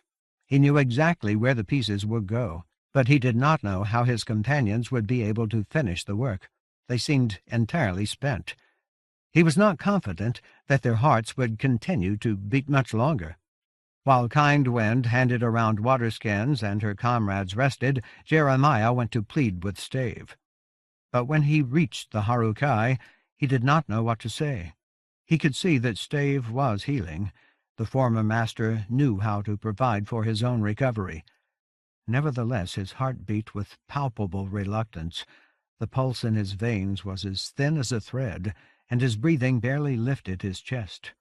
In spite of his native toughness, he looked like a man who might not stand again. Jeremiah's appeal for help turned to dust in his mouth. Winds seemed to drive it back down his throat. Stave did not turn his head, but his shoulders stiffened slightly at Jeremiah's approach. After a moment, he answered the supplication of Jeremiah's silence. "Chosen son." His voice was a wisp of its familiar inflexibility. "Say what you must. I hear you." "I don't know why you're still alive," Jeremiah blurted. "But I don't know why the giants are still alive either. They're way beyond exhausted. They can hardly lift their arms, and we still haven't done the hardest part." Abruptly he stopped. He had no idea how to continue. "The hardest part?" Stave inquired, a mere breath of sound. "The roof. I'm making a temple. I mean, that's how I think of it. It has to have a roof, but it won't stay up until I brace it. That's what your lump of malachite is for. They'll have to lift the rocks and stand. Simply thinking about such things hurt. They'll have to just stand there holding up the roof. And even if they can do that, I don't know how they're going to set the capstone. I can't imagine. It has to be just right, or it won't work." He struggled to devise scenarios. They were all cruel. "So even if 4 of them can hold up the roof, that only leaves 2 to lift the last piece, because at least one of them has to climb up there," adding her weight to the rocks on the shoulders of the other giants, "and put that piece in place. I'll probably have to be there myself to make sure it's right." Without warning, sobs crowded into his chest. If he let himself, he would wail like a child. He was tired to the bone, and all of his talents and excitements were useless now. He did not have the strength to complete his construct. "It's terrible," he restrained himself by gritting his teeth. "It's all terrible. I don't know how to make it better." Stave did not react. For a time he knelt motionless and said nothing, as if he had no interest in Jeremiah's distress. Eventually, however, he bowed his head in submission. "Yet the attempt must be made." He spoke as if the wind tugged the words out of him. "I will remain as I am for a time. Then I will come." With that, Jeremiah had to be content. As suddenly as it had arrived, his impulse to sob faded. He had reached the end of his emotions. Now he felt emptied. Matters were out of his hands. He had done what he could. Annalee's gift of earth power did not make him mighty. It only made him vulnerable. Sagging into himself, he left Stave and stumbled across the wind back toward the giants. But he did not go to them. He had nothing to tell them that they did not already know. Under kinder circumstances, they probably could have finished the task without him. Instead, he made his way to his crude edifice. For a while, he studied the four walls and the northwest-facing entrance. Then he set to work. With negligent, futile ease, he tossed small stones into their necessary positions along the tops of the walls. Doing so did not require thought. It required only certainty. But soon he had done what he could. Then he had to wait for the giants. Around him the day grew darker. That was wrong. His senses were sure. The time was early afternoon, no later. Yet the vague illumination was fading. He had become little more than a shadow to himself, a wraith in a distorted dream. His construct crouched in the gloom like the base of a tower broken by siege. Carried by baffled gusts and blasts, the darkness gathered from the east, or perhaps somewhat north of east. It advanced in tatters like the wind, moiling and routed, then surging ahead. And its source was still distant, scores of leagues away. Nonetheless, the fading of the light was a warning. "Ho, Sword Maynere!" Rhyme Coldspray sounded, and probably far away. "Now or never! Behold! Night gathers against us prematurely. I know not how to interpret this augury, but I do not doubt that it promises ill. We must complete our purpose." A chorus of groans arose, protests and curses. Across the distance, Jeremiah felt the giants climbing to their feet as if they were struggling out of an abyss. Even Cabledarm stood. Leaning against each other, the Iron Hand and her women came to stand with Jeremiah. He heard their exhaustion, their frailty. He seemed to taste it like charcoal on his tongue. He did not know how to bear it, or how to ask them to bear it. Because he was concentrating on them, a moment passed before he realized that Stave also had joined him. Several of the giants greeted the Harukai, but he did not reply. Instead, he regarded the walls of the construct. After a pause, he added thinly, "This is Suru Pa Mero." The folk of the Stone Downs formed such sculptures, balancing and fitting stones to each other. In Murwin Delanoff, chosen son, you devised a structure of meromeld. Now you have restored Suru Pa Mero to the land, or perhaps created it anew. Perhaps it gives cause for hope." Then he turned to Rhyme Coldspray.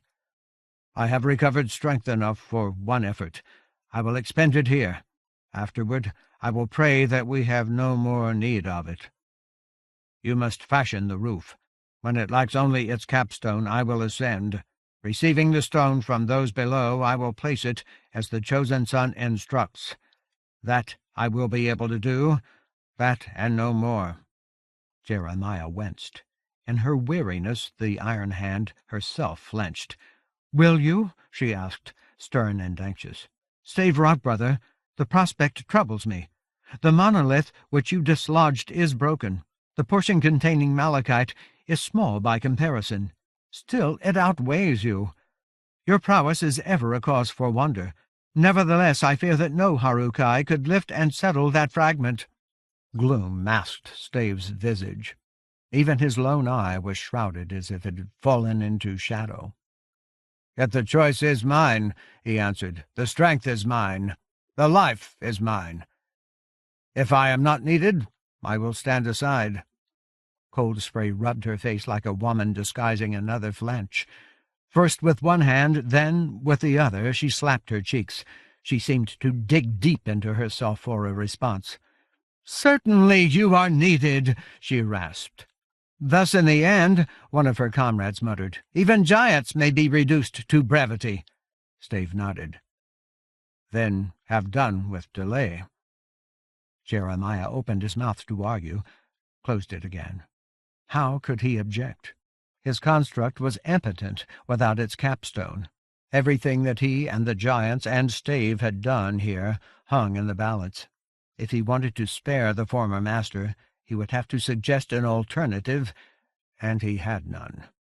Sighing, the Iron Hand said, "Come, Sword Mynheer, the task exceeds only our muscles and thews. It does not lie beyond our comprehension. We must believe that a feat which may be understood may also be achieved." In response, Cabledarm lifted her head, flexed her arms. "I will join you," she announced grimly. "I am less than I was. What of it? I am able to stand. Therefore I will be able to stand under some weight of stone." Cold Spray nodded. "That is well. You also are needed." Like a woman walking to an execution, she went to the nearest roof stone. There she told her comrades, "Some will lift, others will serve as pillars. The first pillar will be Kindwind. Cabledarm will be the last. When the roof is complete, Bluntfist and I will pass the final fragment to Stave. Thereafter we too will become pillars until the capstone is set." The other Sword Mynheer nodded their assent. When Cirrus Kindwind had entered the temple, Rime Coldspray and Stormpast Galesend rolled a chunk of granite inside. There they heaved it upward until Kindwind could crouch under it, accept its weight with her back and shoulders. At the same time, Lateberth and Grubern began shifting another stone. Onyx Stone Mage joined Kindwind, a second support. Hail-Hole Bluntfist and Cabledarm readied themselves. Jeremiah, too, was needed. He knew that. The sections of the roof had to be positioned exactly. Otherwise they would not remain in place when they were wedged by the capstone. Yet he did not move. He had lost every resource of excitement. Now he felt only a sickening apprehension. How much more would his companions have to suffer because he had suggested building a sanctuary for the Elohim?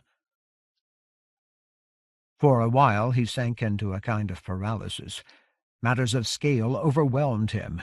The extremity of the giants, the consequences of failure, possible deaths drained the volition from his limbs. But then his fears were thrust aside by a summons which he could not refuse. The straining women did not call out to him. Stave did not. His construct did. It was crude in every detail and so tenuously balanced that a nudge might knock it down.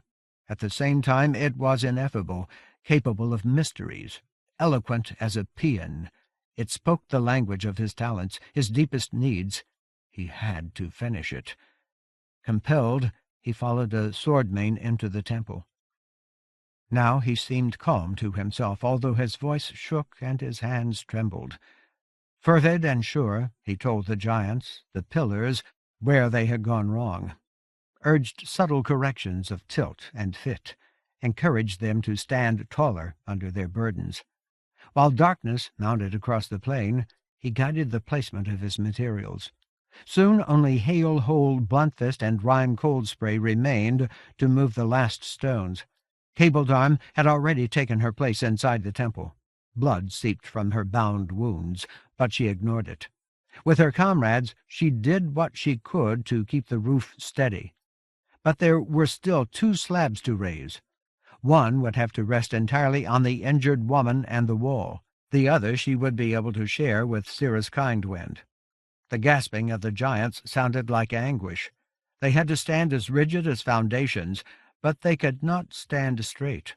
The finished walls around them were no higher than their shoulders. They had to lower their heads and bow their backs in order to balance the roof stones. That posture constricted their breathing. Their heavy muscles quivered on the verge of collapse. Any sudden shift might scatter them like dying leaves. Sweat streaming from their faces spattered the dirt, made marks like cries. Their staring eyes showed white like terror in the enclosed gloom.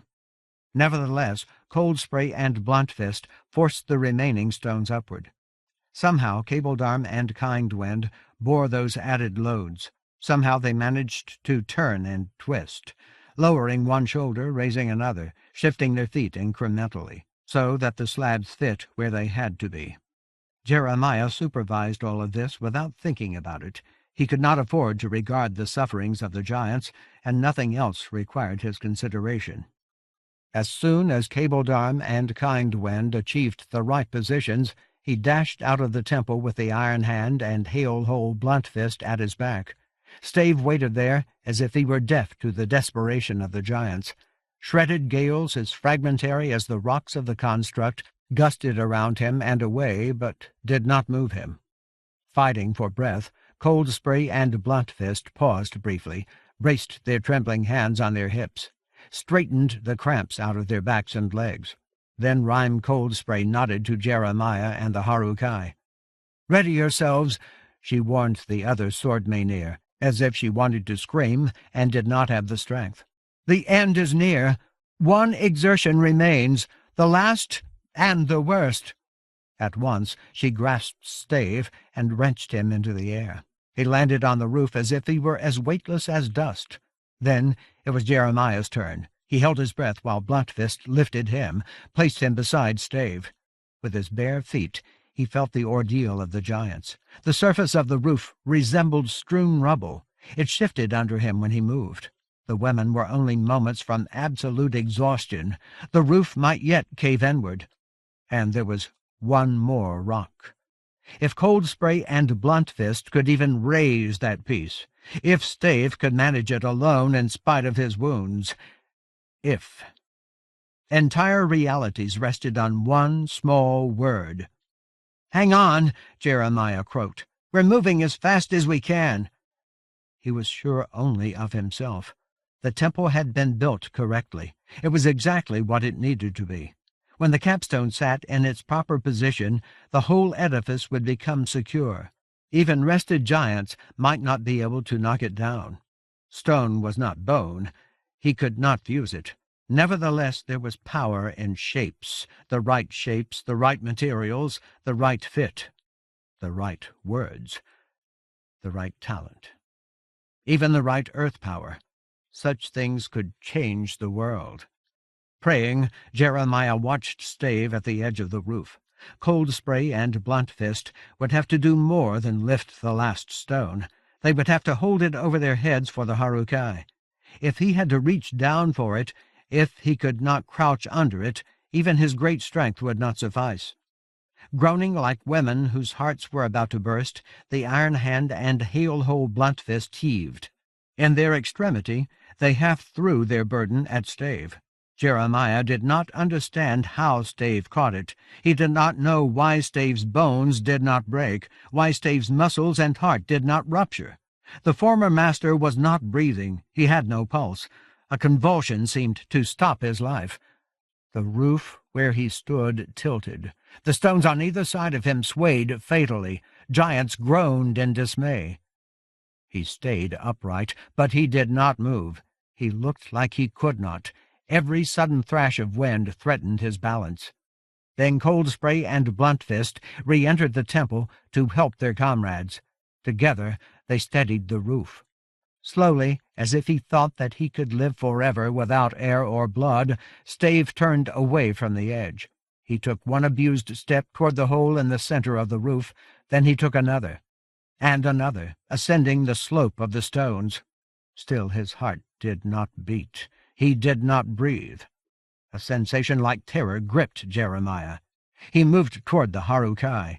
He could not help Stave carry the stone, but he could guide it. As firmly as he dared, he placed his hands on the rock. By touch, he urged Stave to accommodate a subtle rotation, a shift of inches so that the rock would fit its intended seat. Stave did not appear to look at his target. His eye seemed sightless.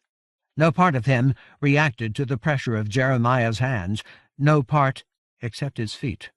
At his next step he angled his failing stance slightly to match Jeremiah's wishes. With the slowness of hindered time, one instant forced to pause for the next, he sagged to his knees. By rending increments he extended his arms. Beyond the limits of his strength, he dropped his treasure of malachite into place. In almost the same motion he thrust himself away. From his knees he fell onto his back. Soundless as a figure in a dream, he rolled down the slant of the roof, fell over the edge. The jolt when he hit the ground restarted his heart. He began to breathe again.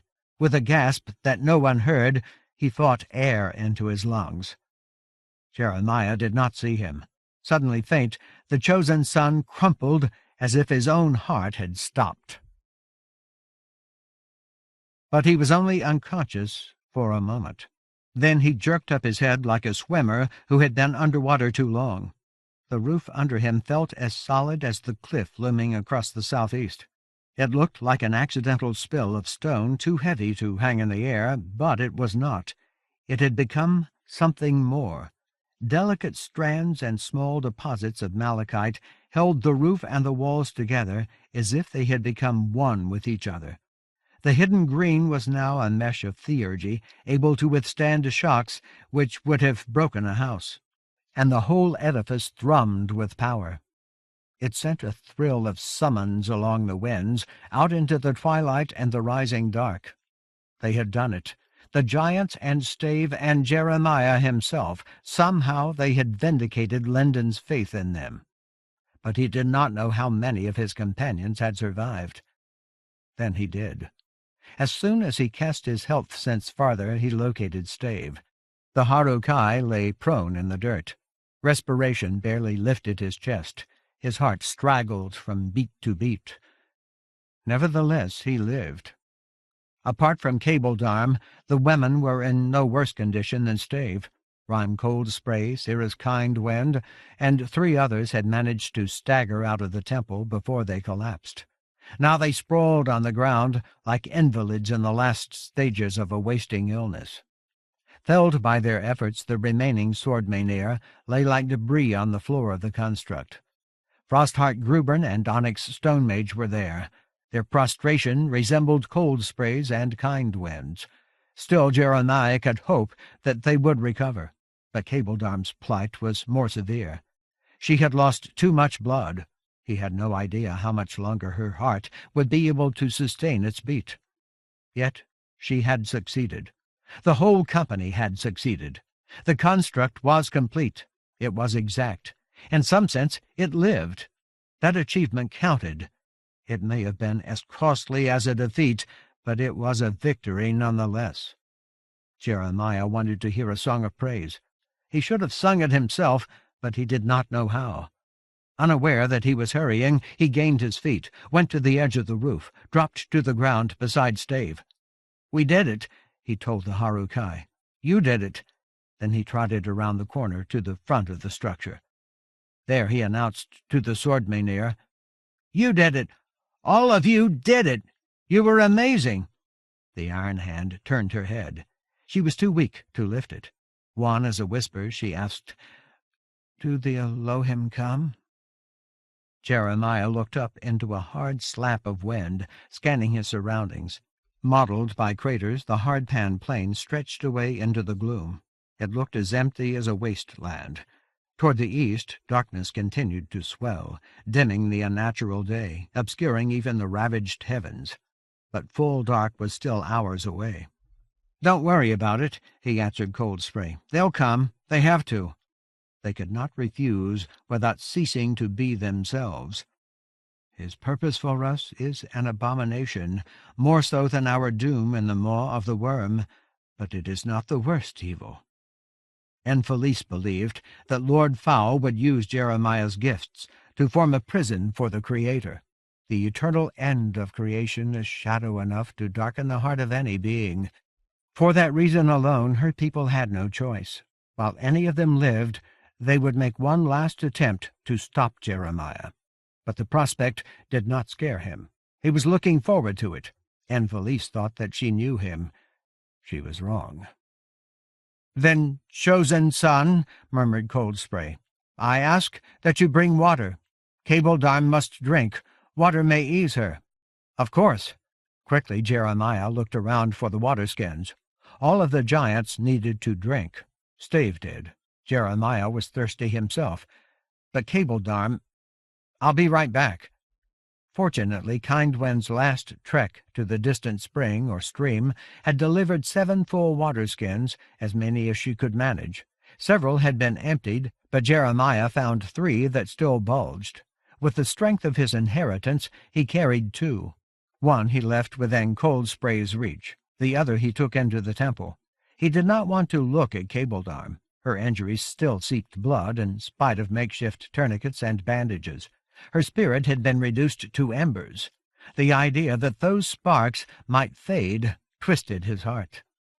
But he could not both lift her head and hold the water-skin.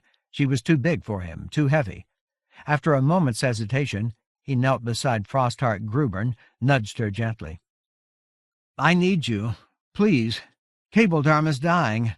I've got water, but I'm not strong enough to help her drink." With a strangled groan, Grubern tried to raise her head. Her eyes opened, but at first she did not appear to see. Then her gaze focused on the water-skin. Groaning again, she flung out an arm. Her hand found the water-skin. She dragged it to her.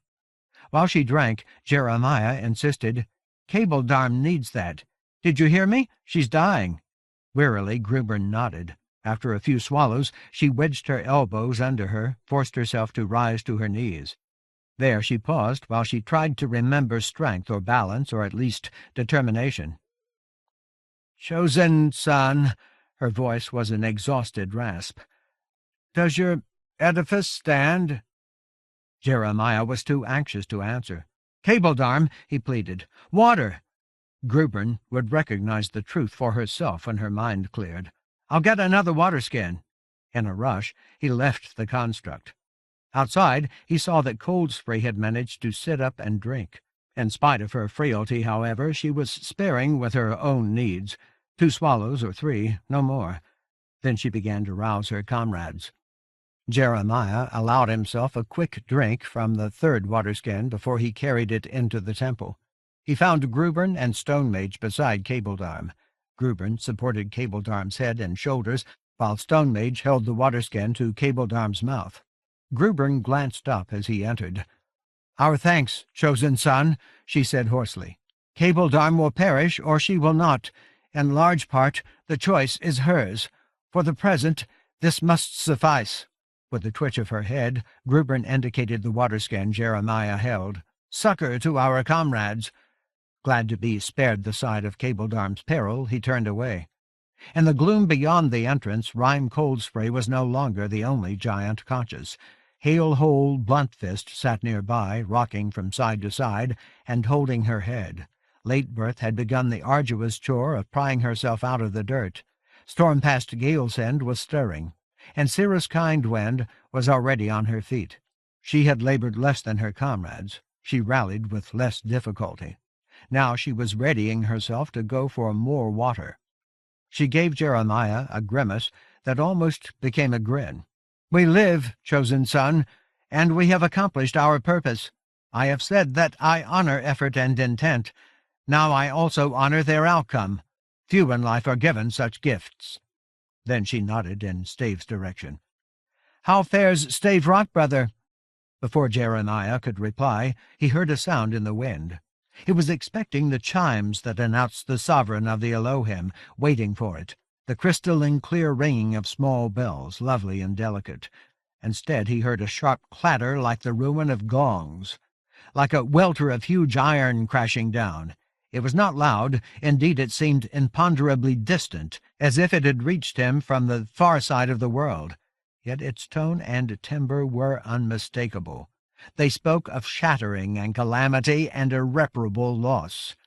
He tried to call a warning to the giants inside the temple, but the words stuck in his throat.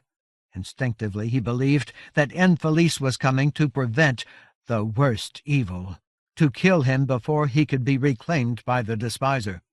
If so, none of his companions would be able to defend him. No giant could stand against any of Infelice's people, and the sword Maenir were too weak to don their armor or swing their swords. Stave was not even conscious, but Jeremiah did not flinch. He knew that Infelice was wrong about him. She would see the truth when she arrived. Forgetting Stave and Kind Wind and Water, he went to stand at the entrance to his temple as if he had become its guardian. The metallic clamor continued. It acquired intensity and ire. It was as sharp as knives forged to flints and flay. In spite of the distance, it cut, and it was coming closer. The giants heard it now. The Iron Hand and Blunt Fist struggled upright, stood wavering with their fists clenched. Late Birth was at Gaelsend's side, rousing her comrade. Cirrus Kindwind moved to join her. As Jeremiah reached the entryway, Grubern and Stone Mage emerged, supporting Cabledarm between them. They bore her a few paces to one side, lowered her carefully to the dirt. Then they stood over her, as though they meant to fight for her. But the wrath and repudiation of the Elohim would not be directed at her or at any of Jeremiah's companions. He folded his arms across his chest, across the fouled blue and horses of his pajamas. He did not know how else to contain his trembling. Rhyme Coldspray took a position on his left. Hail Hole Bluntfist matched her on his right. Together they waited. He expected to see forces gathering in the eastern darkness, anger as fierce as lightning, an army of eldritch beings. The shredded winds seemed to promise multitudes and violence, but when Infelice came, she came alone, and she did not arrive from any direction. Instead, she incarnated herself in front of him like a star plucked out of the heavens. She was no more than 5 steps away. Involuntarily he blinked. Her brightness stung his eyes. She was clad in light, an elegant profusion of gemstones, emeralds and rubies, sapphires and garnets, all shining with their own radiance, all arrayed like garments woven of glory. Only the iron clangor and desperation of her bells contradicted her deliberate loveliness, her stubborn will to believe that she was the crown of creation. Across the plain behind her, the wind fashioned illusions of movement in the hollows, illusions that made the ground look like it was squirming. Her vehemence seemed to appall the dusk. It buffeted Jeremiah's bones. Now he saw that her many jewels resembled tears, incandescent woe. Her wrath was weeping. The suzerain Elohim's form and raiment articulated fury indistinguishable from grief. "Abomination!" she cried. "Malign child! Thus you complete our despair. Better for us to be devoured by the worm. Better you had never been given birth. I am able to decline entrance only because I am Infelice. I cannot continue to do so. My people have not come only because I prevent them. I cannot continue to do so. Soon we must accept eternal absence and futility, eternal continuance in a void in which we can do nothing and from which we cannot return. This evil you have performed, though I have both striven and pleaded to avert it. In your heedlessness, you are a Jaroth's servant, and all of your deeds conduce to his designs." Coldspray and Bluntfist glowered uselessly. Farther away, Stormpast Gaelsend tottered to her feet between Latebirth and Kindwind. Grubern and Stone Mage knelt like shields on either side of Cabledarm. Jeremiah should have been terrified. On some level he was. Infelice had not given rise to the darkness mounting in the east. Her ire and lamentation had not caused the turmoil of winds. Something else was coming. Nevertheless, his fears only made his hands tremble, only caused his heart to stutter. His crossed arms closed the door on that part of himself. Behind his facade, memories of the Croyle barked in derision. Outwardly, he faced Infelice as if he could not be daunted. In spite of her supernal powers, she did not know him. He was exactly what she believed him to be. At the same time, he was something entirely different. He raised his half hand as if he expected her to respect it, to recognize that it did not resemble covenants. "You're wrong," he said in a fevered voice. You don't know what you're talking about. Your people are dying. You need to get them here." Then he gestured behind him. "But first, you need to look," he wanted to shout in the Elohim's face. "You've been wrong about me all along." "Do you think to mislead me, boy?" And Felice retorted imperiously. "Do you believe that I may be deceived?" Nonetheless, she glanced past him. Then she stared. Confusion made chaos of her clangor and radiance. Her apparel thrashed around her like the storms of desire and misery which had haunted Esmer. Her visage modulated. It seemed to become scores of different faces in quick succession, as if all of her people were suddenly manifested in her, as if the entire meaning of their existence had been called into question. An instant later the clatter of falling metal ceased. Every wind dropped. Silence closed like a lid over the plain. The gems of Felice's raiment corrected themselves, resumed their accustomed grace. When she spoke again, her voice was little more than a whisper. "It is not a jail. It is a fane." Like an antiphony, her bells chimed relief. They implied awe. "That's right," Jeremiah crowed. Vindication rose in him. It felt like scorn for the ways in which the Elohim had misjudged him. "You have to go in, but you can come out whenever you want, if you want. If I were you, I would stay inside. Let the rest of us worry about the worm. As long as you're in there, it can't reach you." For a moment or two, Felice looked so lovely that every aspect of her seemed to sing, every line of her face and form, every implication of her demeanor, every glad jewel. She was lucent with melody. But then she appeared to recall herself from a vision of hope. It had almost seduced her. Now she returned, unwilling, to the implications of her plight. Frowning, angry again, and strangely uncertain, she said as if she were asking a question, "Yet the worm will destroy the fane. Though we will not be consumed, we will be denied our place in life. That you cannot prevent. You have wrought a surpassing wonder. I acknowledge it. I acknowledge that we have misesteemed you, and your theurgy is—" Bells described her astonishment. "Child, it is vast. My strengths are many, yet I cannot unmake what you have formed. Against any threat other than the worm this fane would stand. But you do not comprehend the worm's power. It transcends. Sensing our presence, the worm will devour the fane without thought or effort. Then it will continue its search for the earth-blood and doom. Deprived of egress, we will be eternally lost." "Mama's working on that," Jeremiah replied without hesitation. "Sure, what we've done is vulnerable."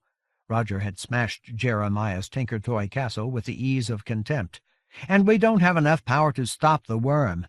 But Mom went looking for somebody who can teach her how to do what we need." "As long as she gets back—" "Madness!" Felice cried at once. "Utter madness!" Apparently her fears had blinded her to other things. Preoccupied by carnage, she had focused on Jeremiah rather than Linden. Now she reached for arcane sources of knowledge. Revelations struck her like blows. "The Wild Wielder hazards the world's past. She seeks a forestall forged from the substance of an Elohim. She seeks forbidding." "It is madness!" Felice seemed to be speaking to herself, arguing with her own instincts. "Should she fail, she will destroy all time and life ere the worm achieves its culmination." But then her attention focused on Jeremiah again. Softer hues flowed through her raiment. "Yet I see valor also in her, as we have from the first. Therefore we sought to forestall her darkest desires, and to serve her in defiance of her own wishes. Should she succeed—" "That's right," Jeremiah said again. "You still have a chance. You'll be safe, at least, until the worm gets to the earth-blood. And it'll be slow. I mean, slower than if it ate you. We'll have more time." Time for Linden, or even Covenant, to come up with a better answer. "A worthy effort," murmured the Iron Hand, "regardless of its hazards." The other giants remained silent. Felice appeared to consider Jeremiah's assertion. Instead of contradicting or challenging him, she consulted the ineffable ramifications of her Belle's and Lendon's daring and his construct.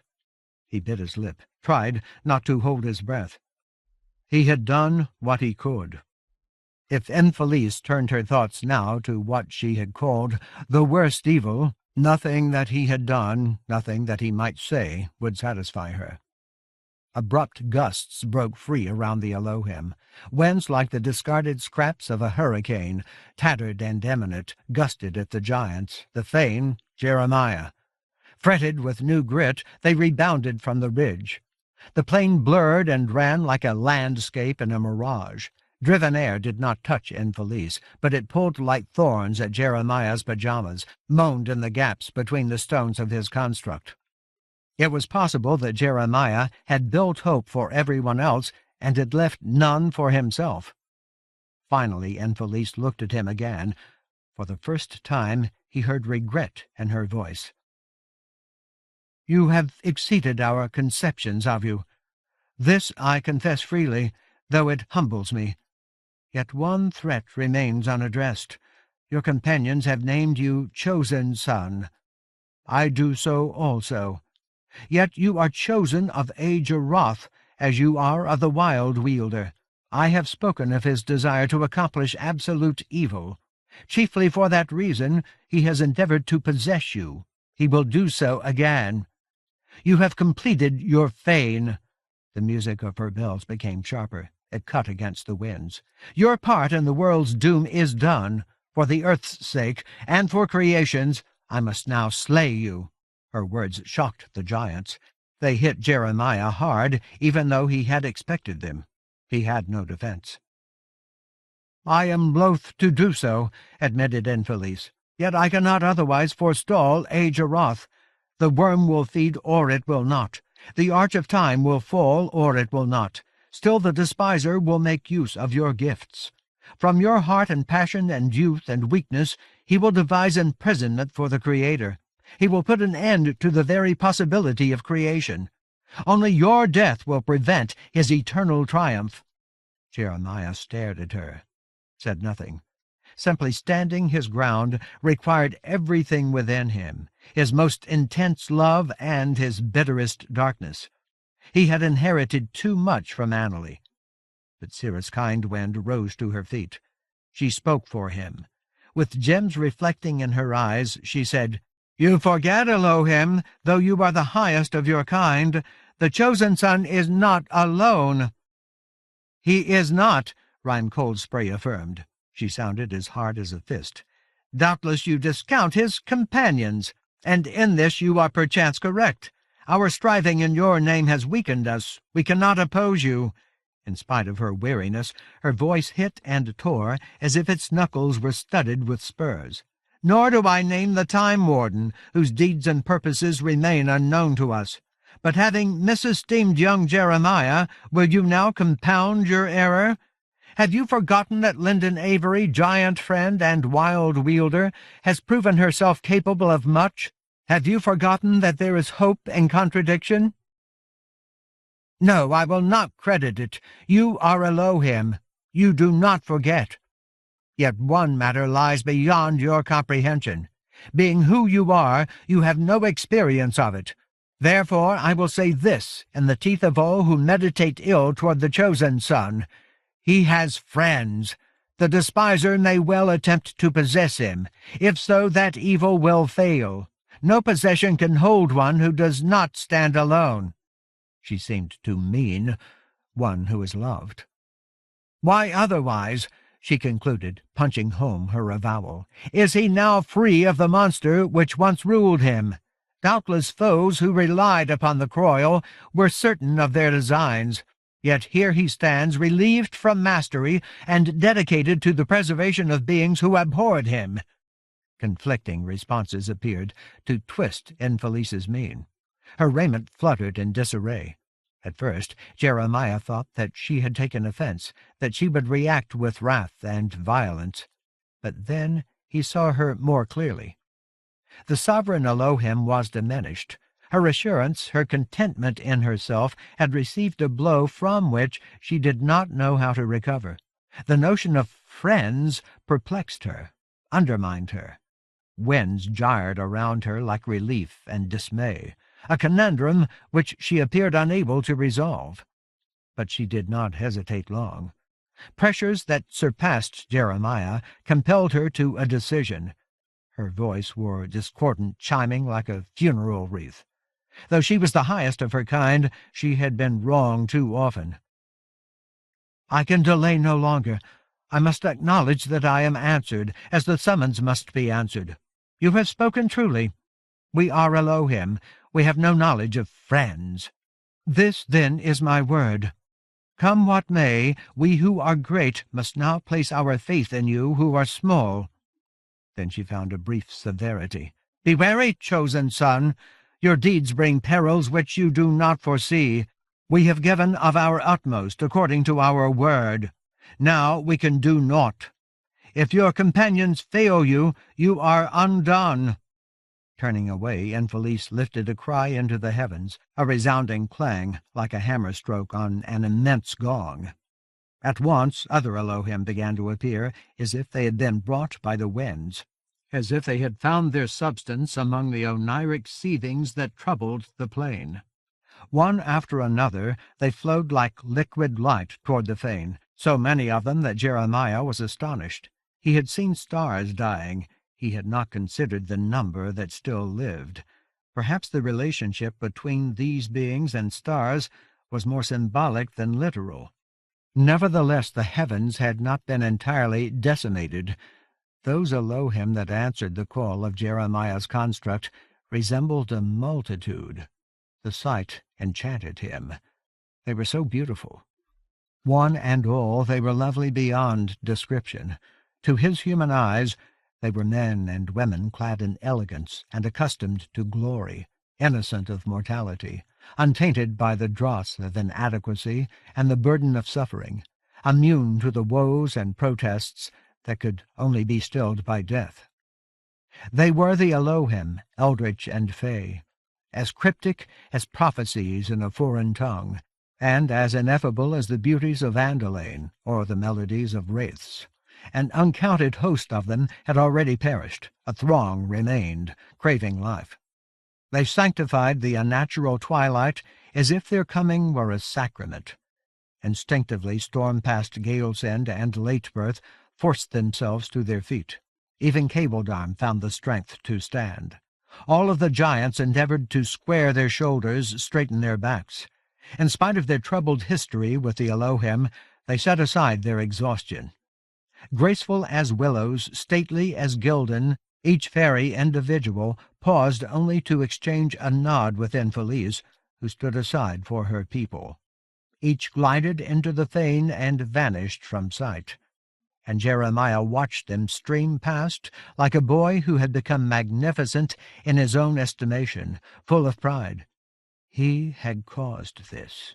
He had justified Lendon's highest hopes for him. Yet the swelling of his heart was not pride. At that moment, at least, it was gratitude. The success of his temple was not something that he had accomplished. It was a gift that he had been given. He did not waste himself on pride.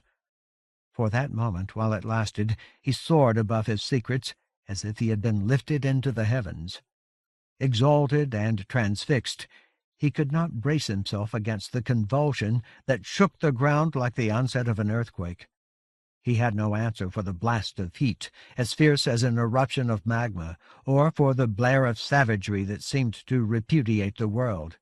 He did not understand the sudden cries of the Elohim, or the haunted look that filled Infelice's eyes, or the frantic shouts of the giants. He did not know what was happening until Castanessen entered him, and all of his thoughts became anguish and slaughter.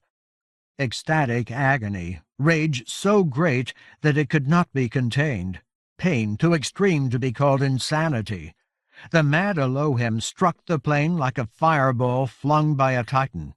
At the impact, the very ground under his feet seemed to ripple and clench like water, liquefied by ferocity. He came roaring with triumph and lunacy and hate, a monster who no longer resembled the people who had imprisoned him, damned him. He was not lovely, not graceful. His visage was a contortion of suffering. Interminable pains gnarled his limbs. His vestments were fire. His eyes blazed like the fangs of the scourge. From his crocken teeth slavers splashed the dirt and smoldered, and he dominated the horizon, cast back the gloom until even the darkness in the east appeared to wither and fade. He had made himself taller than a giant, as tall as one of the avid worms which he had once restrained. His right fist he held above his head, ready to hurl ruin at the Thane. It was not an Elohim's fist. It was Roger's, human and fatal. With it, Castanessen could deliver devastations that no other being of his race might attempt or condone. But he did not strike. He was not ready, or he saw no need. He had already taken Jeremiah, who stood on bare dirt. The boy had inherited this vulnerability from Annalee. In an instant, less than an instant, a particle of time infinitely prolonged, Jeremiah passed through the eager malice and sadism of the Croyle into pure fire, the catastrophic frenzy of bonfires. During that interminable flicker, his spirit was split. He seemed to become several separate selves, all simultaneous or superimposed, all cruelly distinct. Now he knew why Annalee had chosen madness. One Jeremiah realized that he had been possessed again and tried to scream. One stood in the white core of a furnace, while another interpreted every form of pain as delight, as agony perfected to ecstasy. One watched the giants, who should have scattered and saved themselves, but they did not. Doomed and determined, they placed themselves in the path of Castanessen's savagery. And another Jeremiah relished the knowledge that he had become incarnate lava. The idea that his companions were about to die glorified him. It was for this that the despiser had marked him. It was for this that he lived. Swift with glee, he moved to do his ruler's bidding. Still another self remembered every horror which the Croyle had inflicted upon him. He experienced again the misery of deluding Linden and Roger's company, cringed at what he had done under Melanchurion Skyweir. Another aspect of his shredded identity fled for the safety of sepulchres. Another gibbered for the godhood of eternity. In that manifestation he knew the keen pain of the krill against his throat. And one of the many Jeremiahs, understood. This Jeremiah recognized the extremity of Castanessen's need for ruin. He remembered the forbidden love, potent as delirium, and altogether delicious, which had drawn Castanessen to mortal Emeraux Vry, daughter of kings. He felt Castanessen's rage and dismay, while he fought for his love against Infelice and others of the Elohim, who should have valued him more highly. This Jeremiah knew intimately the unconscionable hurt of Castanessen's durance, his imprisonment against and among the scourge.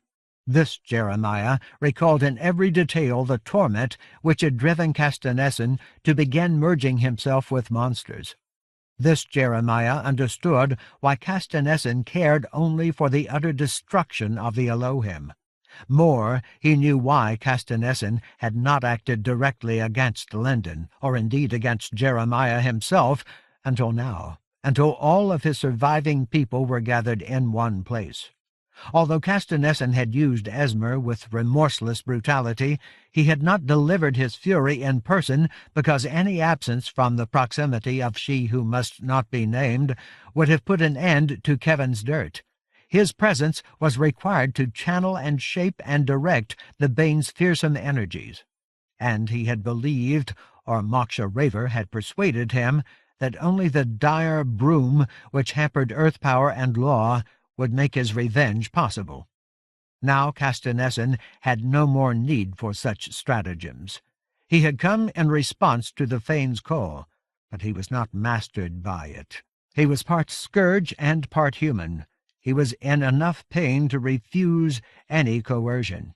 No, he was here because he had achieved his desires.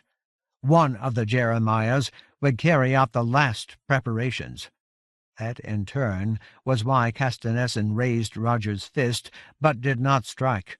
He had the power to shatter the fane, render it back to rubble. Nevertheless, he withheld his blow, waiting for the certainty that every one of the Elohim would be destroyed. Nothing that happened in or to Jeremiah took any time at all. Part of him regretted that. He loved what he had become. He reveled in the purity of his given hate. Incandescent or incinerated in each of his separated selves, he flung himself at Infelice. It was for this that Castanessen, had planned and waited and endured, so that the highest and mightiest and most dangerous of the Elohim would be slain with the rest when he delivered his retribution. 3 swift strides would be enough. Then Castanessen and Jeremiah would wrap hate like molten stone around Infelice. He would hurl her through the fane's portal, the entryway to extinction. After that, only heartbeats would remain until the summons was complete, until every Elohim was inside, until Castanessen could unleash uncounted millennia of torment. Jeremiah was sudden. He was quick. Stave was faster. The former master was scarcely conscious. He could barely stand. Nevertheless, he kept his promise to Linden. Lunging, he grasped Jeremiah's arm. Heat as fierce as brimstone savaged his hand, but he did not let go. Desperate and already failing, he delivered Jeremiah to the only protection that lay within his reach. As Rime Coldspray had done to Stave himself earlier, the Harukai wrenched Jeremiah into the air, off the bare dirt that exposed him to Castanessen, onto the stone roof of the temple, into the direct line of Castanessen's intended attack. Then Stave collapsed again. He did not rise, but Infelice remained untouched outside the fane. Castanessen howled rage at the heavens, but Jeremiah no longer heeded him. As Jeremiah's feet left the ground, he crashed inwardly. His many selves seemed to smash against each other like projectiles, like bullets. The force of their impact stunned him. It numbed his mind. He no longer thought or moved. He hardly breathed. Instead, he lay still, racked by revulsion, as weak as Stave. He could do nothing except watch and dread. Castanessen roared, but he did not strike. He wanted his full triumph. In moments, even Infelice would answer the fane's call. Then, already the last of the Elohim were passing inward. Their hope had become horror, and their features were written with dismay, but they had no power to reject their own natures. 2 heartbeats, or perhaps 3, no more than that, and Infelice would stand alone. Then she too would enter, and Castanessen would strike. No, he would not. Not with Roger's hand. Never again. While Castanessen readied his blast, a giant surged out of a crater behind him. Jeremiah would not have known who the newcomer was if Frostheart Grubern had not shouted, "Longwrath!" Swift as a bolt of lightning, the man reared high behind the deranged Elohim. In both fists he gripped a long flamberge with a wicked blade. Its edges gleamed against Castanessen's lurid radiance as if starlight had been forged into its iron. One stroke severed Roger's hand from Castanessen's wrist. Castanessen screamed like an exploding sun. He staggered. Longwrath followed him to strike again. But Castanessen caught his balance. Blood pulsed from his wrist, the tainted ichor of earth power and lava. He did not heed it. Wheeling, he swung at his attacker with his good arm. Power erupted in Longwrath's chest. His armor had been damaged, torn apart at one shoulder. It could not withstand Castanessen's virulence. The wrought stone sprang apart, spitting splinters as piercing as knives, but the shards evaporated or melted at the touch of Castanessen's lava. Longwrath was flung backward, hurled away like a handful of scree. When he fell, he did not move again. Smoke gusted out of his chest, as if his heart and lungs were on fire. Roaring once more, Castanessen turned back to Infelice and the fane. Obscene heat mounted within him. He grew taller, blazed brighter. Acrid flames swirled higher, spinning about him like the birth pangs of a cyclone. His sick brilliance stung Jeremiah's eyes, but the boy could not look away. "Hear me, treacher," the mad Elohim howled. "I am more than you deem. Yon puerile fane cannot compel me. Still I am Castanessen, still my pain suffices to destroy you." Raving, he stoked his lethal energies, earth power and magma, Elohim and Scourge, until they looked fierce enough to consume every life that had ever walked the plane. They were far more than he needed them to be. They would level Jeremiah's crude edifice as if it had no substance and no meaning. Infelice had been appalled earlier. Now, strangely, she was calm. She did not answer Castanessen. Instead, she remarked to Rhyme Coldspray, "You think ill of us, giant, and you have cause, but we are not as dark as you deem. For this also we laid our Gaius upon your kinsman. For this also he acquired his blade. Failing one purpose, he has served another. He has not redeemed us, but he has weakened our lost brother. Now comes one who may achieve our salvation, however briefly. We cannot ask more of any who oppose the worm. You will forgive your kinsman's passing," she added sadly. Alive, he would not lightly bear the recall of his deeds. Then the bedizened Elohim faced Castanessen across the gulf that separated their thoughts and desires, hers and his. "I have heard you, doomed one." She did not raise her voice, yet it rang out clarion and clear. "Now you will hear me. Cease your striving. Enter among your people. Permit your hurt to be assuaged. We have dealt cruelly with you, but we are also kind. While life endures to us, we will provide a surcease from all that you have suffered." She may have been telling the truth. Now comes one. But Castanessen had spent long ages in his durance. He had made choices which exacerbated his fury. Infelice's appeal could not reach him. For him, it may have been the final affront. He gathered flames until they burst from his eyes and his mouth, from every limb and line of his towering form. He was becoming a holocaust, devastation personified, a bonfire high and hot enough to ravage the plain. His reply was one word: "Never!" Yet he was not given time to release his accumulated hate. From the northeast, a burst of extravagant argent opened the twilight. It cast back the darkness, dismissed the sunless gloom. It was as bright as Castanessen and as complex, but immeasurably cleaner. And it was brief, little more than a blink. Nevertheless, it was long enough. Out of it came riding Thomas Covenant and Bronel Harukai of the Humbled. Covenant held Loric's krill. The shock of their arrival snatched Castanessen away from his victims. Covenant rode a shovel-headed horse, as ungainly and muscular as a mule. Bronel was mounted on a Ronahan that Jeremiah had never seen before, and they were in a desperate hurry. Froth snorted from the nostrils of Covenant's horse, the muzzle of Bronel's Palomino stallion. Sweat reflected brimstone on their coats. They looked like they had galloped for leagues or days. Covenant lurched in his seat, as if he were falling. As soon as his mount's hooves struck the dirt, he pitched from his saddle. But he did not sprawl. Staggering like a holed ship in a storm, he managed to stay on his feet. Awkward and urgent, he confronted Castanessen, as if he had forgotten that the Elohim could reduce his bones to ash. In his maimed hands, the gem of the krill shone like a kept promise in an abandoned world. "You!" Castanessen began, a strangled howl. Rage clenched his throat, choked off his protest. "Try me," Covenant panted, as if he were on the verge of prostration. "Do your worst." He looked too weak to withstand a slap. Streaked by conflicting illuminations, his face had the pallor of a wasting disease. Still he was Thomas Covenant. He did not falter. "See what happens." "I killed my ex-wife. I helped destroy a raver. And I've seen the worm of the world's end. I am done with restraint!" His teeth gnashed. "I used to care how much you've suffered. I don't any more. If you think you can beat me, go ahead.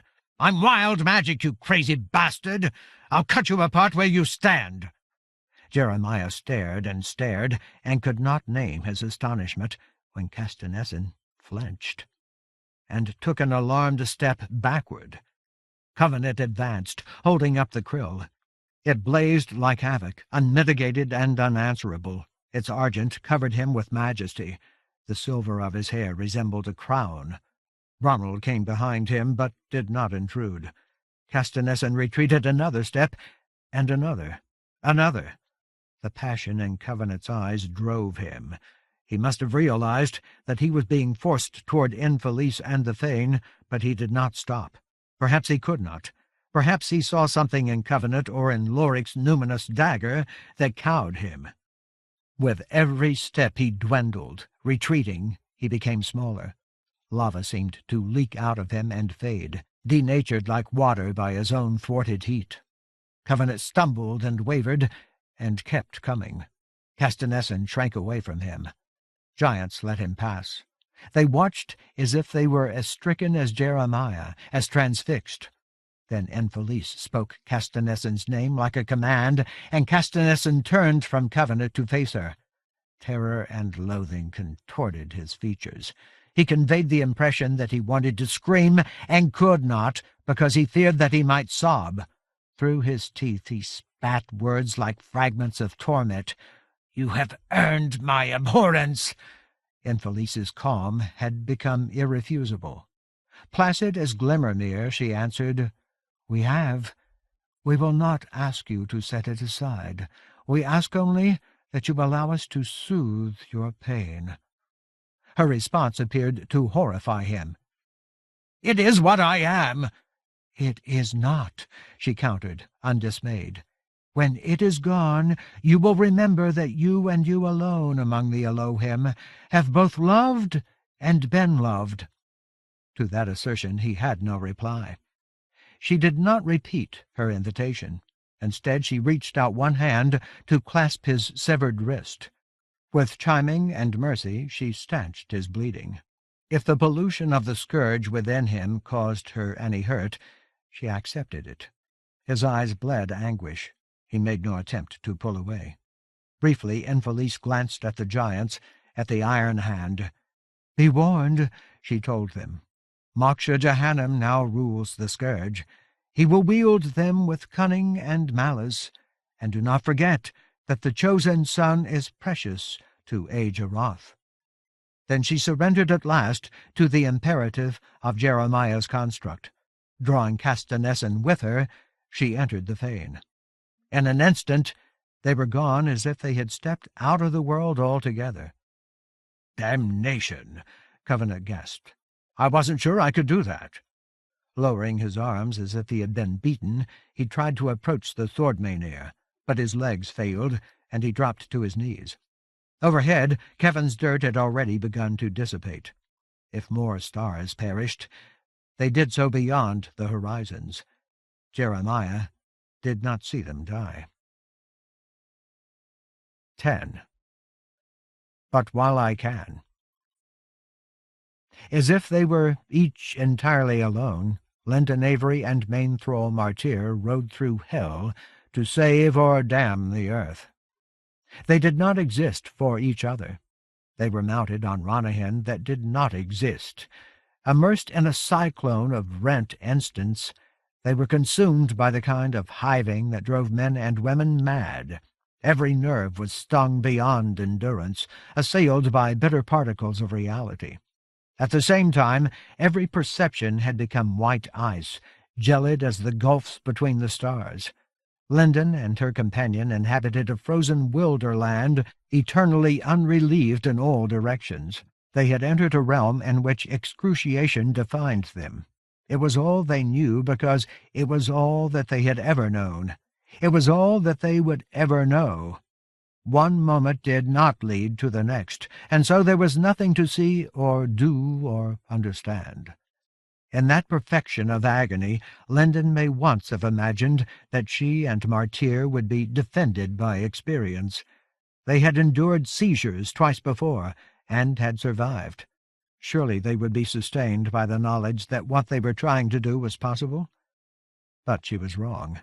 Memory was meaningless in a place that contained all time and none simultaneously. One instant, this instant, was the whole truth of who and what they were. Yet it was not the whole truth of their plight.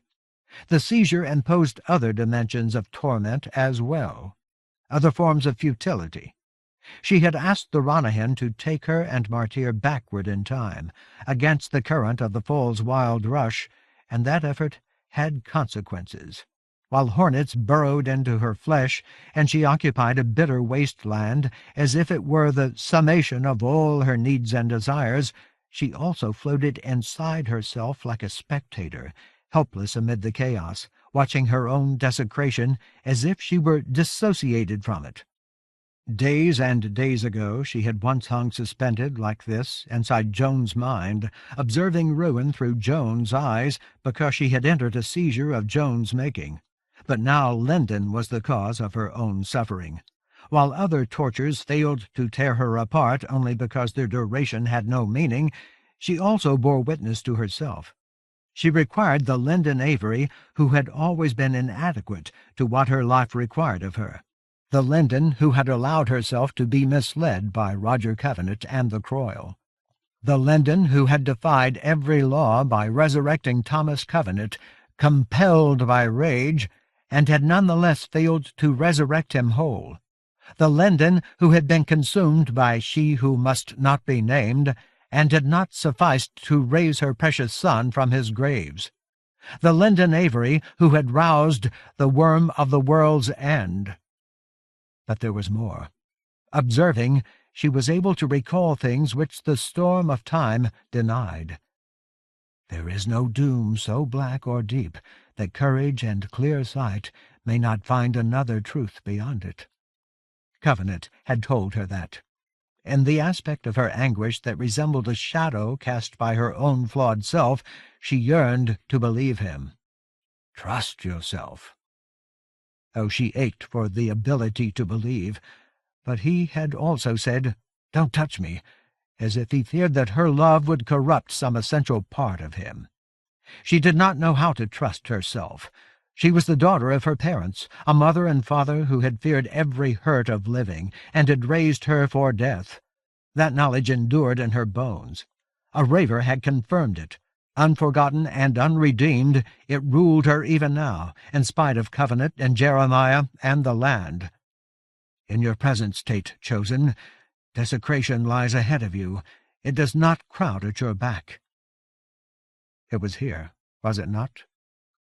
But because she was watching herself as if she were someone else, she was able to recognize that there were other ways to think.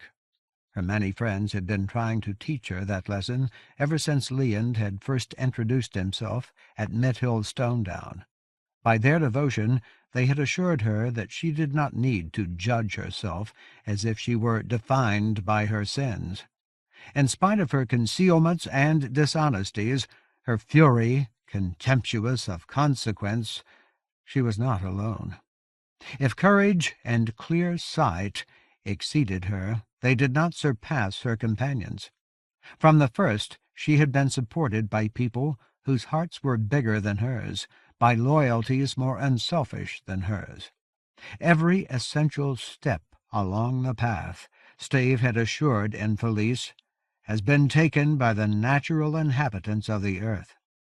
Linden's friends had urged trust until even she had heard them. Trapped in the savagery of the seizure, she found that desperation was indistinguishable from faith. Attempts must be made. Hen had carried her willingly into the fall. Martyr on Narunal had accompanied her willingly. She could believe in them, even when there can be no hope. And she had done some things right.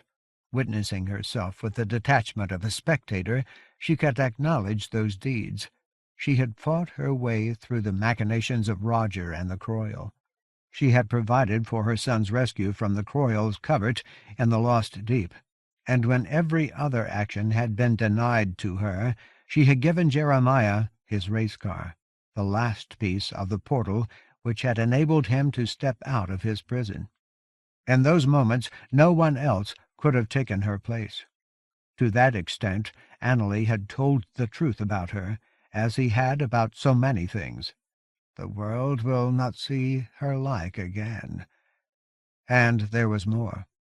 Nothing ameliorated the extravagant burrow and sting of dismembered moments. Nothing eased the cruelty of the frigid wasteland which would arise from desecrations like hers. Nothing could. Nevertheless, she still held Covenant's wedding band clasped in her hands.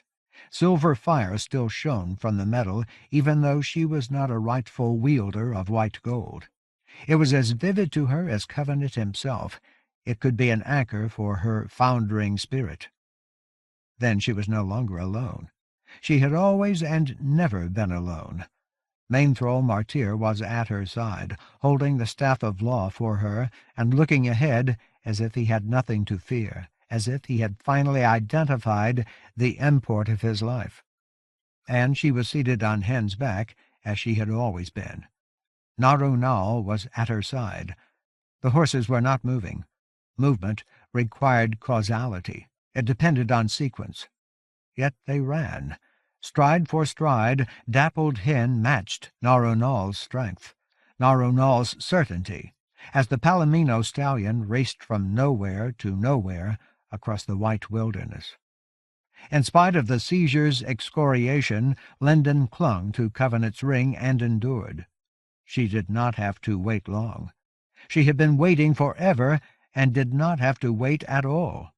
This moment did not move on to the next because it could not, or because there was no next.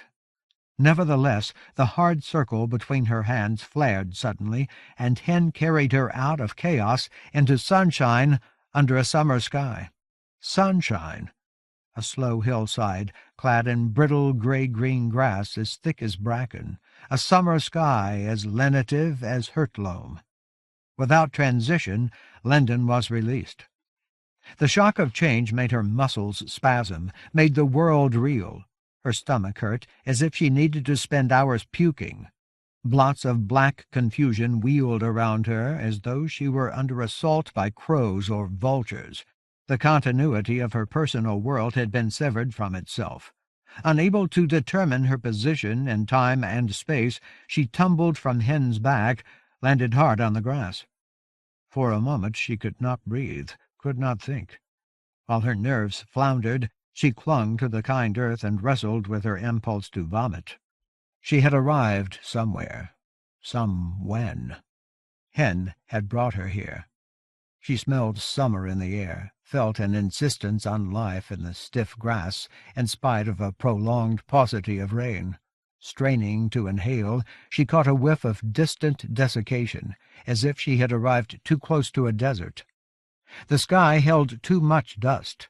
She had expected andalane and lushness. She was unprepared for this baked hillside, this heat, this... Something had gone wrong. "Ringthane," Martyr croaked, as if he were retching. "Release the white gold. You must. Accept your staff." She heard him, but the words did not make sense. He sounded like an ervile, barking incomprehensibly. Something had gone wrong. The world was wrong. The grass, the sky, the sunshine. Only the writhing ruin of the fall as it drifted away felt familiar. Narunal trumpeted a warning that she did not know how to interpret. Alarm fretted Hen's answering whinny. "Chosen," insisted the Mainthrall. "Lendon Avery! Your staff! You must quench the seizure. If it enters among the trees, it will wreak harm which no forestall will pardon. We will not be heeded if you do not first spare the forest." Lendon recognized a few sounds, the sigh of an arid breeze, the consternation of birds somewhere in the distance, a few words. When she remembered to let go of Covenant's ring, she began to breathe again. Martyr stumbled to her side. Roughly he rolled her onto her back. "Ringthane!" Crouched against the glare of sunlight, he dropped the staff of law onto her chest. Then he fumbled at the dried remains of his garland, pinched off one of the last nubs of Impoverished bloom. Scrubbing the nub between his palms to powder it, he slapped one hand to his nose, clamped the other over Lendon's nose and mouth. Too many sensations. Impoverished stung her sinuses, as if she had inhaled acid. She had no time to notice that it dispelled her nausea. The sunshine bore a faint patina of dust. Shadows blurred Martyr's visage. Then earth power flowed into her from the black shaft of the staff, and she thought, trees? A forestall? Oh, God! You must quench the seizure. Seizures destroyed stone. They would tear any forest to shreds, even a forest defended by a forestall. Where was she? Martyr knew Andolaine. Surely he would have called that woodland by name. Reflexively she clutched the staff. Then she heaved herself into a sitting position, staggered to her feet. The fall was already 30 paces away, 40, and it was big, as virulent as a tornado, a rip in the fabric of reality. Seething, it lurched toward a scatter of trees, gildan, ash, sycamores, thirsty willows.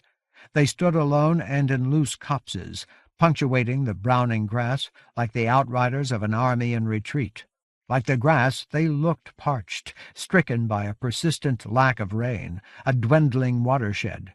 She could not see past them to the forest itself, but she knew instantly that the forest was there. It seemed to glower in the distance, defying an inexorable drought. The seizure savaged the ground as it moved. It was going to plow a furrow of devastation into the heart of the woods. "Melancheriana Batha!" she gasped, as if she were cursing. The burn of a manibhavum sent flames like tendrils along the channels of her brain. "Durak me nos mil!" She felt as blighted as the trees, wan with thirst. "Where am I? What have I done?"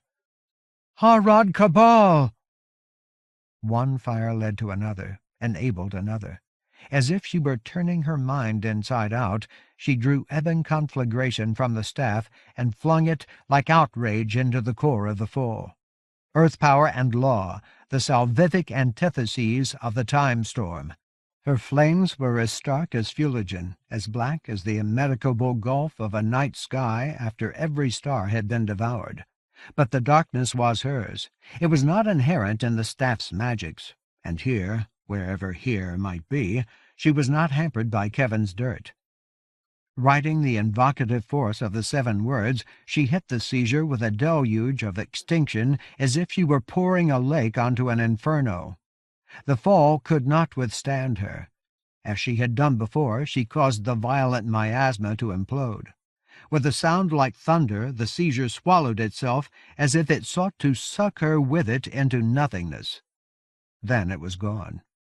Its passage had galled the earth, a bitter wound, but the nearest trees had not been touched. "Mane and tail, Ring Thane," breathed Martyr. Already he sounded steadier, stronger. Even withered, a manibhavum retained the potency to restore him. "That was well done.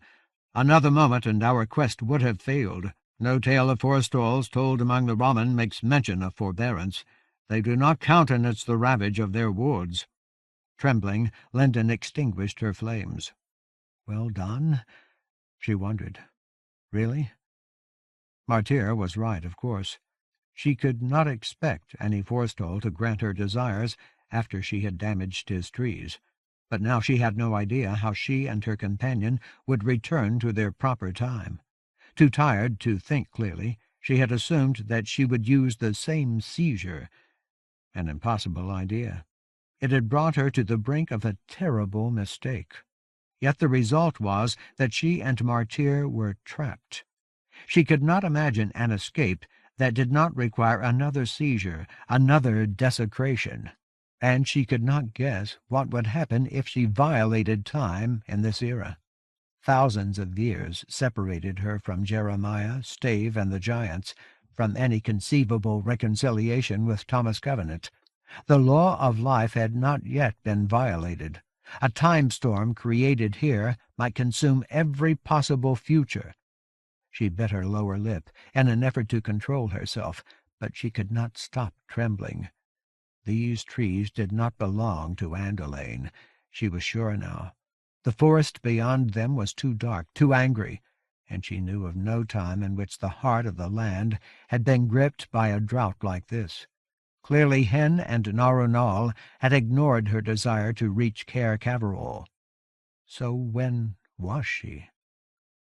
Why did the mood of the woodland seem familiar? Nagged by the same concerns, Martyr continued, "Yet I confess that I am troubled. Was it not your intent to seek out the forestall Cair Caverol? That I conveyed to great Narunal. But this is not Andalane. Plainly it is not. Rather, we have come to a place and time unknown to me." He uttered a Raman curse. "I cannot account for it. I am certain only that the gifts of the Ranahin are unerring. They have turned aside from your wishes for some good purpose." Lendon nodded in bafflement. The presence of the great horses nearby offered an oblique solace. Still, she could not keep the tremor from her voice as she asked, "Do you recognize anything? Anything at all? Can you guess where we are?" The main-thrall scowled above his bandage. "In these straits, Ring Thane, blindness hinders me, though I am not constrained by Kevin's dirt. I am able to assure you only that I have never stood in this region of the land." After a moment of hesitation, he added, "Among Ramen, however, there are tales." His voice trailed away. Before Lendon could prod him, however, he asked, "The trees lie to the north, yes?" She nodded automatically, trusting his awareness of her. "Are there hills in the east?" he continued. "Do they mount toward mountains?" She looked in that direction, summoned earth power to increase the range of her senses. "If I'm not mistaken." "And in the west, do mountains also arise there?" Squinting into the distance, she murmured, "I think so." Martyr's manner became sharper. "One question more, Ring Thane. Does a waste extend at our backs? I perceive barrenness. Does it spread to the horizon and beyond?" "As far as I can tell, it looks like the edge of a desert." The main-thrall stood taller, straightened his shoulders, as if he had found himself in the presence of majesty. "Then I must surmise," he announced so that the trees and even the wide sky might hear him, "that we stand in the gap of Cravenhaw. Before us lies dire garrotting deep. Narunal and Hin have delivered us, not to Cair Caverol, but to Carroil Wildwood. If you would speak with him, Ring Thane, we must dare his domain." He sounded almost eager. But his words gave Lendon a jolt. The tales came together, formed connections. Carroil Wildwood, garrotting deep. No wonder the darkness seemed familiar. She had encountered Carroil Wildwood when Roger and the Croyle had stranded her deep in the land's past. At that point in his long life, the forestall's puissance was undiminished. He had given her gifts, her life as well as runes for her staff.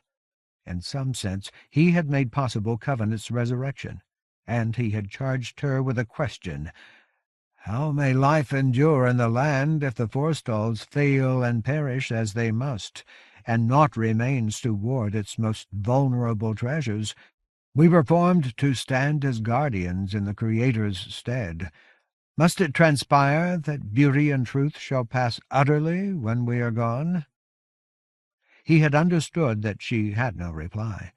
Nevertheless, he had spared her. He had seen something in her, the mark of fecundity and long grass, and the sigil of the land's need has been placed upon her. What sigil? For all she knew, then or now, he had referred to the bullet hole in her shirt, or to the healed wound in her hand where the Croyle had stabbed her. Still, she had felt compelled to promise an answer. But long ago, millennia later in the land's life, a decade earlier in Lendon's, when she and Covenant had first met Cair Caverol and Andalane, when the guardian who had once been Hyle Troy had sacrificed himself against the law of life, he had been the last forestall. By that time, Carroil Wildwood had passed away. All of the upper land's ancient forests had been destroyed by the Sunbane. "My God, Martyr!" Inferences linked themselves into language as rapidly as she could speak. "This must be hundreds of years after I met Carroil Wildwood, after the Modout had saved her. It must be before the Clave, before the Sunbane." The kingdom against which Beric Halfhand had waged his war was not a desert. Hin and Narunal had known what they were doing. Here she was in no danger of confronting the forestall before her first encounter with him. "That is well," averred Martyr. "Alas, to their shame, the Ramen have no tales of events in the land after the onset of the sunbane. I must believe that Caroil Wildwood perished striving against that abomination." "No," Linden said at once. Covenant had learned the truth from the clave. He had told her. "He passed earlier, before the sunbane." The main thrall's surprise was plain.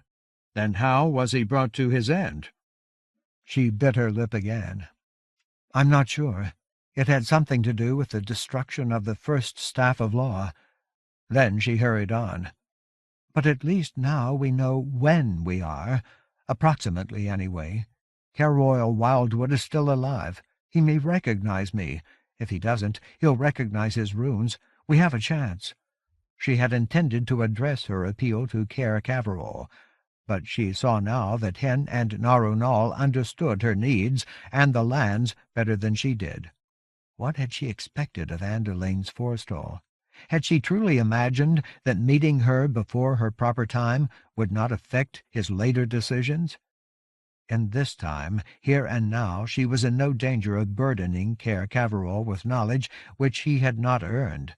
The Ranahan had spared her a potentially catastrophic miscalculation. "Thus," the main thrall observed proudly, "Hen and Narunal vindicate their wisdom once again." Then he admitted, "Yet queries remain. Are you able to summon the forestall? To attract his notice is both perilous and necessary. And will he heed your desires? If the tales are sooth, Caroil Wildwood will not grant a kindly hearing. Even in the days of dark Grimmardhor, Garrotting Deep was deemed the most wrathful of the forests. You have encountered this forestall and lived, aye, and were given ambiguous boons. Do you conclude, therefore, that he will bestow the knowledge you seek, though you wish to preserve a world in which he does not exist, neither he nor any forestall? Ringthane, if you are able to gain his heed, how will you sway him?" "How may life endure in the land?" Linden watched birds soar like questions among the trees. Beyond them, Garrotting Deep brooded over its innumerable wounds and grievances, its savage hungers.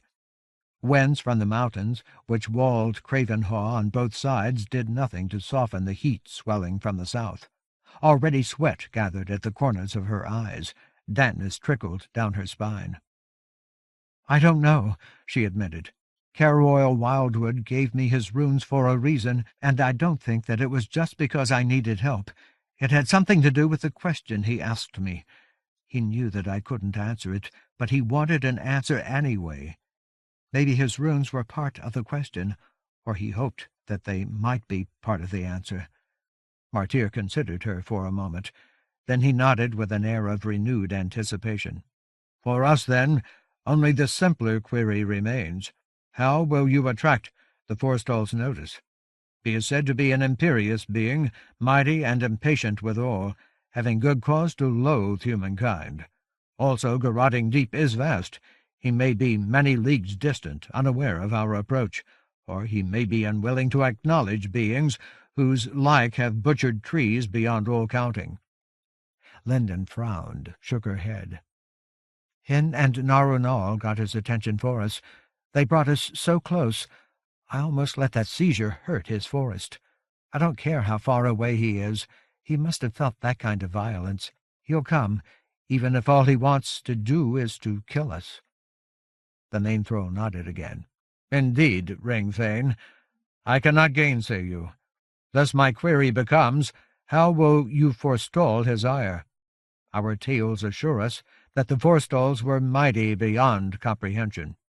How otherwise did their puissance suffice to forbid the ravers from the upper land?" She shrugged. "I'm not exactly helpless myself." She had different concerns, fears that baffled her. How may life endure in the land? They were laden with doom. Just be sure you come back. "But I won't fight him." She, too, loved trees, and she had not forgotten the lessons of Gallows How. "I won't have to," again she said. He'll recognize his runes." For another moment, Martyr scrutinized her as if he sought to gauge her resolve. Then he nodded once more. "As you say, Ring-Thane, as ever the deeds of the great horses conduce to hope. I grasp now that there is a fitness to your purpose. My own desires are thereby justified. Come good or ill, boon or bane, I will regret no moment of our quest." "All right," Lendon murmured. Gradually her attention shifted away from her companion. "Then all we have to do right now is wait, and try not to go crazy." What choice did she have? She did not want to think about Jeremiah, about people and loves that she had left behind and might never see again. In one respect, her presence in a time where she did not belong was no different than any other crisis. In fact, it was no different than ordinary life.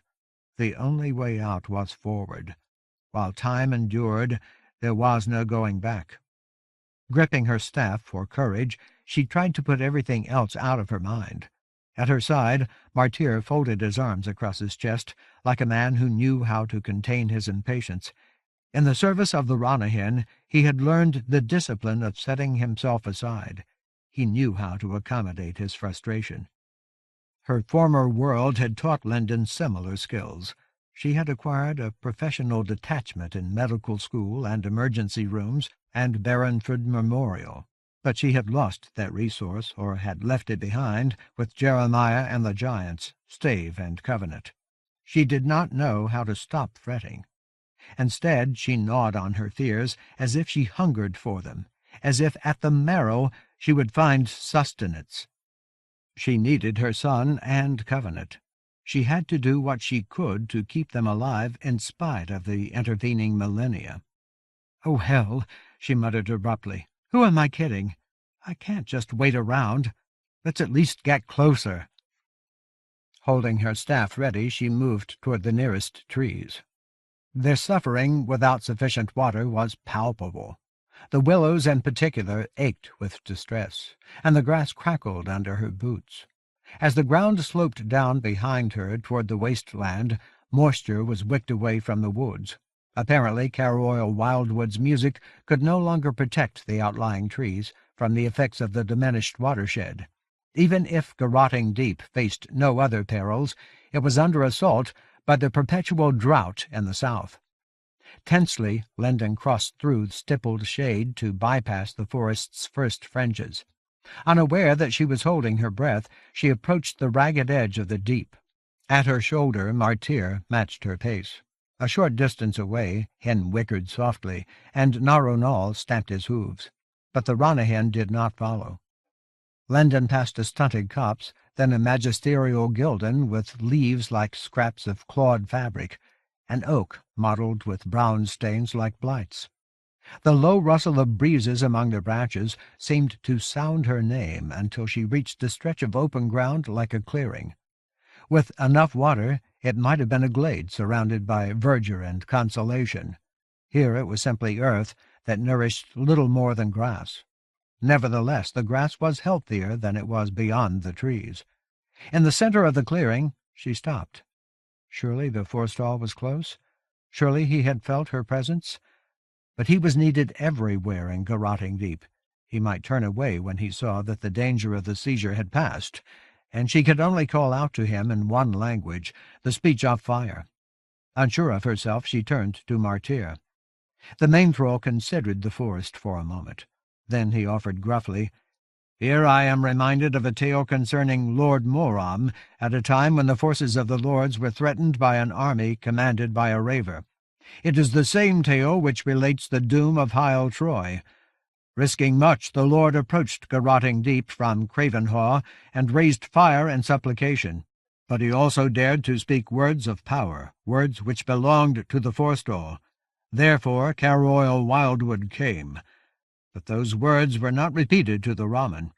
The tale is known to us only because it was shared by Banor and others after the Harukai had withdrawn from their service as the Blood Guard. They are a reticent people, as you know." Martyr sounded grimly amused, and did not tell the tale fully. "I wonder what they were," Lendon mused absently. Her ears strained for hints of Carroll Wildwood's singing, the poignant and ethereal melody of the forestall's strength. A seizure should have been inconceivable in this time. How could any lover of trees ignore such a threat? Apparently Carroll Wildwood could not. When Martyr had been silent for a while, and Linden's trepidation seemed ready to burst out of her chest, she heard the first notes of a song that rent her heart.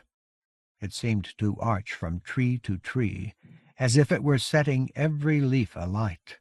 Its power was unmistakable, a force as fraught as wild magic, but its potential ferocity was muted, held in abeyance, perhaps because its full might was not needed to rid the deep of two mere humans, or perhaps because the forestall was curious in spite of his unrelieved wrath, or perhaps because he recognized.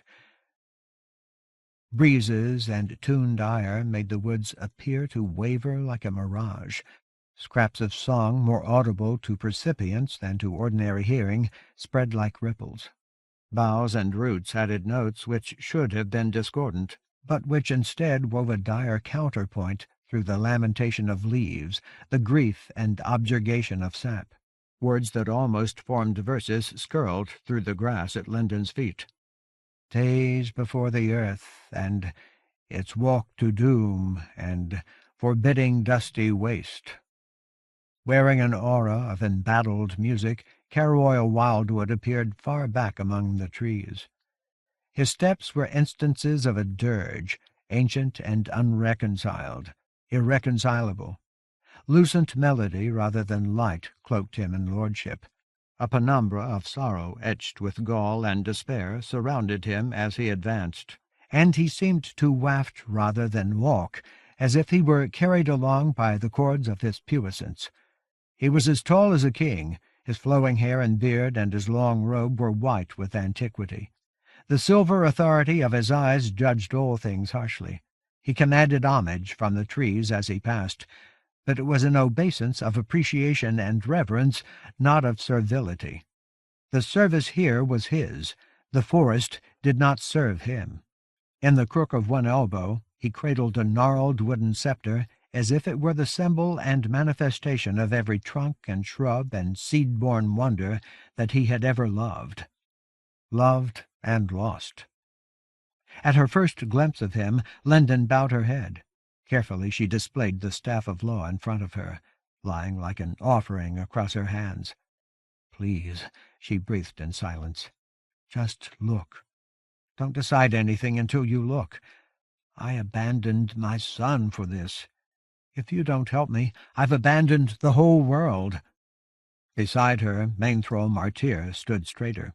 He held up his head as if he wanted to emphasize his bandage, the ruined sockets of his eyes, wanted the forestall to see that he was unafraid in spite of his blindness. At the edge of the clearing, Carroll Wildwood stopped. He did not deign to come closer. He did not speak. His tune, in its myriad voices, spoke for him. "My leaves grow green, and seedlings bloom. I inhale all expiring breath, and breathe out life to bind and heal. My hate knows neither rest nor weal." Linden ached to sing with him. If she could have replied with melody, he would have known that she had no wish for harm, not here, not in any forest. But she did not know the rites and cadences of his lore. Even her own magics were mysteries to her. She could not address the forestall in his natural tongue. Still she had to try.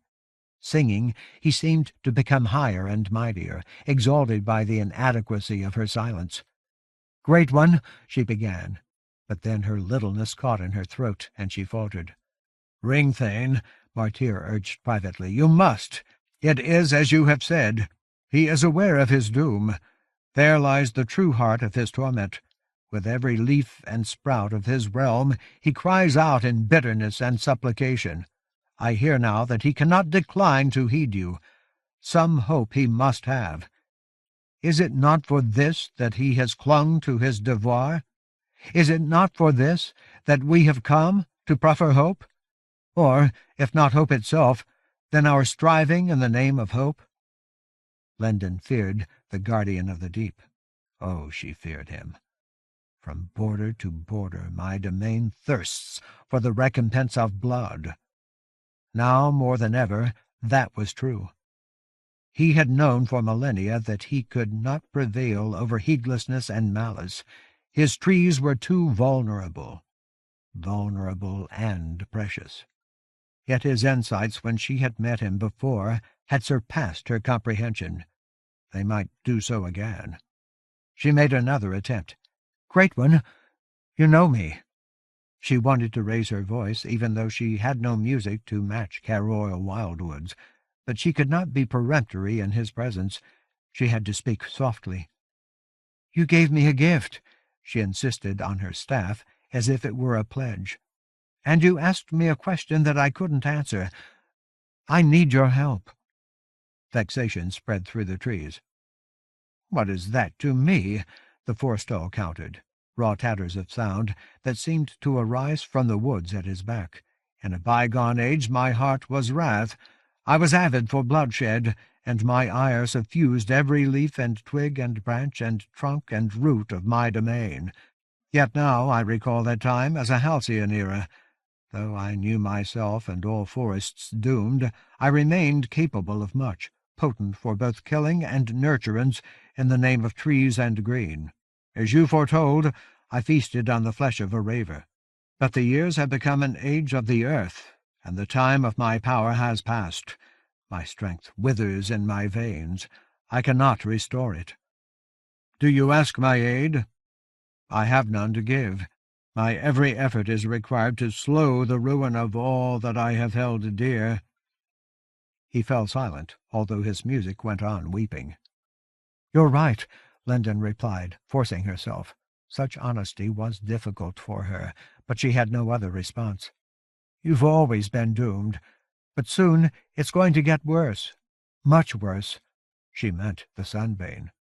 "The clave is going to create an evil like nothing that the land has ever seen before, and it won't stop even when it has destroyed every last fragment of the one forest. Eventually even Caer Caverall will be gone. He'll reach the end of himself and let go. But long ago I told you that you would have a chance to make a raver suffer. Now I tell you that the coming evil will be stopped. White gold and law and love will cast it out. A new forest will grow, Salva Gildenborn, and it will be vast.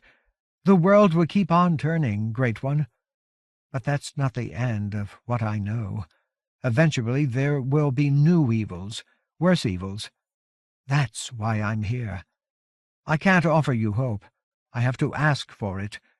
I need forbidding. I need to know how to forbid. Otherwise my time will be as doomed as yours. Where I come from, the world won't keep on turning. The evil has gone too far. Nothing except forbidding can save it." "What is that to me?" the august figure asked again. "The end of my days crowds close around me. I cannot forbid the waning of my own strength. My trees must perish. What will you forbid that I have not already failed to prevent? Soon or late all things come to dust. I have no other purpose than sorrow." "Now, Ring-Thane," Martyr breathed like the breeze, "you are acquainted with despair. Hearken to his, and he will heed you. His song speaks to my heart. In this he and I are one." Lendon winced. She understood the main thrall. She feared that she understood him too well. She had been given hints enough, but she could not afford to falter in her purpose. "Great One, look at me," she implored. "Look at my staff. This blackness is lamentable. Look at your runes. You know what they mean. You gave them to me long ago, but even then you saw what was coming. You could already feel the hopelessness that eats at you now. You were so angry then because you were fighting your own futility. That's why you asked me a question. How may life endure? Now I've come back. You've been waiting for millennia, and I'm finally here. Let me try to answer you. Let me tell you why I need you." The forestall did not reply at once.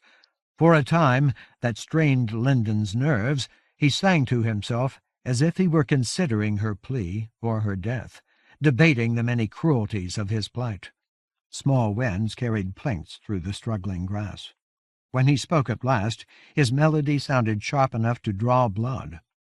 "Then come, human woman," he gestured imperiously with his scepter. "Bring your companion if you must. If you would dare my scrutiny, you must stand upon gallows How. In the presence of my doom and denunciation you will speak. There you will live or be slain." Before Lendon could give her assent, Martyr's voice rang out, pealing against the chime of the wildwood's music. "What of proud Narunal, great one? What of Hin, loyal and loving? They are Ranahin, as revered as trees. Without them we are lost." For a third time Caroil Wildwood demanded, "What is that to me?" Then Lendon no longer stood on open ground. Ripples altered the surface of her senses, and she drifted among the trees where the forestall had waited. The forestall himself was gone. His song remained. It summoned her like a geas from the depths of the dark deep. While she staggered within herself, the fringes of the forest wavered like disturbed water. She stepped without transition onto a thin track, like a path for deer, wending crookedly among monarchs thick with age. She had no sensation of movement, but she had already come far. Aching branches swathed her in shadows defined by sunlight falling cleanly between the leaves. Caroil Wildwood was drawing her toward the heart of his domain. Doing so, he seemed to call her in the direction of her own past and the land's. With every stride, she crossed decades and leagues, as if they were seamless, woven together by the fecund mutter of music from 1,000,000 voices. Vaguely she was aware that Mainthrall Martyr walked at her side, passing farther and farther into garrotting deep and time. He did not speak, and she did not. Like her, he appeared ensorcelled by the counterpoint of the forestall's ubiquitous song. Together she and her companion travelled among changes in the terrain, hills and streams, low stone buttresses grey with age and clad in moss. Complex trails like a web of welcome for the animals that enriched the woodland. Variations among the trees themselves measured the progression of leagues, stands of new growth interrupted by the magisterial contemplation of ripe oaks, thickets crowded with orchids and aliantha, vibrant tracts of aspen and cottonwood on higher ground in the west, draped cypress and willow in lowlands, and swales to the east.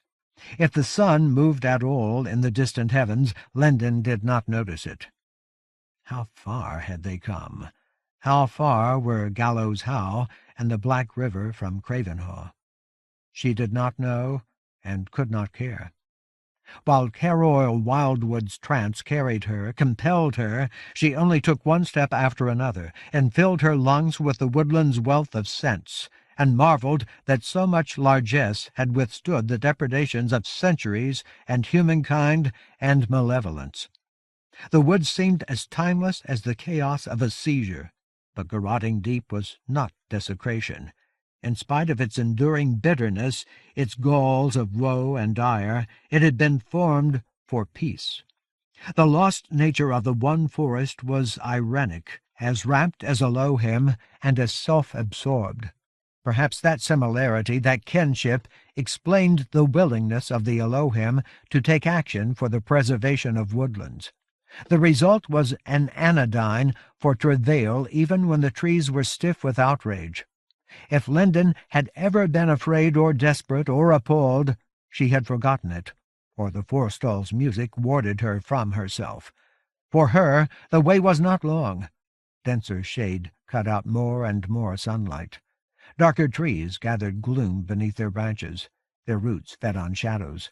Vines like hawsers tangled the underbrush on both sides of the trail where she and Martyr walked. Swaths of leaves looked as black as dying blood, except when brief glimpses of the sun revealed their true green. After unremarked moments or hours, she found herself approaching the barren slope of Gallows How. The hill seemed higher than she remembered it, higher and more cruel, as if it had absorbed a terrible increase of savagery from the killing of the raver's physical form, the destruction of a fragment of the ill-earth stone. The very dirt radiated hunger, thirst, desire, as though every clod and pebble craved the taste of blood, of slaughter enough to drench the soul of the forest. Here the deep had no language for its bereavement except rage. Utterly dead, the howl piled darkness upward as if it were impervious to sunshine, as if no light from the heavens could touch it. And near the crest arose the two dead trunks which supported the forestall's gibbet. From the branches of the crossbar hung two nooses, ready and willing. Beside his gibbet, Caroil Wildwood stood with his arms folded over his sceptre, as if he had been waiting for an age of the earth. Around his neck he wore a garland braided from the stems and blooms of accusations. The song he spread around him had once been a dirge, but it had become as harsh and heavy as drum beats announcing judgment. His presence stopped Lendon and Martyr at the foot of the slope. "Ringthane," the main thrall breathed, suddenly aghast. "This place, mane and tail. Tails name it, but no Raman has beheld it. It is the forestall's heart. It cannot be answered." "I know," Lendon said hoarsely. The labor of her pulse seemed to clog her throat. "But he has a right to it. I felt like that, and all I lost was my son. What he's suffered is worse. The Elohim made this possible."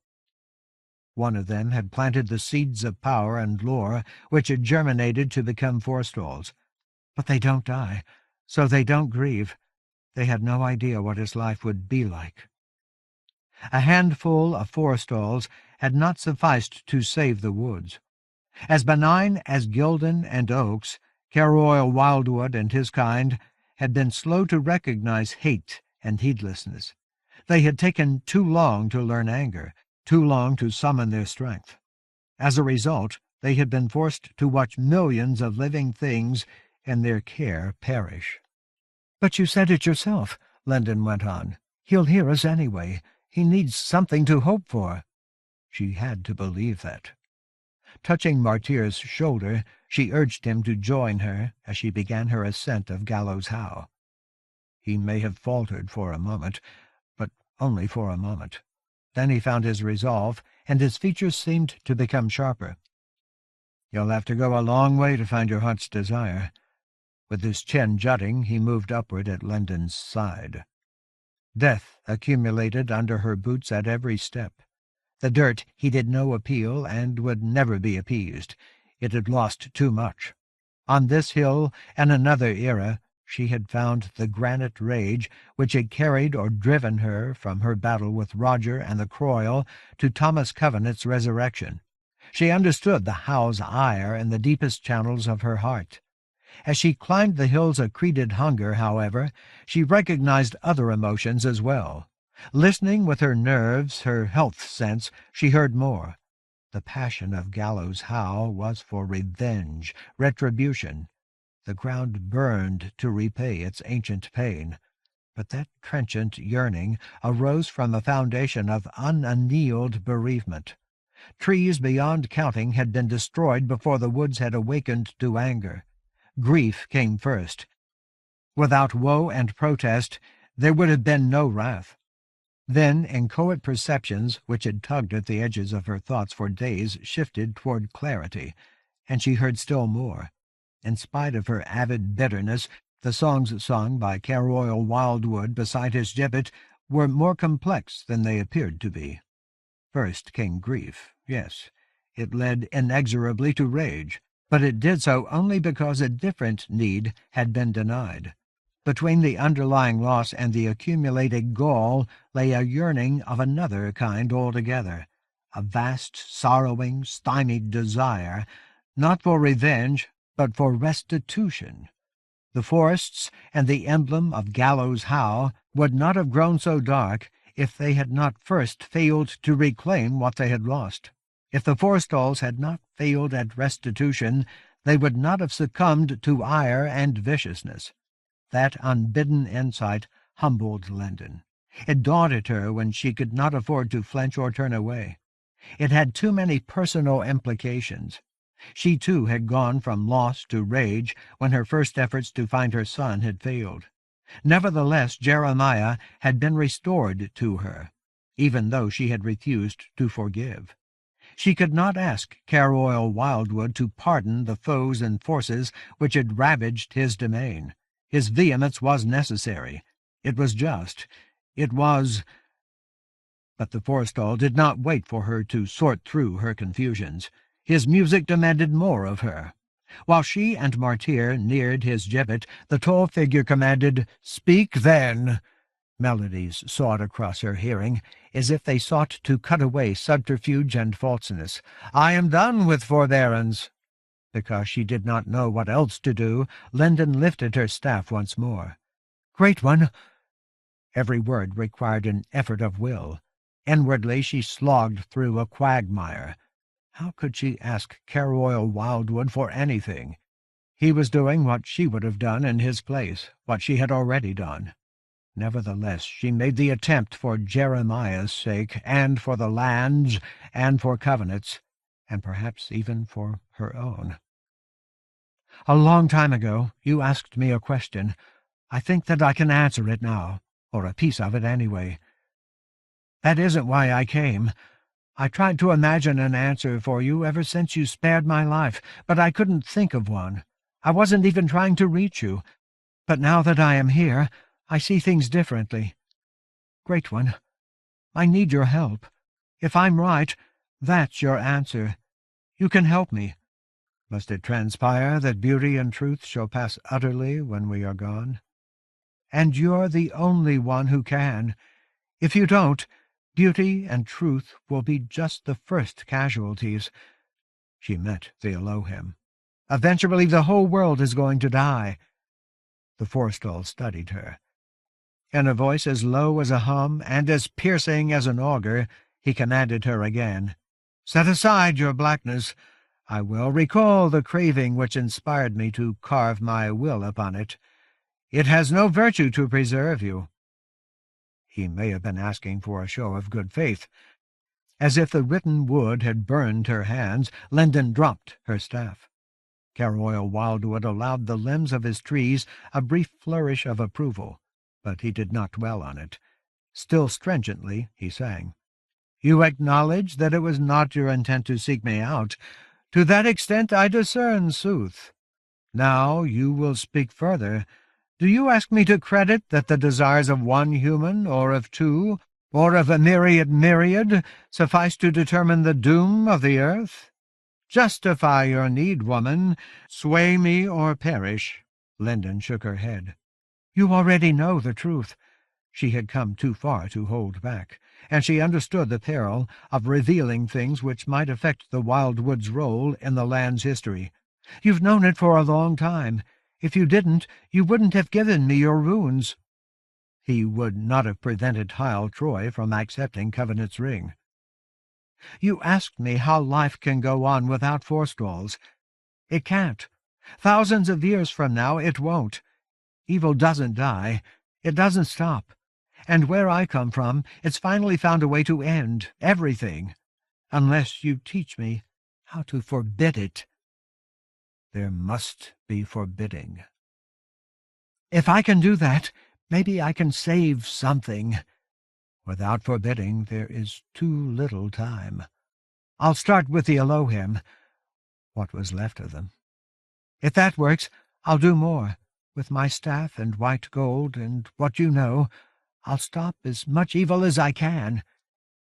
"If it is not opposed by the forgotten truths of stone and wood." "But I can't do anything without the power to say no. You blocked the ravers from the upper land. I need to learn how you did that. I need to be able to do the same thing. If you don't teach me, you might as well give up." From her perspective, his surrender had already happened. Something had driven Caroil Wildwood to abandon his devoir long before she had first entered the land with Covenant. "There won't be any hope for any of us. Do you need a future for trees, Great One? This is your only chance. Without your help, I'm as lost as you are." Silver flared in the Forstall's eyes. It limned his gibbet and the surrounding trees, gave them a spectral cast, as if they were etched with presentiments of ruin. The music of the woods became a threnody, forlorn and irredeemable. Leaves rose and sank like sobbing on their twigs. Song fell like tears on all sides. "Then you are lost indeed. You speak words which you deem sooth. That I acknowledge, and you have striven to satisfy my query. That also I acknowledge. Therefore I will not require your heart's blood to repay the hurt inflicted by your plea. But I cannot grant your desire. You are human and ignorant, incognizant of deeper truths. You do not grasp that the forbidding which you seek is not lore. It is neither knowledge nor skill. It is essence. It is both my nature and my task. I cannot impart it." His response was as simple as a sigh, and as fatal as an earthquake. Lendon staggered as if the howe itself had shuddered under her, refused her. "Cannot?" she wanted to wail in chagrin. "You cannot? After what she had done?" But he was Caroil Wildwood, the forestall of garrotting deep. His grandeur and grief silenced her protests. Instead of yelling, she floundered for arguments. "Then how did you make your interdict against the ravers?" Her voice trembled on the verge of breaking. "If you can't impart what you are, how did the Colossus of the Fall keep ravers away from the upper land?" Abruptly, Martyr took a step forward. Like the woods around the howe, like the gallows, he looked sharp with intensity, whetted by the forestall's shining. His eyeless visage seemed to yearn. His hands were ready for his garrote, for some demand that required death, but the wildwood did not regard him. "By transformation," the forestall told Lendon severely. "By the alteration of essence. There is no other means. The Elohim who became the Colossus of the Fall ceased to be who she was. She was made stone and could not unmake herself. Therefore her refusal endured. It did not wane until the forests dwindled, too grievously diminished to sustain her." While Lendon cried out inwardly, unable to articulate her sudden despair, Martyr took another step forward, upward. Then he stopped, holding himself poised as if for battle. "Great One," he said, insisting on Caroil Wildwood's attention, "the world of our time requires forbidding, and the forest of our time requires a forestall to wield that stricture." His tone defied contradiction. "You have it within you to create another of your kind, as you did with Cair Caverol. Do so again with me. Make of me a forestall for the woodland, which will arise when its time has come, and for the preservation of the world. Permit me to carry on your labors. Share with me your mighty purpose, for I have none of my own, except to stand with those who shed their lives for the land's sake." He was certainly as blind as Hyle Troy had been, as blind and as valiant. Like Troy, he had already chosen his doom.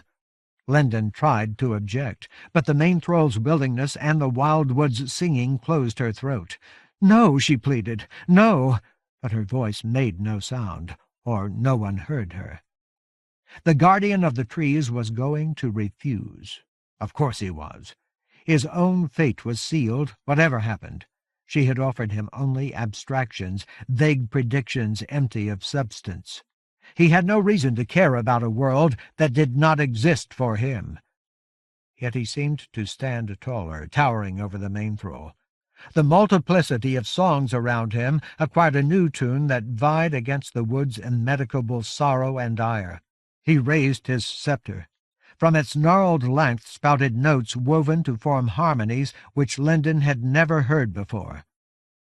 "That gift," he pronounced, as if it were a sentence of death, "is mine to grant." Oh, Martyr! Were all of her friends going to sacrifice themselves? If she had snatched up her staff, she might have been able to intervene. She could at least have made the effort. And betimes some wonder is wrought to redeem us. But she did not move. Perhaps she could not. Or perhaps she simply understood. "I seek a tale which will remain."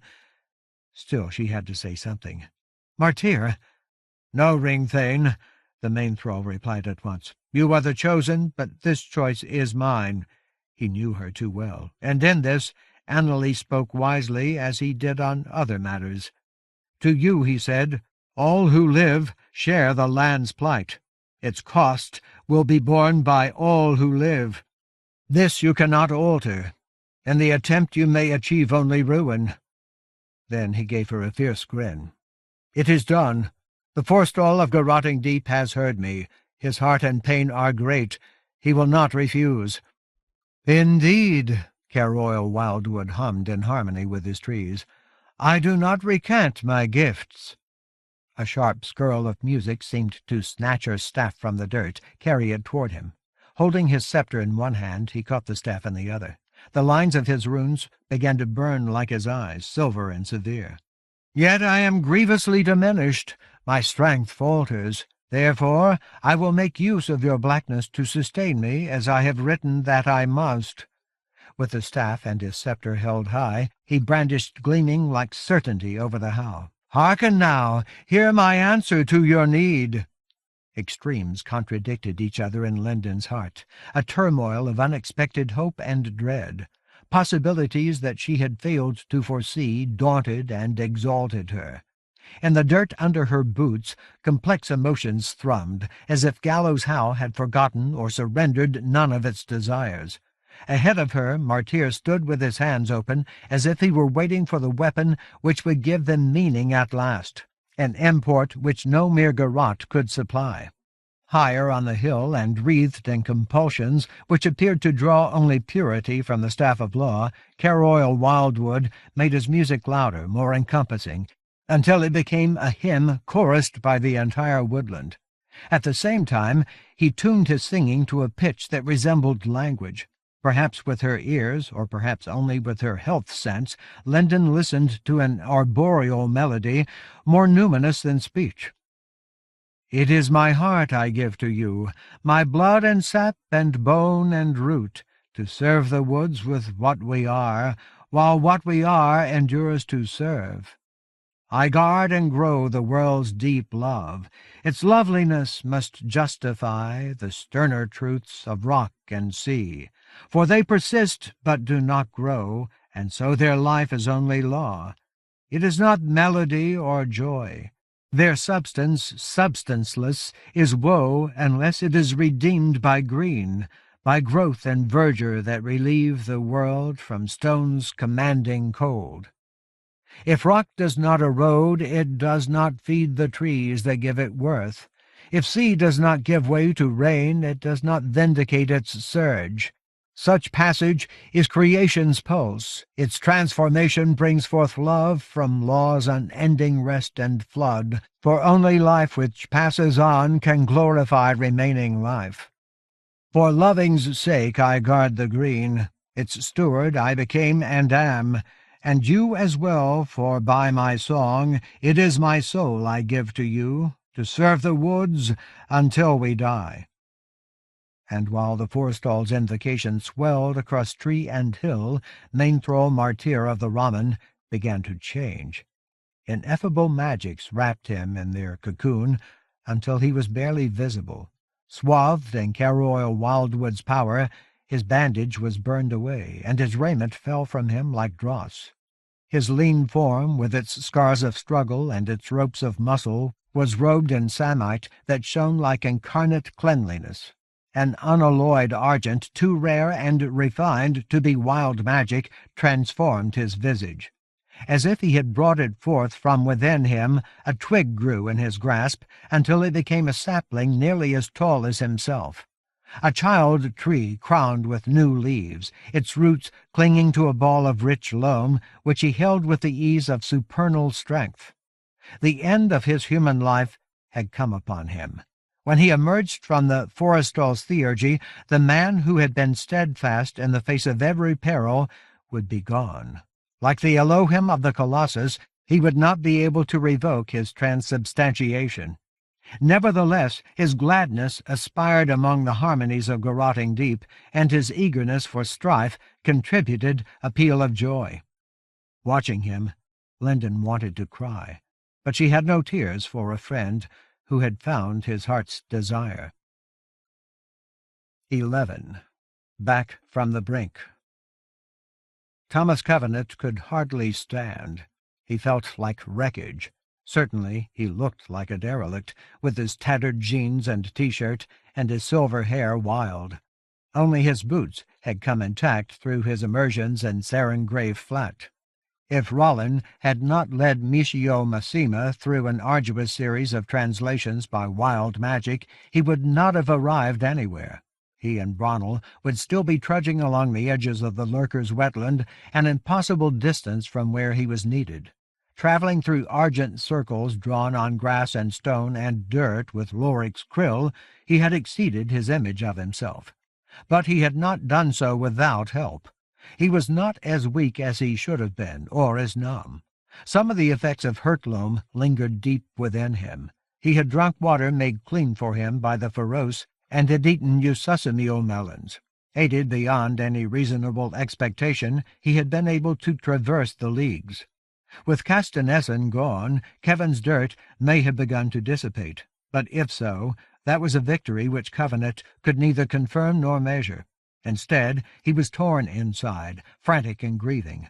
Clime's death remained as vivid as scars, as harsh as Jones. The worm was coming.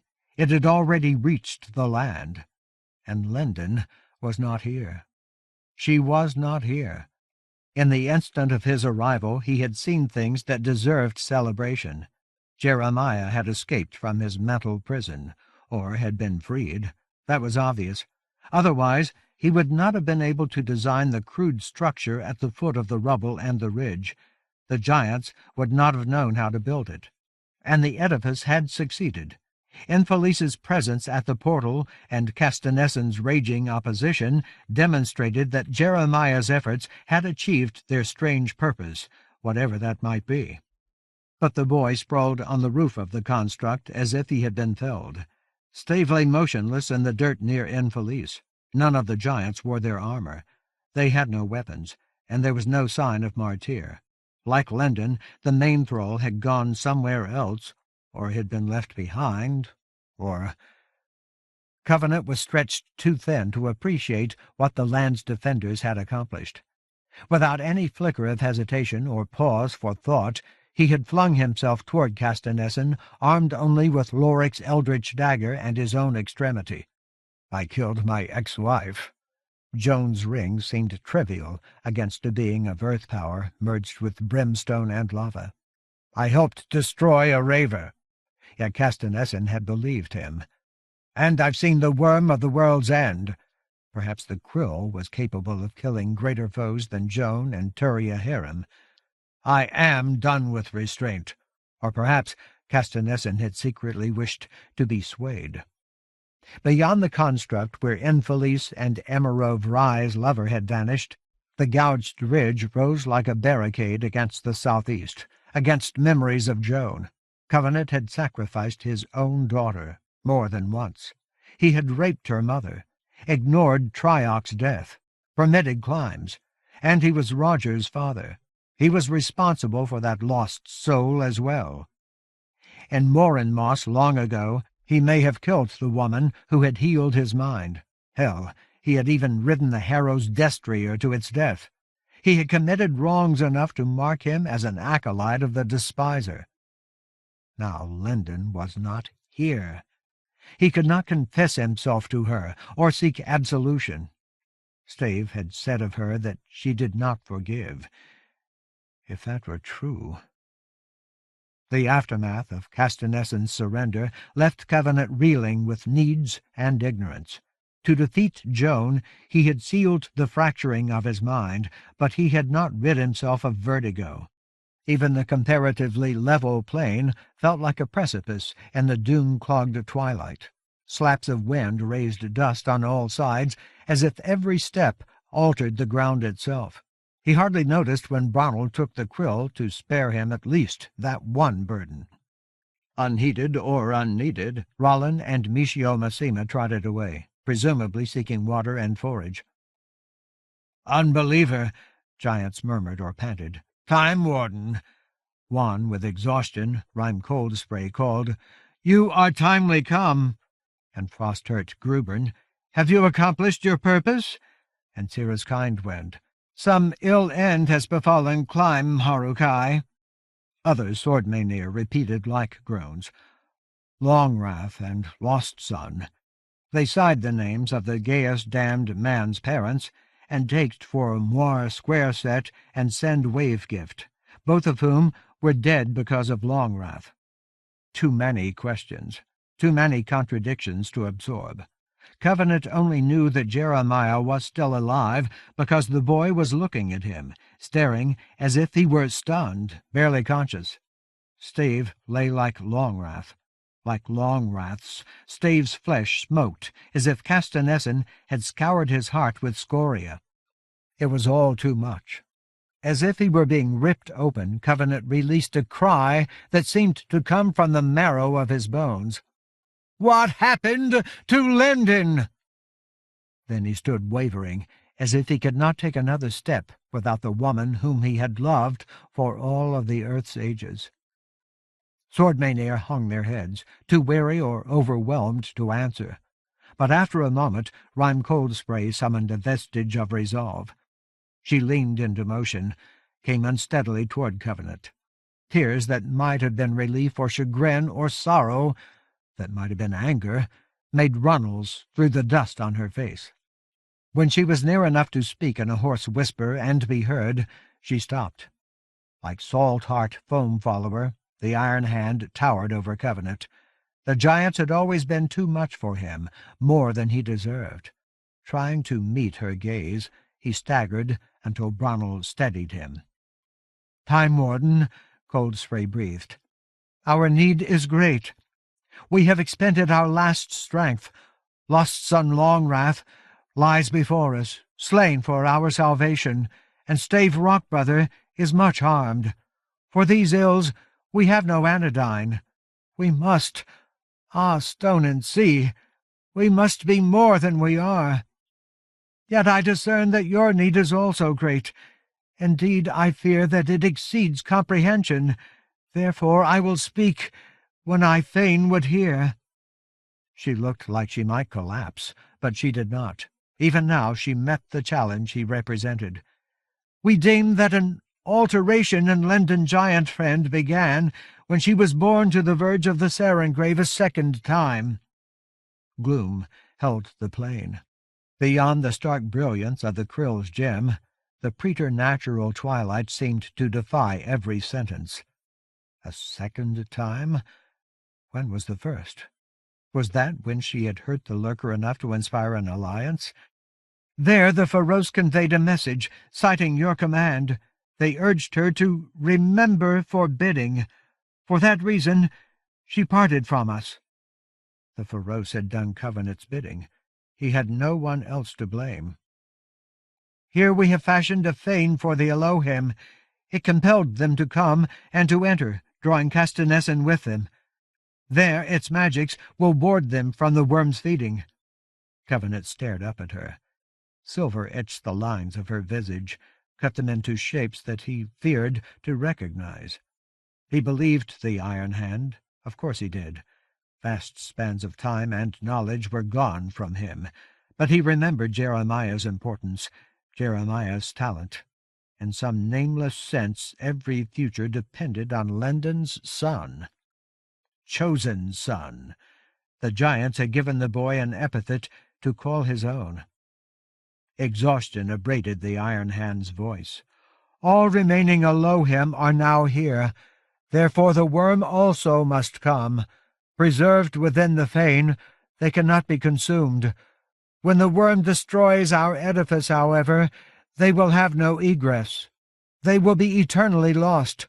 For this reason, Linden Giant Friend determined that the worm must be turned aside. That, at least, Covenant understood. The worm would come. It was coming. He wanted to ask, then why gather all the Elohim in one place? But he knew the answer, to give them a chance. They were helpless otherwise, and their presence here would not hasten the earth's demise. Having reached the land, and having been blocked from Mount Thunder, the worm was bound to sense the location, the comparative proximity of its final food. It would have come this way no matter what Jeremiah and the giants did. But it was not here now. The crazy turmoil of winds might mean anything. The clotted darkness on the northeastern horizon had more than one possible interpretation. Therefore, Linden Giant Friend has invoked and entered a seizure. Accepting only Mainthrow Martyr as her companion, she seeks the deep past of the land, where it is her hope that a forestall will impart to her the forbidding which the world's peril demands. Without Bronnell's support, Covenant might not have been able to stay on his feet. The deep past. Oh, hell. Joan's death had not put an end to seizures. In spite of everything, Linden was still exceeding his expectations. Bronnell's expression was unreadable, as inarticulate as a mask of marble. However, his gaze was fixed, not on Rhyme Coldspray, but on Stave. Mind to mind, the humbled may have been asking the former master for confirmation. How had Linden persuaded Stave to let her go without him? At the end of her determination, the Iron Hand said, "If she succeeds, and if the arch does not fall, and if she is able to return, she will endeavor to refuse the worm from this place." Covenant groaned aloud. Linden's absence was his doing. He had pushed her toward a risk so extreme that merely hearing it described made his pulse falter in his veins. He had been pushing her ever since she had returned to the land, even though every stricture of law and time had screamed against such intervention. If she failed, the fault would be his. But what else could he have done? He could not have acted differently without ceasing to be who he was. Rhyme Coldspray was waiting. Her comrades were waiting. He had to say something that was not more self-recrimination. He had done enough of that. It served no purpose. And Linden was not here to heal or curse him. Goading himself, he rasped, "You already know some of my story." The sword Mainir had heard his challenge to Castanessen. "Joan is dead. I rode the Harrow's horse until I killed it. We almost lost Mornim and Nabon, but they saved me. Then we went after Turia, Bronnell and me, and Clyme." Now that he had made a start, he meant to continue, but Coldspray held up her hand, asking him to pause. Other giants were coming closer. Limping arduously, frost-hurt Grubern led the way with Latebirth and Cirrus Kindwind at her back. Onyx Stonemage and Stormpast Gale's End moved like cripples, supporting Cable Darm between them. Wheezing, Hailhole Bluntfist labored after them. As the women gathered beside the Iron Hand, Covenant went on. "Some things I have to guess," he admitted, "but I gather Linden had a run-in with the Lurker. You were probably there. Whatever happened, it got that monster's attention. Apparently Horam Carabol can feel the worm coming. It doesn't want to die. It needs more power, but it couldn't beat Linden, or you and Linden. So the Feroce found me. They had accused him of being the Pure One. They offered us an alliance, in pain and desperation. Mutual help, safe passage, that sort of thing. Already he suffers the presence of one who wanders lost within his realm. That must be how Longwrath got here. The Lurker let him through, and dozens of those little creatures died helping us get to Joan." His listeners nodded again. Silver reflected like keening in their eyes. Longwrath's attack on Castanessen must have astonished or appalled them. They had tried so hard to follow his gaze with him until he found peace, but they did not interrupt. "After that," Covenant said, fierce and quavering, "I wanted an alliance myself." He dreaded memories like this one. They were as piercing as images of Joan. "It isn't hard to imagine we're going to need all the help we can get. And I was afraid Turia would take the Lurker." He did not mention the former guardian of the One Tree. The Sword Mainir would recognize Bryn's name, but Covenant had no courage to spare for that explanation. "Once I learned how to jump across leagues, we went after the Raver. We didn't catch up with him until he was in the Sarengrave. I tried to kill him, but I couldn't. Clyme and Bronnell did it." In spite of his private horror, He could not gloss over this detail. The giants needed to hear it. They would understand, and the humbled deserved at least that much homage. Climb let Turia possess him, like Hanan's crave in Revelstone. Then he held the raver while Bronnel cut him to pieces. Covenant remembered hacked flesh, severed bones, blood.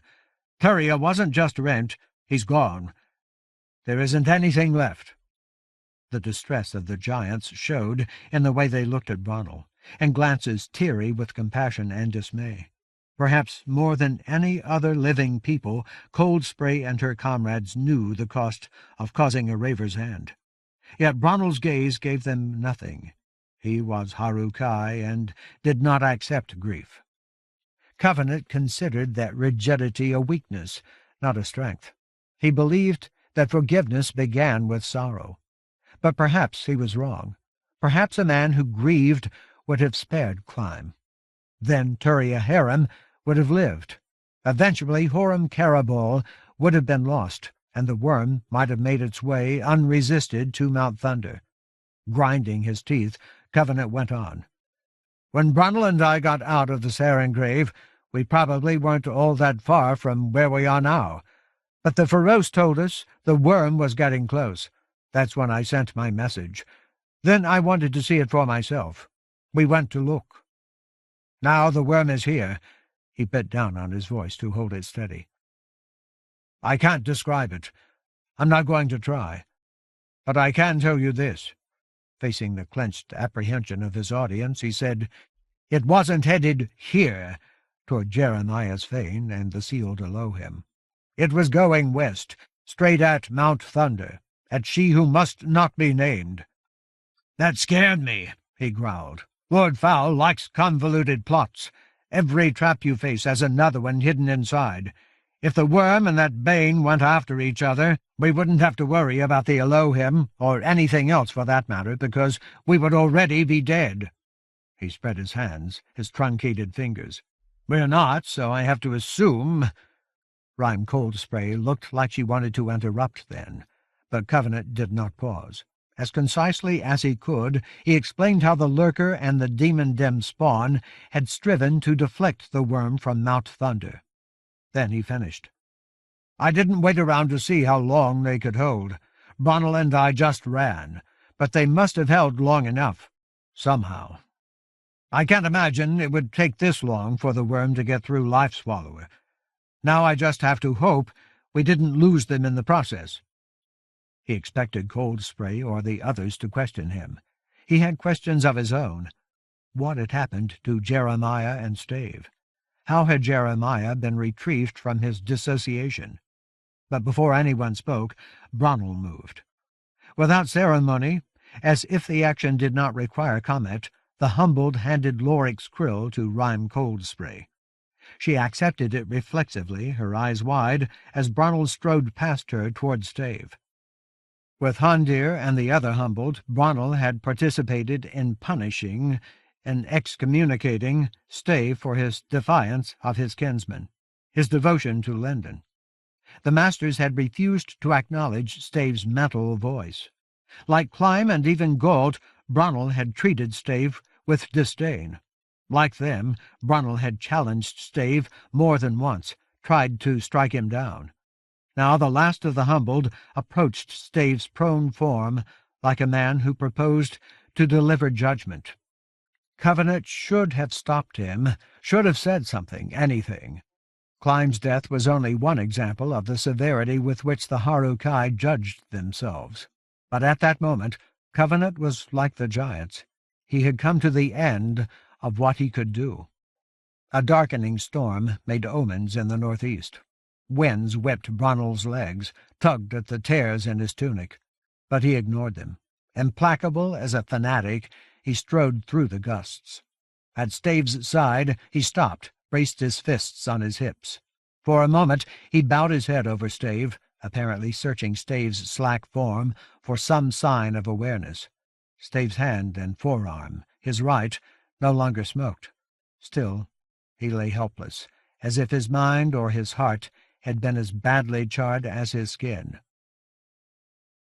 "I have named Stave Rockbrother," Cold Spray announced. She may have been warning Bronnel, but she seemed unable to raise her voice.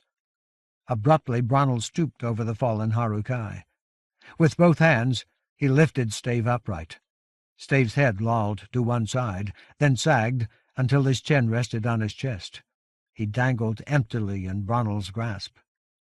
In a blink of motion so swift that Covenant barely understood it, Bronnel released one hand and slapped the side of Stave's head. The blow made no sound that Covenant could hear through the wind. Frostheart Groupern winced. Cold Spray lurched toward the Harukai, going too late to Stave's defense. As if the movement were full of pain, Stave slowly raised his head. His lone eye opened. Blinking, he fixed his gaze on Bronnel. Bronnel did not strike again. Unsure of herself, the iron hand halted. Covenant watched with his pulse trapped like a cry in his throat. For a few heartbeats, Bronnel met Stave's gaze. Then Stave's head sagged again, and the humbled nodded once. Shifting his grip, he wrapped his arms around Stave.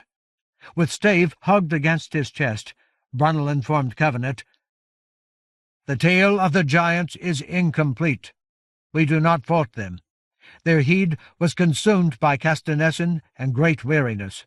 It may be that they did not recognize the plight of Lendon Avery's son. To Stave, however, it was evident that the boy received more than earth power at Annalie's hands. The gift included Annalie's openness to possession. Arriving in his fury, Castanescent entered the boy. His apparent purpose was to drive Infelice into the fane, that he might destroy her with the other Elohim. But Stave intervened. By removing the boy from dirt underfoot, he severed the possession. Hence his burns and his unconsciousness, and the boy's presence atop the fane, where he is warded by stone. There he might readily have been slain. Only Longwrath's coming, and yours, Lord, preserved him. Yet more Stave could not have done. Without aspersion to the sword-Maineer, I assert that no other could have done as much." Fresh vertigo sucked at Covenant. Realities shifted into new alignments. Their implications veered like the world. Somehow Jeremiah had been rescued from his dissociation or had saved himself. A mixed blessing. The earth power with which Annalie had invested Jeremiah had made the boy vulnerable. No wonder Annalie had hidden himself in madness, made himself blind. How else could he have concealed his true abilities, his secret purpose, from the despiser? But Jeremiah did not have the old man's cunning.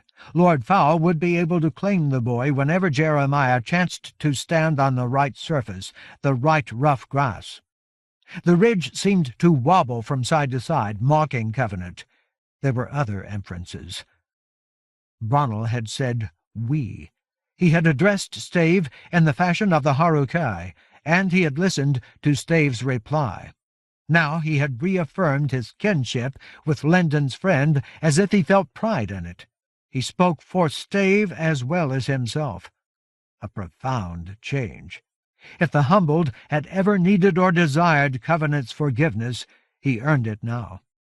Apparently the Iron Hand also had heard and understood Bronnel's "we." She raised the krill so that its gem lit the Harukai. Striving for formality, she replied, "There is no aspersion, Bronnel humbled. There is only praise, both for Stave and for you, and for Clime as well. At a better time we will tell the full tale of Stave Rockbrother's deeds. We will honor your own. For the present, be assured that we esteem your courage and devoir." Indirectly she steadied Covenant. Breathing deeply to calm his private reel, he muttered, "Then I guess Lendon did the right thing when she made Stave stay behind." "Indeed," assented Cold Spray, and Bronnel said unexpectedly, "In this the Chosen has shown foresight. I am reminded of matters which Stave has not forgotten concerning her former service to the land." Another surprise.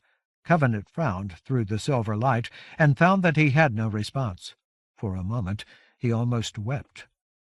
None of the humbled had ever called Lendon by her title. "And Stave Rockbrother himself?" asked Cirrus Kindwind. "How does he fare?" He is closed to our discernment, as you are, Bronwyn humbled. We fear for him." Bronwyn shrugged to indicate Stave.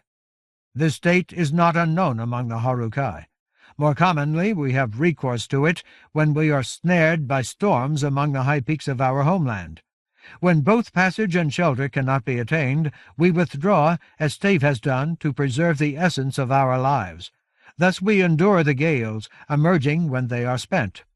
Upon occasion, however, we withdraw similarly to heal otherwise mortal wounds, or mayhap to weather such shocks and virulence as Stave has received. When he has restored himself, he will stand among us once more." Carefully he lowered Stave to the earth, then stepped back to resume his place with Covenant. He may have thought that he had said enough. But Covenant had not entirely regained his balance. "Wait a minute," he objected. "There has to be more to it than that. Stave has touched Castanessen before, and he wasn't hurt like this. Something is different now." "It is, Lord," admitted Ronald, but he did not elaborate. Perhaps Stave had not remained conscious long enough to share those memories. Rhyme Coldspray sighed heavily, a gust torn away by the moiling winds. "I am too worn to bear the burden of Stave's tale. I will say only that he was gravely injured in the razing of young Jeremiah's fane. We will speak further when we have rested. I cannot remain upon my feet." In fact, Covenant suspected that she was close to fainting, and the condition of her comrades was no better. Cabled Arms was worse. Even to his blunted sight, it was obvious that the injured giant could not stand without support. "Then don't worry about it," he said unsteadily. "We'll have plenty of time for tales." A grimace jerked across his face. "Unless we don't, in which case it won't matter anyway. Is there any shelter around here? We should try to get out of this wind." Gruburn glanced at Jeremiah's construct. "Can we not find calm within the fane?" She sounded wistful. "I'm not so chary with Elohim, or indeed of Castanessen, that I would decline to ease my weariness in their presence." When Covenant followed her gaze, he saw Jeremiah lower himself to the ground. A moment later the boy came running, waving his arms for attention. His ragged pajamas, soiled with grime and stained by blood, made him look destitute and desperate. Nevertheless, he was recovering from Castanessen's violation. Together the giants turned to watch him. Rhyme Coldspray held up the krill. He reached the company, jerked to a halt. "You won't see them," he panted. Apparently he had heard Gruburn. "It's just stones. The magic only works on them." A heartbeat later, he flung himself at Covenant, wrapped his arms around the unbeliever. Suddenly he was crying, and fighting to deny it. "I'm sorry. I didn't have a chance. Mom left, and Stave was hurt, and Castanessen, out of nowhere. The Croyle was bad. He's worse, much worse." "I am so glad to see you." Covenant returned Jeremiah's hug without hesitation. He ached for that himself, for any embrace if he could not have Linden's. And he, too, loved the boy. He, too, feared for Linden's son. As carefully as he could, he asked, "What did Castanessen do to you?" Jeremiah swallowed a sob, clung harder. "He broke me." Sudden compassion stung Covenant. Deliberately he eased his own clasp until Jeremiah did the same. Then he held the boy at arm's length, studied every detail of Jeremiah's mien, the rich brown of his eyes, the passionate mouth, the fine stubble on his cheeks, the lines cut by too much suffering. But he could not discern how deeply Jeremiah's hurts ran, or how badly he had been marred. "How did he do that? What was it like?" The question seemed to transform Jeremiah. Ferocity darkened his eyes to the color of rot-laden silt. His mouth stretched, baring his teeth. The lines of his face assumed predatory angles. In an instant he was no longer a boy confused by his wounds. He had become a young man crowded with bitterness. Almost spitting, he snapped, "I'm sorry Infelice let him inside. I'm sorry you didn't kill him. I want him dead. I hate being used, and I don't want to talk about it." His vehemence shocked Covenant. A similar reaction twisted Coldspray's visage, and Grubern's. Bonnell took a subtle step closer, as if he sensed that Covenant was in danger, but Covenant stood taller in front of Jeremiah. With a portion of his own ferocity, his rage for the damaged and the outcast, he retorted, "Then hang on to feeling broken. Hang on to the pain. It can be useful. I should know." Then he lowered his voice. "In any case, Castanessen is different now. Without Kevin's dirt, he's just another victim." Jeremiah looked like he wanted to sink his teeth into Covenant's throat. "I don't care!" "Chosen son," the Iron Hand murmured, a reprimand that lacked the strength to insist. To himself, Covenant groaned. "Oh, Lendon, I'm so sorry." Nevertheless, he held the boy's glare without flinching. Severe as a judge, he demanded, "Then tell me something else. Is that temple a prison?" He already knew the truth, but he wanted to hear it from Jeremiah. He wanted Jeremiah to acknowledge it. It might help. At once, Jeremiah's fury became chagrin. Without transition, he seemed altogether young and vulnerable. "No!" he cried, as if Covenant had slapped him. "I wouldn't do that. They can get out whenever they want." Ah, hell! Covenant's relief was so swift that he sagged against Ronald. Hell and blood. A host of fears drained out of him before he had managed to name them all. Sure, the boy was in pain. His rage revealed the depth of his wounds, but his distress now was as true as his desire for harm, and he had done what he could to forestall the world's end. As soon as Covenant recovered his balance, he moved to hug Jeremiah again. "Thanks," he breathed like a sigh in Jeremiah's ear. "I knew that about you.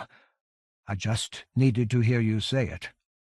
Lendon will be so proud we won't know what to do with her." Jeremiah sobbed again, a small sound like a plea, but he did not stiffen or pull away. Surrendering to Covenant's hold, he asked fearfully, "Will she make it? Will she come back?" He seemed to say, "I don't know who I am without her." Covenant knew how he felt. Striving for confidence, he countered, "She's your mother.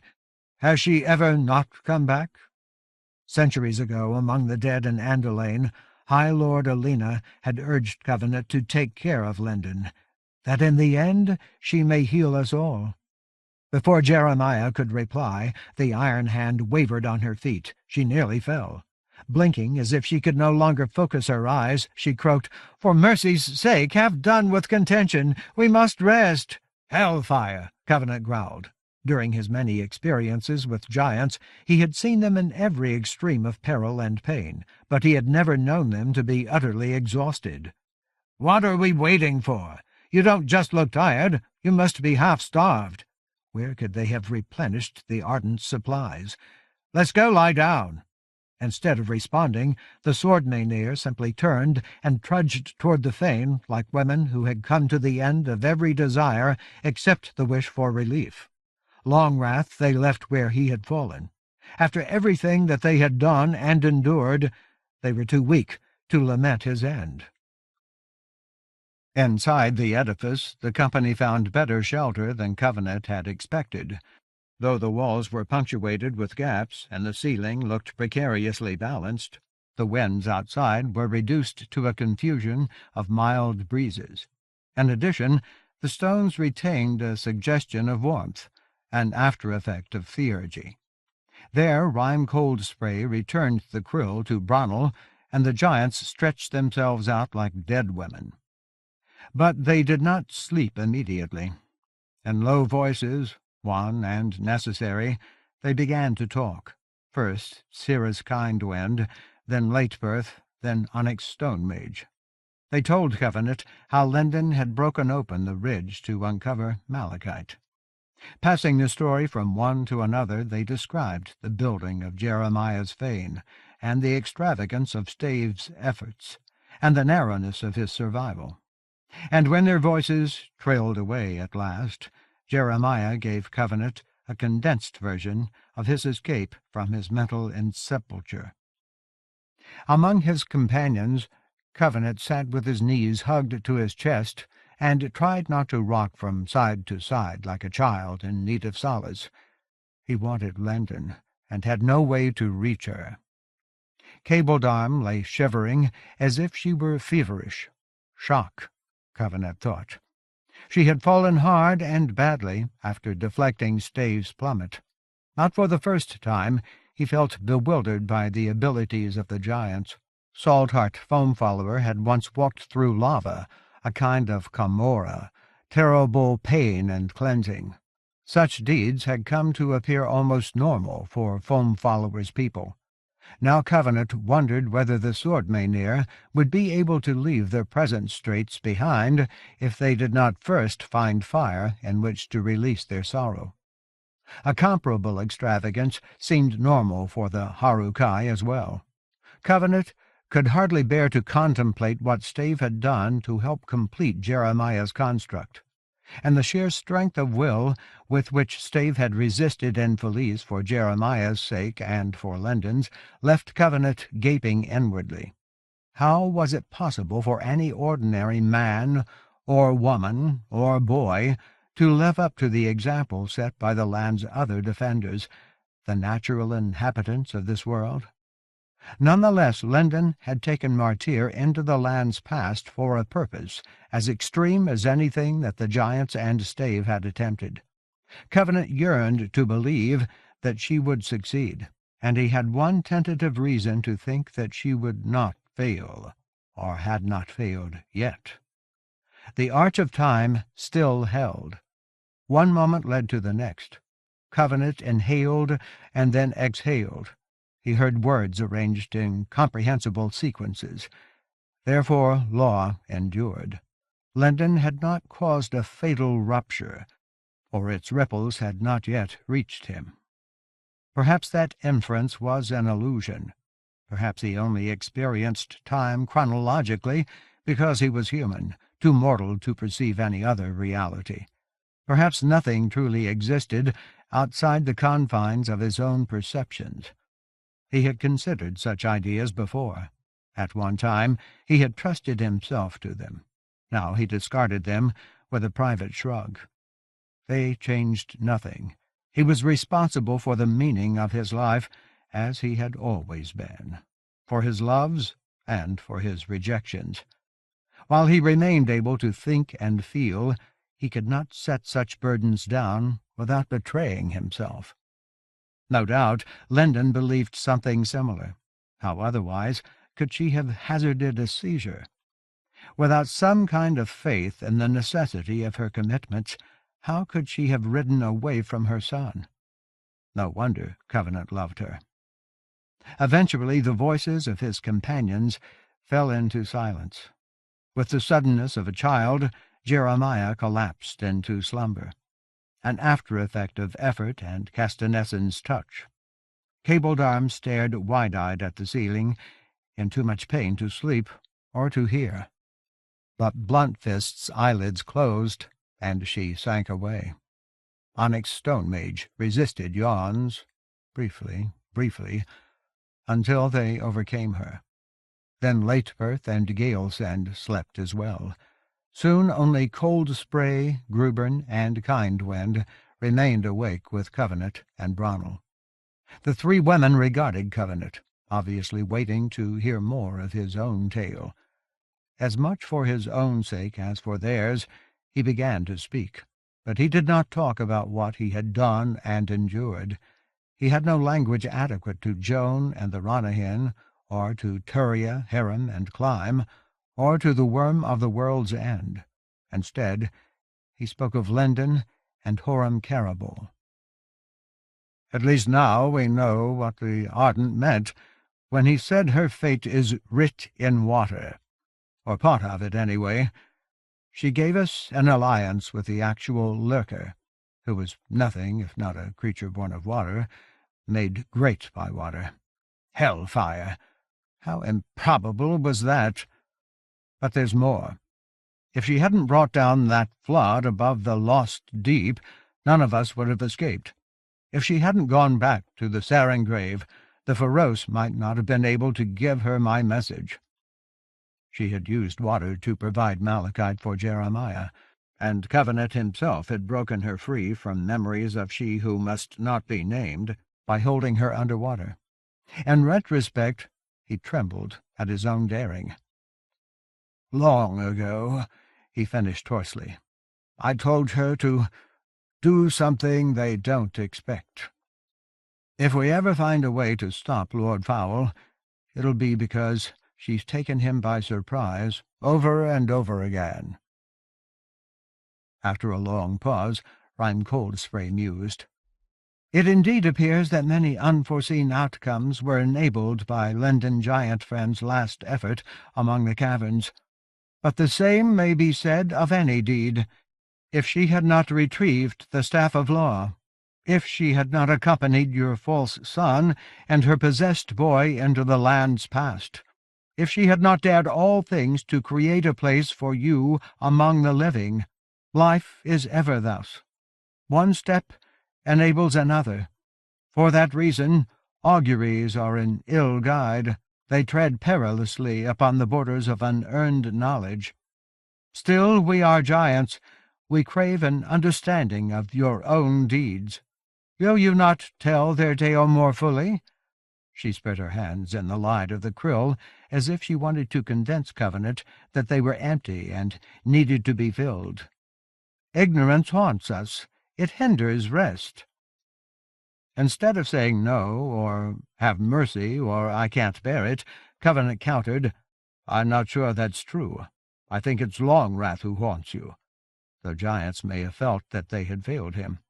"You need a Camorra, and you don't know how to get one. It eats at you." The Iron Hand did not contradict him. Instead, she asked, "Are our hearts so plain to you?" Covenant shook his head. "I only think you need to grieve because I've known giants for a long time. I can't see you, and Kevin's dirt just makes me blinder." Numbness was eroding his ability to hold on. When he could no longer grip, he would be effectively impotent. "Then it will comfort you," interposed Frostheart Gruben, "to hear that Castanessen's vile broom has faded from the heavens. His entry to the Chosen Son's fane has unbound his theurgies. Also, the decimation of the stars has ceased. While the remaining Elohim are preserved, it will not be resumed." Faded, Covenant released his legs, sat up straighter. "Well, damn!" He had assumed that Kevin's dirt was gone, that its bale required Castanessen's constant attention, but he had not had an opportunity to ask for confirmation. "Thank you. If you hadn't built this place," he gestured around him, "I might be useless by now." He had always been useless, without friends. But the giants were not deflected from their concerns. "Nonetheless," Cirrus Kindwind remarked, still probing, "your ailment has gained force, and we fear that you will refuse Lendon Giant Friend's succor, as you once refused Hurtloam and Andalane. It is your resolve that you must not be healed which most drives our desire to comprehend you." Reflexively, Covenant grimaced. In a quiet rasp, he said, "I don't know how to explain it. Leprosy protects me somehow." If Lena had not given him Hurtloam when he first came to the land, he would not have been able to rape her. "Sure, it costs me a lot, but it's also a kind of strength. It makes some things possible that I couldn't do without it." Then, to forestall more questions, he urged, "You should get some sleep. We all need rest. Later I'll figure out some way to give poor Longwrath a Camorra." Once before he had done something similar. "I have Joan's ring, and the krill. I should be able to manage a fire." "Very well," the Iron Hand murmured. She was already drifting. "Though the burden of our woe is great, it is surpassed by weariness." In another moment her head sagged, and she was asleep. Frostheart Gruben tried to swallow a cavernous yawn. Then she did what she could to make herself comfortable on the bare dirt.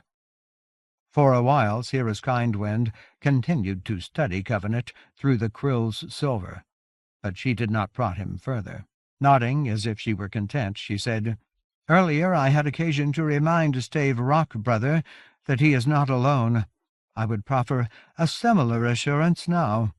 Whatever the substance of your fears or pains may be, you will not be required to confront it alone. We are merely weakened. We are not inclined to forsake you." She hesitated briefly, then added, "And Lendon Giant, friend, has not forgotten her love for you." Before Covenant could decide whether to weep or smile, Kindwind turned away and settled herself for sleep. Covenant dozed for a while himself. Most of his efforts since the struggle with Turia Harem had been mental and emotional rather than physical, but they had drained him nonetheless. He did not mean to sleep while he hoped for Lendon, but drowsiness overcame him, and he sank into a shallow slumber. Later, some preterite instinct roused him, and he jerked up his head to look around. Squinting against the blur that marred his sight, he saw Stave enter the fane. The former master moved cautiously, as if he had become unsure of his balance. His right arm and forearm gave the impression that they ached, but his single eye, as it caught the krill's shining, was clear. It flashed argent at Covenant, as if Stave had gained the ability to see into the unbeliever's soul. Perhaps he had. He had allowed himself to grieve for Galt, his son, and he had let Lendon convince him to remain with Jeremiah. To Covenant, those were astonishing changes.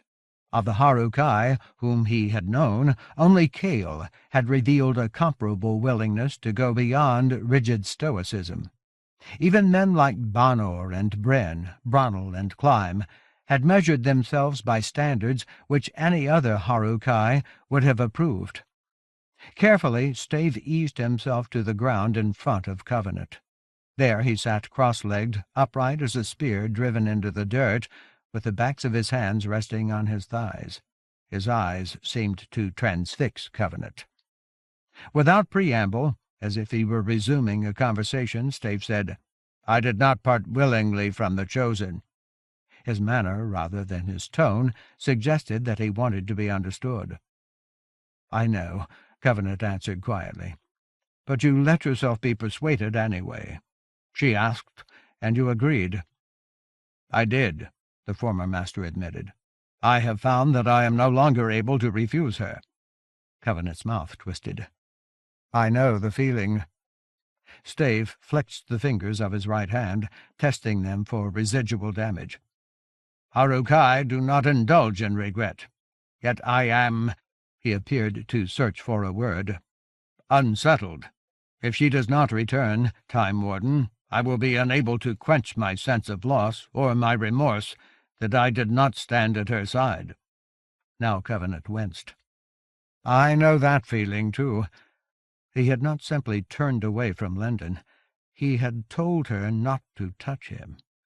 More harshly than he intended, he said, "But sometimes things like that have to be done anyway." Stave nodded. "Necessity demands. It does not countenance denial." Then, unexpectedly, he looked away, as if he, rather than Covenant, had cause to feel shame. "Thus I am compelled to inquire of myself what purpose is served by regret, or indeed by grief." Without pausing to consider his reply, Covenant countered, "How else do we know we're alive?" "By our deeds," Stave answered. "By striving and service, by—" Abruptly he froze. His gaze sprang back to Covenant's. Nothing else moved. After a moment, he released a long breath. "Ah!" His regard did not waver, but his rigidity eased. "Now I begin to grasp how it transpires that you and the Chosen have failed to comprehend the Masters, and how the Masters have been misled in their apprehension of you. You and the Chosen, those of your world, the Chosen Son, Heil Troy. You judge by your hearts. It is by grief and regret that you know yourselves, rather than by deeds and effort and service." In his turn, Covenant nodded. Well, yes. More than once he had tried to explain himself to the Harukai, but somehow he had failed to grasp the question implicit in their notions of service. Grief and regret. What else is there? Those are just other names for love.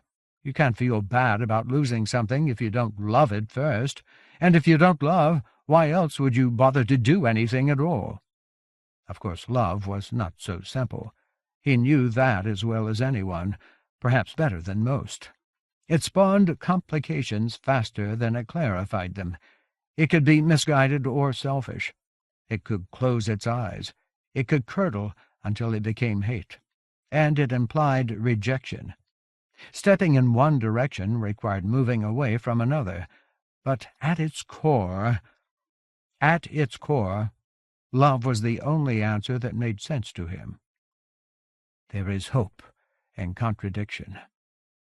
From where Bronwyn stood, the krill left Stave's features in shadow. Covenant could barely discern the outlines of the former master's mien. Only Stave's eye pierced the dusk. Impassive as any Harukai, he said, "It is a terrible burden, Time Warden." Covenant shrugged. "Look at Bronwyn. Look at the masters. Look at yourself." Briefly his old rage for the abused of the world rose up in him. "Hellfire, Stave! Look at the Elohim!" Then he subsided. Almost whispering, he asked, "Is what you see any less terrible?" "It is not," Stave replied, as if he were sure. "It is more so." A moment later, something that may have been a smile tugged at the corner of his mouth. "Were I inclined to the homage of mutilation, which I am not, I would now claim a place among the humbled. Though they have aspired to emulation, they have not grasped the full import of their desires. Until now," he added in Bronwyn's direction, acknowledging what Bronwyn had done and endured. Bronwyn lifted a shoulder slightly. "Should the world endure," he promised, "and the masters with it, I will undertake to instruct our people." Finally, Covenant bowed his head. The humbled had made it surprisingly easy to forgive the manner of Climb's death. Gradually the gloom within the temple became the more ominous twilight of late afternoon. By degrees it thickened toward evening and full night. Bronwyn remained standing, so motionless that he did not appear to breathe, holding Loric's dagger steady as a beacon. Stave still sat in front of Covenant, resting while his strength returned. In the gathering darkness the giants began to wake. Frostheart Grubern was the first. Muttering giantish expletives, she rolled onto her side and struggled upright. Without a word, she left the fane. When she returned, she brought several water skins. One she passed to Covenant. As Covenant drank, Hail-Hole Bluntfist raised her head. After gazing blearily around her for a moment, she nudged Onyx Stonemage. Stonemage responded by ascribing a list of offenses to Bluntfist's parents, but she did not refuse to be roused. One after another the Swordmaenir arose. In the stark illumination of the krill they looked garish, like women who had become fiends while they slept, or had been tormented by fiends. Among them Jeremiah woke up suddenly. His eyes seemed to give off glints of panic as he looked around for some sign of his mother. When he realized that she was still absent, he slumped back to the ground, covered his face with his hands. But then he practically flung himself to his feet. Ignoring his companions, he hurried out of the fane. The Iron Hand shrugged. No one said anything. By turns, the giants studied Cabledarm's condition, offered her what encouragement they could. Stormpast Galesend urged a little water into her mouth. They had no other help to give her. All of them drank until they had emptied the water-skins. To no one in particular, Latebirth sighed. "I would barter my sword, and my arm with it, for a handful of Aliantha, and count myself fortunate in the exchange." Her comrades nodded mutely. While Covenant watched, Rime Coldspray stretched her arms and back, loosened her neck. Then she looked at him. "Longwrath," she said curtly, reminding him of his promise. Fire, he thought. Lamentation for the dead. The pain that consoles. In his own fashion he understood how giants grieved. Still, he was reluctant to move. He had spent hours waiting for Lendon, waiting and aching. Now he felt too heavy to stand, as if he were wrapped in iron chains. He would have preferred to go on waiting. But he might not get another chance to keep his word. For all he knew, Cabledarm was dying. "We need Lendon," he muttered to no one in particular. "I need her." Then he extended a hand to Bronnel, let the Humboldt lift him upright. After sitting against the wall for so long his muscles had stiffened, he felt like an assemblage of mismatched parts as he accepted the krill. But he was accustomed to that, and the gem of Loric's weapon shone steadily, answering the presence of white gold. With its magic he had already accomplished things which he had considered impossible. Why not more? "You are the white gold." Holding the dagger by its wrapped hilt, he led his companions from the shelter of the fane. Outside he found that night had almost claimed the plain. Beyond the reach of the krill's gem lay only blackness. Harsh buffets of wind seemed to hit him from every direction simultaneously. The chill pang of the air augured days of deeper cold. He had hoped for a moon, but it had not risen, or it was left in darkness by the sun's absence from the world. Here even his blunted senses felt the violence glowering in the northeast, a crouched impression of storm as fierce as a predator and as absolute as Fuligen. He wanted to ask how far away it was, and how quickly it was moving, but the words caught in his throat. "It is the worm, Lord," Bronnel stated like a man who could read minds. "Yet it is many and many leagues distant. Also the fury of its coming outruns the worm itself. It is not imminent." Covenant forced himself to breathe. After a moment he managed to ask, "How much time do we have?" The Humboldt looked at Stave. Something silent passed between them. Then Bronnel said, "If it does not increase its haste, it will not strike this region until the morrow, perhaps some hours after dawn." In a low growl, the Iron Hand confirmed Bronnel's estimate. "Beyond question, the Lurker and the demon spawn have accomplished the wonders which were asked of them." The force and confusion of the winds affected Covenant like vertigo. Lurching like a holed ship in an uneven gale, he moved toward Longrath's corpse. The two Harukai accompanied him, and behind them came the sword Mainir. Cabledarm, the giant, supported between them, although her mind wandered the borderland between consciousness and delirium. Maybe they hoped that fire would cauterize her internal bleeding. Eventually Covenant spotted Jeremiah. The boy had climbed back onto the roof of the fane. Vague in the darkness, he stood there as if the crude edifice were a watchtower. Restlessly he scanned the plain from horizon to horizon, searching for some sign of his mother's return. Covenant felt a pang for the boy, but he did not allow himself to pause. Winds slapped at his face. They came at him from one direction and then another, as if they were trying to nudge him aside from his purpose. The worm was a condensed apocalypse. It pushed turmoil ahead of it like a bow wave. He kept moving so that he would not relapse to waiting for Lendon. Lost son Longrath lay where he had fallen, charred and lifeless, a darker shape like an omen outstretched on the benighted ground.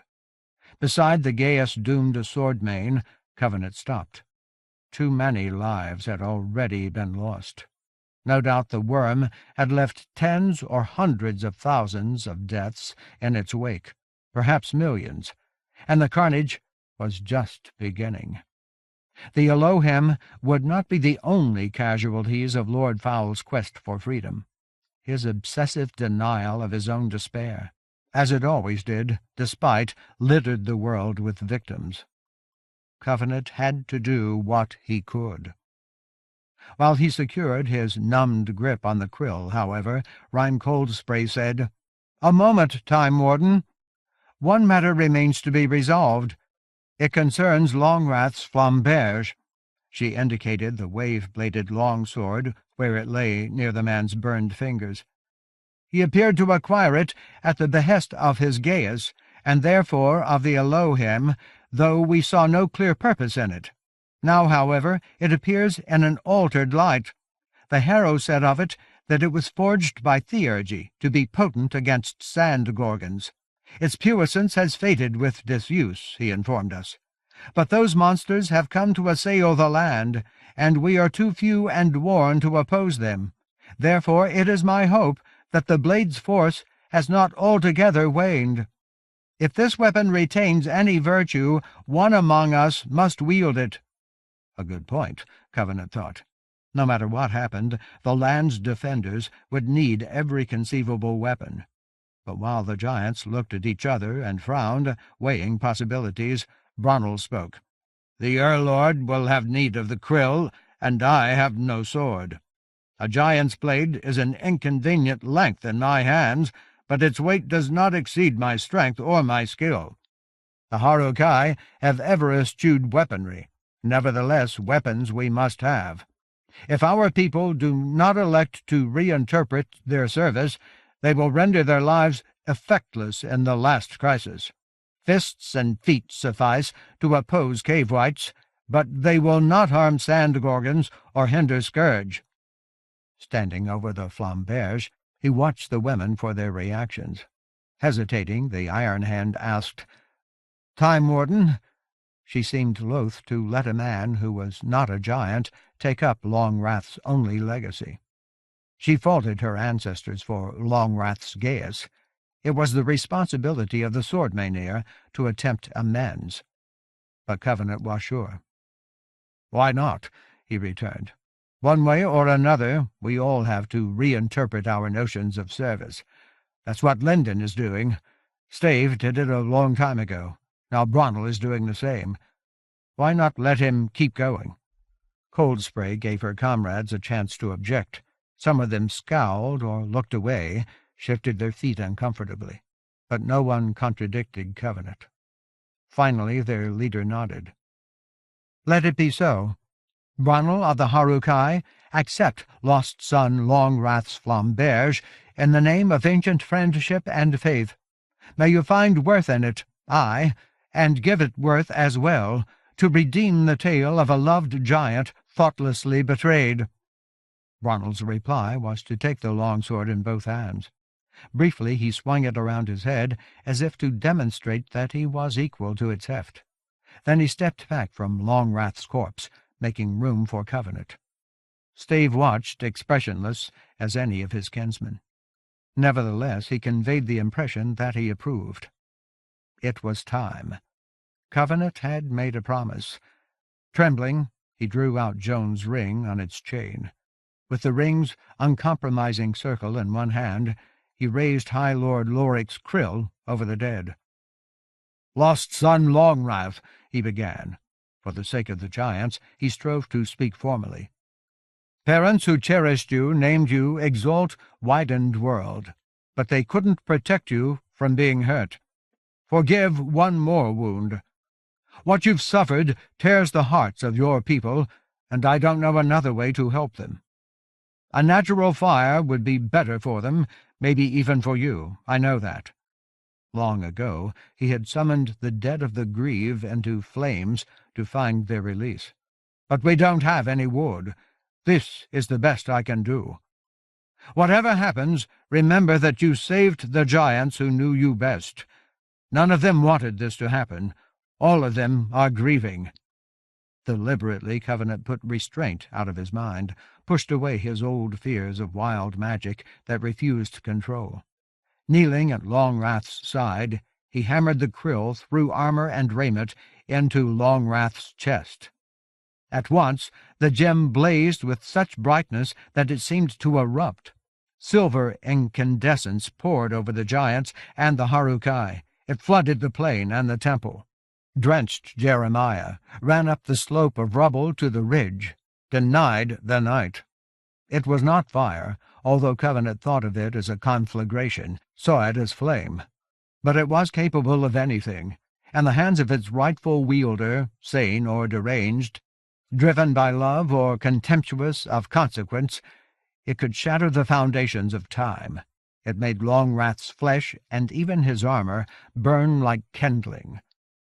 And from the heart of the coruscation, Lendon Avery came galloping on Hen's back with the staff of law, black as midnight, in her hands. 12. After too long. The flare of power from the gem resembled a scream. It struck Covenant as if it were tangible, a physical impact. He reeled backward. Quick as gusts, Bronnell and Stave dodged. The giants scrambled aside from Lendon's wild rush. They barely hauled Cabledarm out of the way in time. In full career, Hen pounded among them, past them, a prow of force cleaving a path for a second rider, a second Ranahin. They were halfway to the fane before Lendon and her companion could bring their straining mounts to a halt. From atop the construct, Jeremiah flailed his arms with earth power blazing in each hand. If he yelled something, anything, Covenant did not hear it. A shock like vertigo seemed to unmoor his mind. He stood on a shattered world, on fragments of comprehension, and did not know what was happening. Lendon? How? Lendon hardly appeared to see her son, or she absorbed the sight of him in an instant, recognized that he was safe and whole. Wildly she wheeled as if she had arrived with furies and woe on her heels. The krill's shining glared like a crisis in her eyes. But not alone. Covenant stared after her. Not alone? He should have been able to identify that second Ranahin, that stallion, but he had no mind and could not think. The stranger was singing, or he emanated complex melodies like an aura. And he was not chasing Lendon, he was her companion. Together they turned their mounts to confront the giants and the Harukai and Covenant. Then Rhyme Coldspray called, "Lendon, giant friend!" and parts of Covenant's reality fell back into place. When she added, "Main thrall Martyr, most valiant of Ramen," Covenant began to regain his footing. Martyr? No, impossible. That was not... Oh, God. Blood and damnation. Narunal. The second horse was Narunal. Now Covenant recognized Martyr's eyelessness, Martyr's fierce visage. But the main thrall was altogether changed, fraught with music and theurgy. His bandage was gone. In its place, the ravage which had cost him his eyes had become whole skin, seamless and new. He wore a robe of samite so white and pure that it might have been woven of starlight. Garlands of harmony draped his neck. A wreath of counterpoint adorned his head. And his mien, his familiar combative frown, had become radiance. It had become eagerness. Reflecting the krill's gem, he looked like wild magic, cleansed of its extravagance and peril. In his hand he carried a sapling. A sapling. As if it were weightless in spite of its root ball thick with loam, and its wealth of new leaves like a gift of verdure to the barren plain. His mere presence shed hymns like promises in all directions, and Narunal bore him as if the stallion had been exalted. "No," Lendon answered. She sounded hoarse and ragged, as if she had spent hours yelling, or perhaps sobbing. "Not Martyr. Not any more. This is Carewood Martyr. If he ever gets the chance, he's going to be the Forestall of Andalane and Salva Gildenborn." The figure beside her nodded gravely. He may have been humming. Then he turned away as though Lendon had introduced him to people who did not interest him. Guiding Narunal with his knees or his music, he rode, stately and ineffable, toward Jeremiah's temple. Lendon remained where she was. Her eyes were full of frenzy. Too much had happened to her. Too much had happened while she was gone. "You did—" She appeared to grope for words as if she had no names for what she saw and felt. "Covenant, you—" Yet Covenant faced her like the man who had chosen to forsake her days ago. He should have said something, wanted to speak. Goading himself with curses, he strained to break the logjam of his emotions. But he was still stunned, still floundering. A forestall? Of course. He had urged her to remember forbidding. How else could she have done it? Without forbidding there is too little time. The magics of the ancient woodland guardians were not instruments which could be passed from one hand to another. They were inherent. So she had decided, or Martyr had decided for her. The main thrall of the Raman had been sacrificed, and Covenant had no idea where she had found the power to transform Martyr, how far into the lands past she had been forced to travel. Hellfire! It was no wonder that she looked wild, frantic. She had done and endured things which had shaken her heart to its foundations. He wanted to ask, who was it? Who did you find? He had the question ready, but he gritted his teeth against it. She needed something more from him, something better.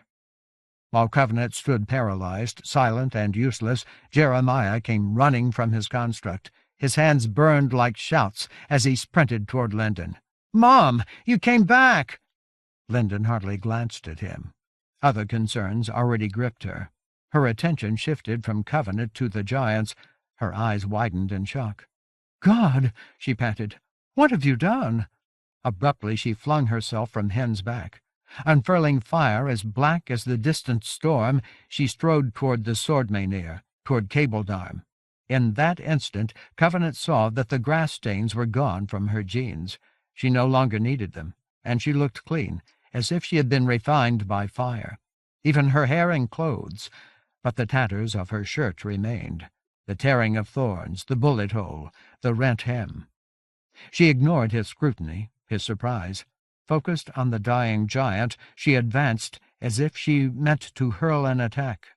Onyx Stonemage and Stormpast Galesend flinched reflexively, then stood their ground, upholding Cabledarm between them.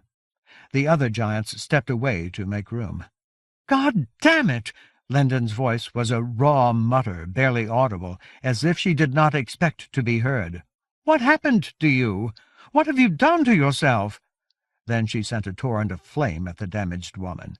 Swift as empathy, she inundated Cabledarm with earth power. She remained a healer, Covenant told himself, no matter how she judged herself. Wounds came first, pains and afflictions, which she was able to treat. She had been through an ordeal, that was obvious. She must have been desperate to do something that felt like restitution. Her effect on Cabledarm was not gentle. It was too urgent, too full of need, and perhaps she had not yet realized that the hindrance of Kevin's dirt was gone. She seemed to scourge Cabledarm with healing. The woman's head jerked back. Twisting against the grasp of her comrades, she gave a groan like a throttled scream. But she was not being harmed. Her pain was the hurt of internal organs violently mended, of bones roughly reset and sealed, of bleeding stanched as if it were being cauterized. When she fainted, her slackness and the new ease of her respiration suggested that she had already begun to recuperate. Watching, Covenant leaned on Bronnell as if he needed the comfort of the humbled. He wanted to tell Linden that she was wonderful, that he had been terrified for her, that he was sorry, that the world would not see her like again. But still he could not speak. He had no language for the extremity of his heart. "That is well done, Linden giant friend," murmured Coldspray. "Well done in all sooth. Now only Stave Rockbrother requires similar care." Unsteadily, as if she had assumed Cabledarm's fever, Linden looked around for Stave, who stood on the far side of Covenant's aborted fire. For a moment she appeared to fix her senses and her bewilderment on the ashen remains of Longwrath's corpse. Her mouth opened for a cry of protest. Then she must have felt Jeremiah rushing toward her. She spun away from the fallen giant and the wounded Harukai to catch her son in her arms. "Jeremiah," she breathed. "Oh, Jeremiah, I'm so sorry. I'm sorry that I had to leave you. I'm sorry that you had to do everything without me. You must have felt so abandoned." "Mom, stop!" Jeremiah gripping her with flames. "I'm sorry. I acted like a kid. You did what you had to do, and I didn't even tell you I love you. I didn't tell you I understand." Some distance beyond, the gathered company, Carewood Martyr, had paused in front of the fane, singing softly, wrapped in contemplation. "And we did it," Jeremiah added. Lendon's return appeared to galvanize him. Abruptly he pulled away from her and gestured at the temple. "We did it right. I mean, the giants and Stave did it. They were amazing. And they came. The Elohim came. They're inside, even—" There he faltered. His whole body seemed to clench at the memory of Castanessen. "I believe you," Lendon assured him. "I can't see them, but they left traces. They must have gone in to somewhere else, just like you said that they would. It must have been extraordinary." She was making an effort to affirm her son. Nevertheless, her tone was thick with tension. "But are you all right? Did anything happen to you?" She must have been able to see farther into Jeremiah than Covenant could. "I'm sorry you didn't kill him. I want him dead." Jeremiah ducked his head. "There are worse things than being afraid, Mom. Being useless is worse." He indicated the fane again. "The giants did that. Stave did it. He and Cabledarm got hurt doing it. All I did was tell them what I wanted. Without them—" Helpless as a spectre, Covenant watched and listened. He loathed his silence, but did not know how to break it. Jeremiah did not mention Castanessen or being possessed, and Covenant had no intention of telling the boy's story for him, betraying the boy's secrets. But he had so many other things to say. "I know the feeling," Lendon replied harshly. "I've taken terrible chances because I felt that way. You've seen me. But it happens to all of us.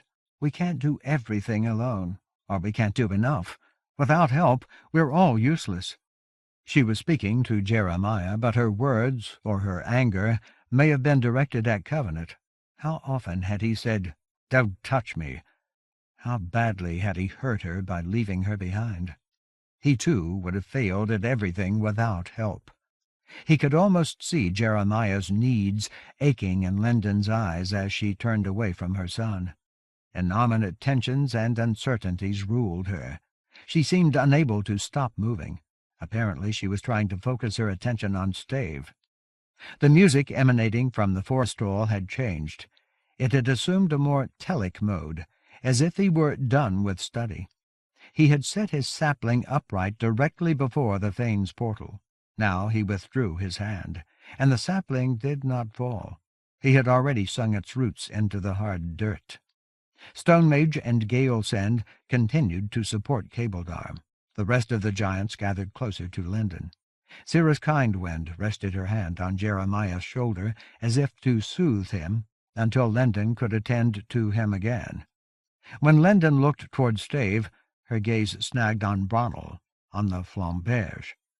For an instant she froze. Fright flared in her gaze. Then her features nodded. From the staff she summoned a curling flame, sent fire licking up and down the rune-carved surface. Bitter as bloodshed, she demanded, "What are you doing with Longwrath's sword? Is that how you're going to kill me?" What else could she think? Longwrath had tried more than once to cut her down. She had not seen him since the wraiths had repulsed his desire for her death from Andalane, and the humbled had distrusted her from the first, in spite of her history. They had threatened and opposed and judged her. Nevertheless, Covenant blurted, "Lendon, no!" Distress broke through the blockade of his silence. Her reaction was too much for him. "It's not like that." "Why not?" She did not glance away from Bronnel or quench her power. "He's wanted me dead ever since I resurrected you. What's changed?" While she spoke, Covenant seemed to hear her crying. "I woke up the worm. Is no one ever going to forgive me?"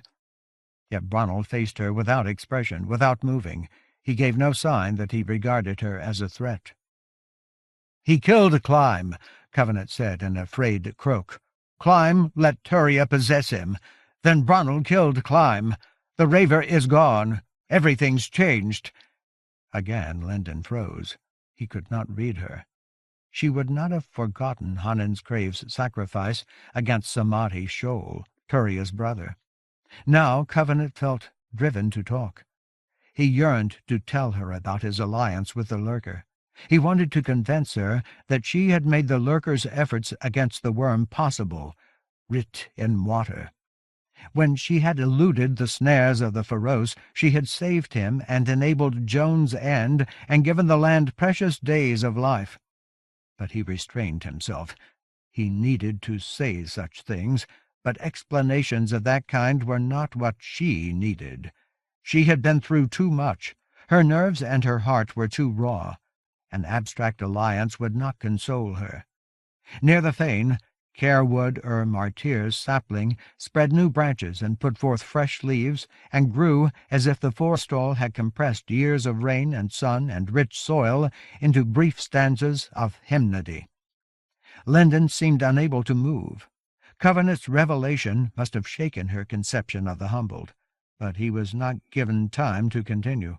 While he groped for better words that might ease her, Stave came to stand between Linden and Bronnel. Impassive as polished stone, he said, "Chosen, I am here. I have done as you asked of me." Nothing in his gaze or his mien hinted at his intent. "Now I am in need." Deliberately he showed her his savaged forearm and hand. One of the Haru-Kai, asking for help. At the sight, something inside Linden snapped. Stave was her friend, one of the first. He had supported her against the combined repudiation of the masters, and had paid a cruel price. Her eyes filled with tears. She called up more fire, as if her staff's flames were sobs, but she did not reach out as she had to Blunt Fist. Instead, she cocooned herself in conflagration. Then she carried the dark blaze of her pain to Stave and wrapped her arms around him. And he returned her embrace as though he had grown accustomed to such familiarity, accustomed to setting aside his native stoicism. A sigh of relief passed among the giants. Jeremiah whispered, "Mom, Mom," as if she made him proud. When she finally let Stave go, she was calmer. Quenching her power, she made the krill's illumination brighter in contrast. Still her eyes were full of darkness, as if her staff's stain lingered in them. Trying to imagine how she had gained Martyr's transformation and how she had managed her return, Covenant shivered. He could only be sure that the cost had been high. But now at last she looked present, as if she had been reclaimed by the time where she belonged. That was well. The barriers inside him had broken. He could no longer remain silent. He wanted to fall to his knees before her, abase himself somehow, plead with her. But self-recrimination was an expensive indulgence. He could not afford it. Controlling himself, he held her gaze until he was sure that he had her attention. Carewood Martyr's sapling had become a young tree. Its leaves were spangled with melody, as if the notes of his song were stars. And beneath the expanding spread of the branches, a furze of grass sprouted from the barren ground, punctuated by undefined clumps that might grow into shrubs. A liquid sound ran faintly through his singing like a promise of water. To Linden, Covenant said, "I killed her," as if the words burned his mouth, raised blisters on his tongue. "I killed Joan. I promised myself I would give up killing. Now I hardly do anything else." Like the voice of the night, Bronnel asserted, "It was not murder." Like an echo, "It was mercy." Stave nodded his assent. Covenant ignored the Haru-Kai. He concentrated on Linden's frown, and her eyes, and the tightness of her mouth. "The feroce cleared the way. Dozens of them died against the Skest. Bronnel and Clyme helped me through a seizure so I could reach her. She was going to finish me, but Mornem and Nabon distracted her. I killed her with the krill. I didn't know what else to do." Linden seemed to gather darkness where she stood, as if she were pulling the night around her, wrapping herself in shadows. "Good!" she snapped, a flare of vehemence like a reiteration of Jeremiah's rage at Castanessen. Abrupt anger swelled in Covenant. "There was a tsunami!" Joan had suffered too much. "It could have crushed us." Her weakness had not merited the use which Lord Fowl had made of her. His voice rose, impelled higher by fury or supplication. "Bronnell and Clyme and the Ronahan saved me. Hell fire, Lyndon!" His own heart was as raw as hers. "Do you remember Bren? Now that the worm's awake, he doesn't have anything else to do. He showed up after the tsunami to tell us Turia was going to possess the lurker. We went to try to stop that from happening." Then he forced himself to stop. In spite of his ire and numbness, he felt Lyndon withdrawing. She did not step back, but her frown became a scowl as her features closed against him. "Why are you angry at me?" Her voice shook. "I haven't touched you. I wasn't even here." Covenant swore at his clumsiness, his difficult, stymied honesty. He bit down on his wrath hard enough to draw blood. "I'm not angry at you. I'm ashamed. It's not the same thing." Jeremiah may have tried to intervene. If so, the giants kept him quiet. "What are you ashamed of?"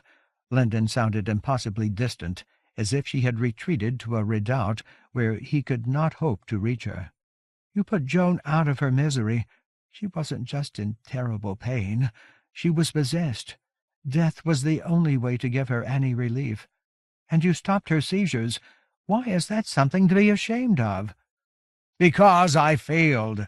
Covenant wanted to hit someone, anyone. If he could have felt what he was doing, he would have torn at his hair.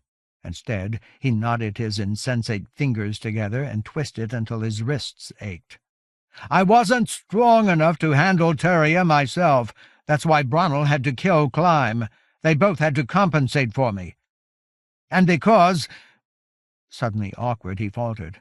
How could he say what was in his heart? To Lyndon, like this? Beyond question, he was not strong enough. If he had ever been brave enough, he no longer remembered how that much courage felt.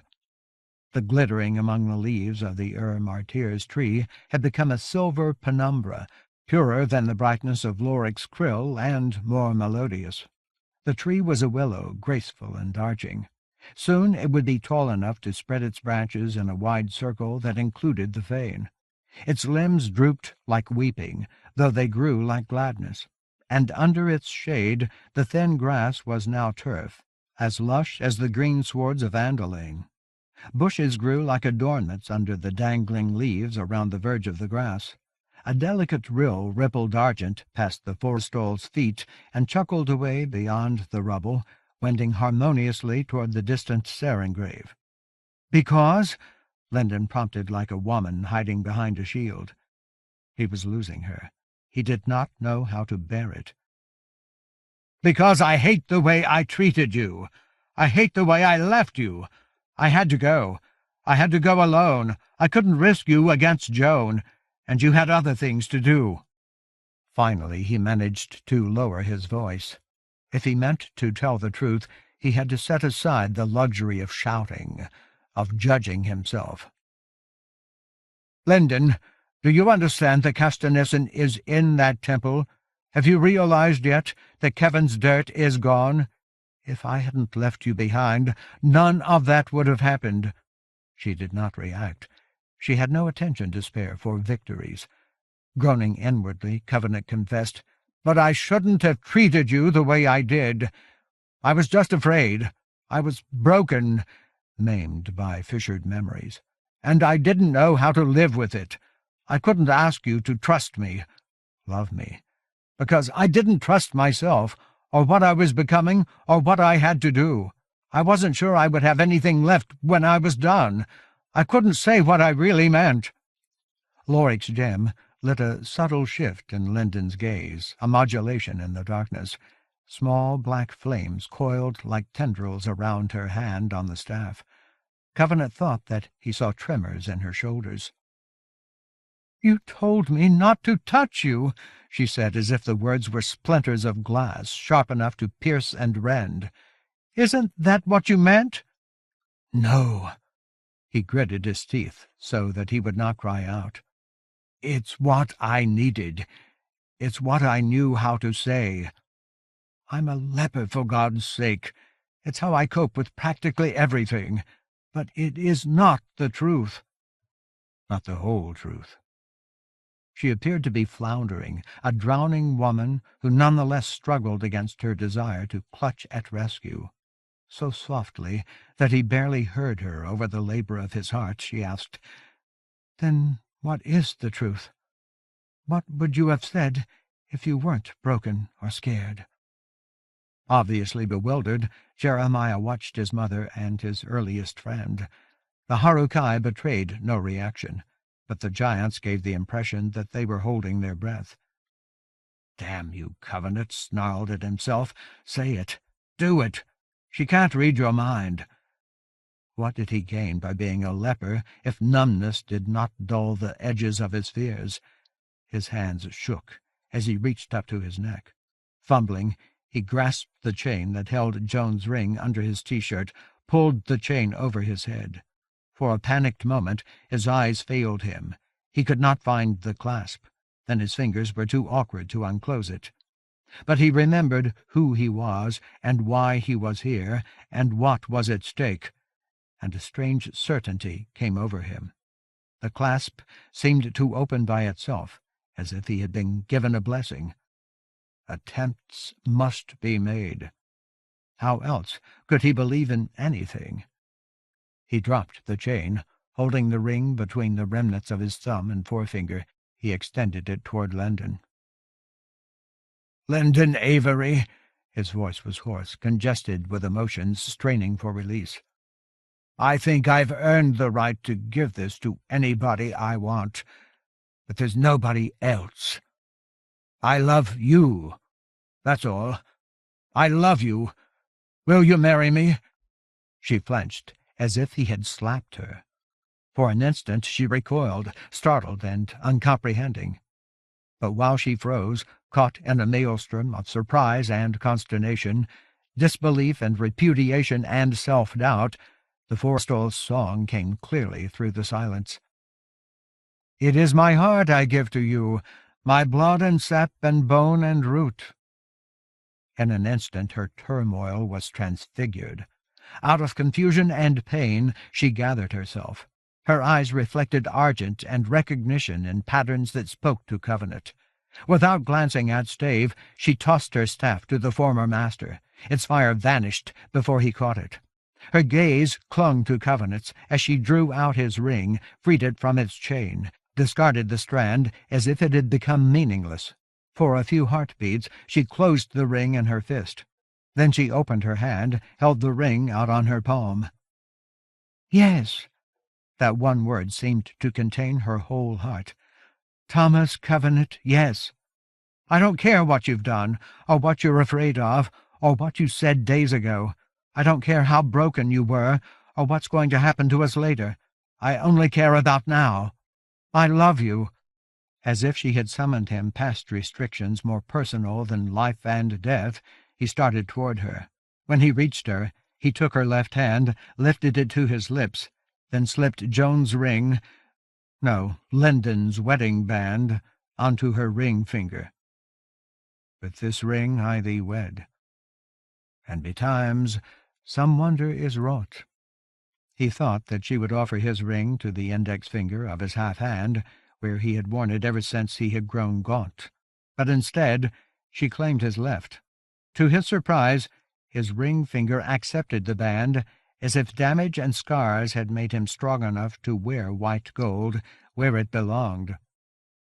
"I'm yours," she murmured through a blur of tears. "You're the only man I've ever really loved. You're the father Jeremiah should have had. As long as you wear this ring, I'm yours." He knew what she meant.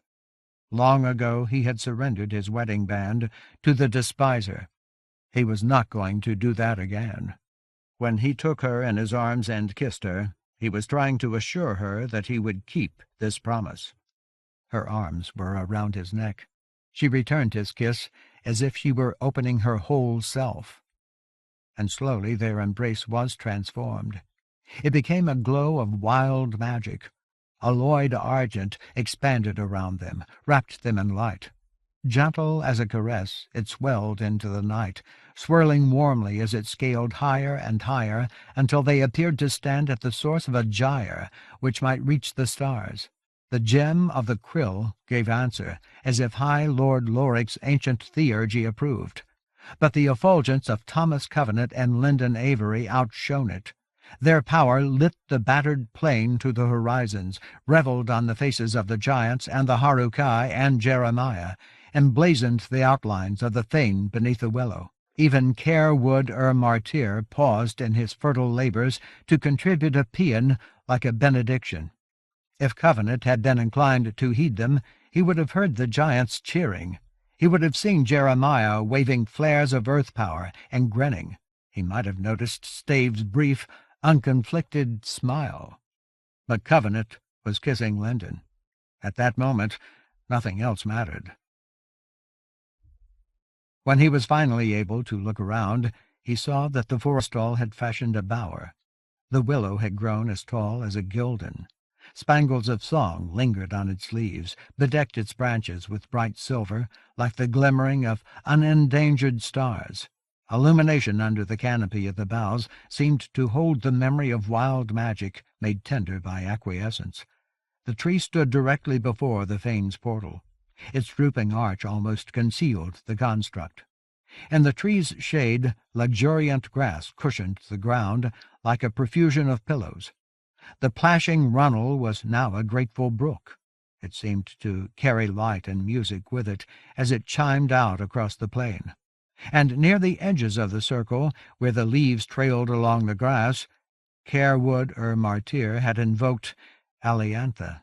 A score or more of the holly-like shrubs with their viridian berries ripe surrounded the greensward, abundant as a feast. The relative privacy of the bower suggested a form of sustenance that Covenant needed more than food.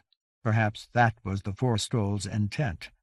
The heat in Lyndon's eyes affirmed that she felt as Covenant did.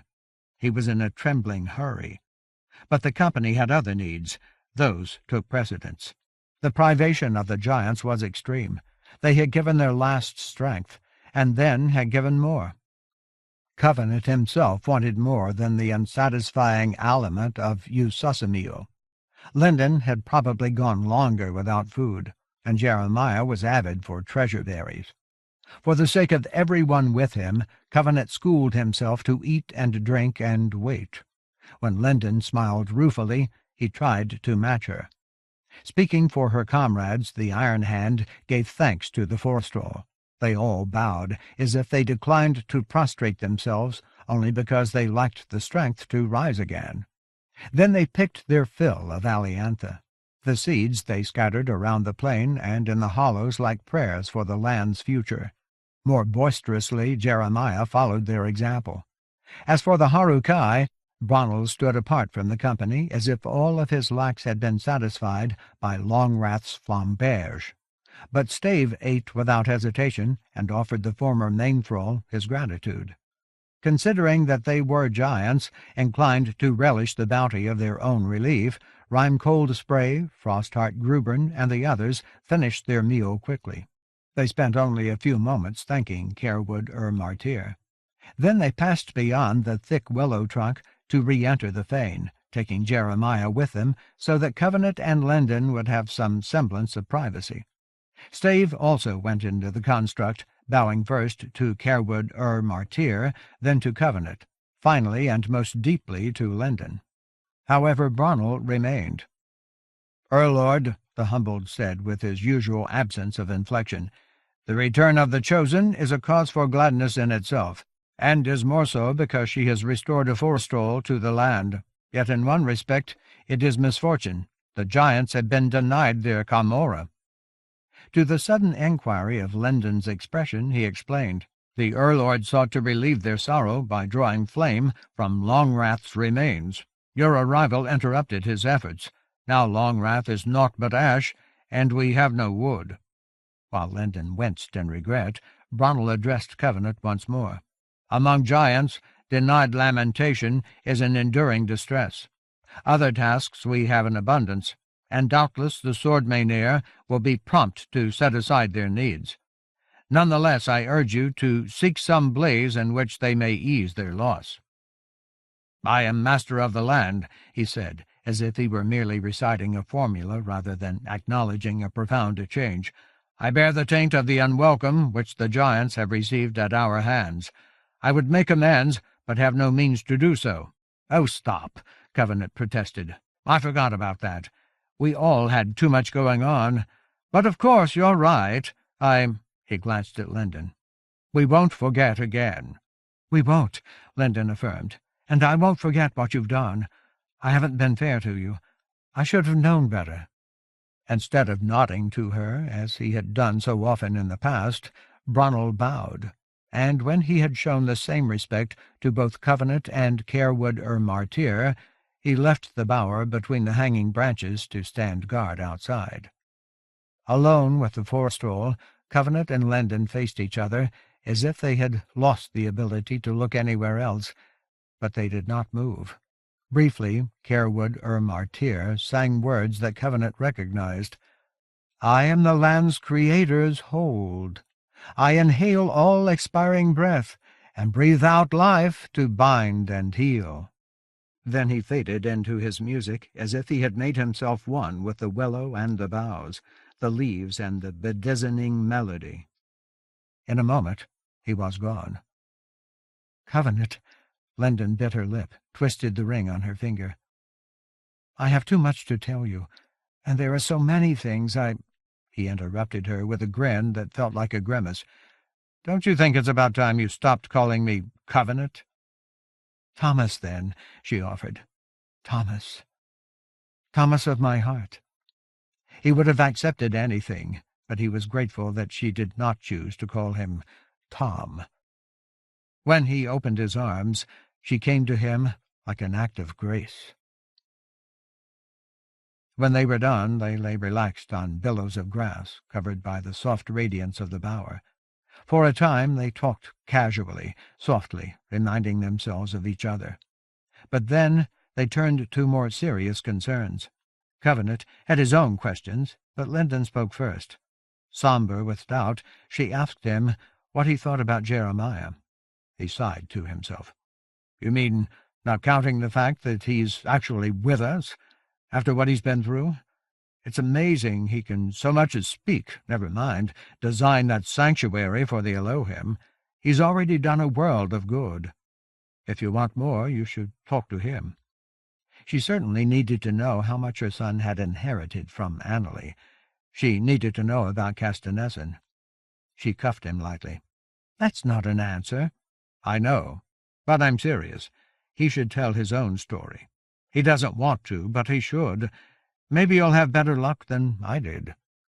Linden gnawed at her lower lip for a moment. "I'm not sure that I have the right to pry. He's already pushed me away more than once. I might do more harm than good." Covenant shrugged against her head on his shoulder. "I'm not sure anybody has the right.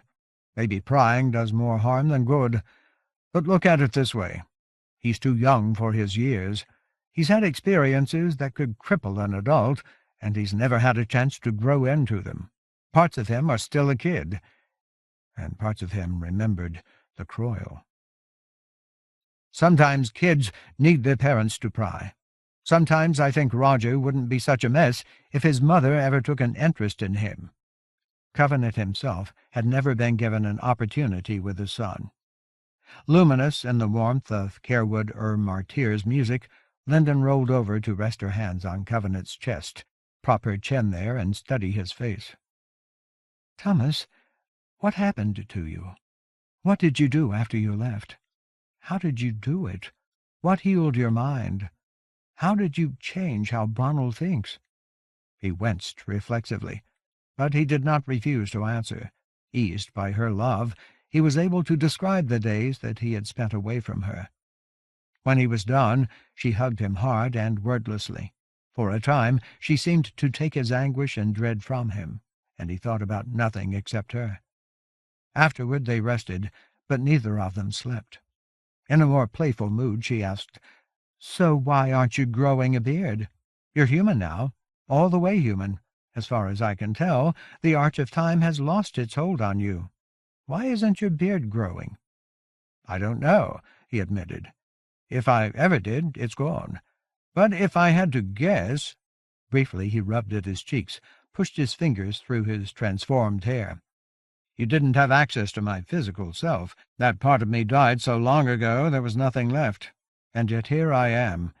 You must have created me out of my self-image." He spread his maimed hands. "Apparently that includes leprosy, but it doesn't include whiskers." Long ago, shaving had been a form of self-abnegation for him, a punitive discipline. He was glad to be rid of the necessity. Stroking her, he said, "Now it's your turn. Lendon, you're a mystery to me. And I don't just mean—" He gestured to indicate her adored body. "I don't think I've ever been as surprised as I was when the Feroce offered me an alliance, surprised and dismayed. Somehow you did that. Somehow you saved me." He would not have reached Joan or survived his attempt on Turia Harem without the aid of Feroce. "But you did more than that. You also rescued Jeremiah." When she shook her head, he amended, "I mean, you gave him what he needed to rescue himself." "That would have been enough for anybody else, but not for you. Not for a woman who thought so little of herself. After you brought Jeremiah here, you went to find the only possible source of forbidding, the only hope for the Elohim, and perhaps for the earth. Then you did something even more miraculous. You came back, without using a seizure." "Lendon," he kissed her eyelids, her nose, her mouth, "you amaze me. I want to know how you did it." He saw her reluctance. It showed in the way she shifted to nestle against his shoulder, so that he could not look into her eyes or watch her face. For a moment he was afraid again, but then she began to answer, and his fear left him. Because he knew the outcome, he listened calmly as she described how the Feroce had tried to lure her into the grasp of the lurker, and how Infelice had striven to prevent Jeremiah from freeing himself and Murwendelanoth. Jeremiah's desire to build a construct that might preserve the Elohim, the message of the Feroce, her own decision to enter a seizure. Her arms tightened like grief around Covenant as she talked about her second meeting with Caroil Wildwood and about Mainthral Martyr's transformation. "But I still didn't know how to get back. After what Caroil Wildwood did for us, the idea of making another fall horrified me. I would have had to ruin an unconscionable amount of garroting deep. But I was desperate to return, and I couldn't wait until we left the forest. I didn't know what to do." Covenant heard the force of that emotional snare in her voice, the intolerable conundrum of being caught between mutually exclusive commitments. He recognized it. "Martyr," she corrected herself. "No, Carewood Martyr helped me. You should have seen him, Thomas. He stood here like a king, as if he had earned the right, and he sang things that I couldn't understand until Caroil Wildwood nodded. Then Wildwood gave me another gift." Like suppressed weeping, she said, "Oh, Thomas, Caroil Wildwood said that he was tired of living, tired of trying, worn out by losing trees to people and wars. Law was getting weaker, and he knew that he was doomed. He'd faced too much evil. That was why he created Caer Caverol, and why he made Carewood Martyr, so that he could finally rest. He told me," her voice broke, "that he still had no answer for the deaths of trees."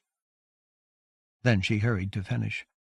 Every leaf and branch all around the house sounded like it was sobbing, but he had made up his mind. He brought Hen and Naronol to us. He gave us time to mount. "By wild magic you came," he said. "Wild magic must guide your return." When we were ready, he did something like what the Modout did for me. He didn't violate time. He used everything he was to make an opening. Covenant felt her tears on the soft skin of his shoulder. Then he pushed us through so that Hen and Naronol could find the way back. It killed him just like it killed Caer Caverol. All of his music and glory and anger and effort seemed to wail. The whole howl was like a shriek. When we rode away, there was nothing left except screaming." Trying to comfort her, Covenant murmured, "I wish I could remember. He did not care what he said. He only sought to acknowledge her distress. While I was still part of the arch, I probably knew why Royal Wildwood decided to let go. Now that's gone. As far as I can tell, you found the only— I don't know what to call it— the only clean way to do what we need, the only safe way, the only way that doesn't change the land's history." Lendon wiped her eyes and nose. Under his caresses, her tension and remorse eased. "I've been so scared. I didn't know what I was doing. Half of the time I felt terrified. Otherwise I was just frantic. Jeremiah and the land, and even you, needed more from me than I knew how to give. I only did what I did because I couldn't think of anything else." "Hellfire, Lendon," Covenant snorted. "Don't sell yourself short. Miracles are becoming practically normal around here, and most of them are your doing." When she felt less troubled in his arms, he asked a different question. "So how did you get rid of those stains on your jeans?" She lifted her head in surprise. After a moment she sat up, snatched at her jeans, studied them. "Oh, my God! They're gone. I've had them for so long, I stopped seeing them. They must have faded when Royal Wildwood—" Eyes wide, she faced Covenant. "What does it mean?" He smiled crookedly. Still hungry for her, he said, "Maybe Royal Wildwood took away those stains because you don't need them any more. They were a map, and now you've found your way." She had found him, or they had found each other. "Maybe it just means we should try to take advantage of every minute we have left."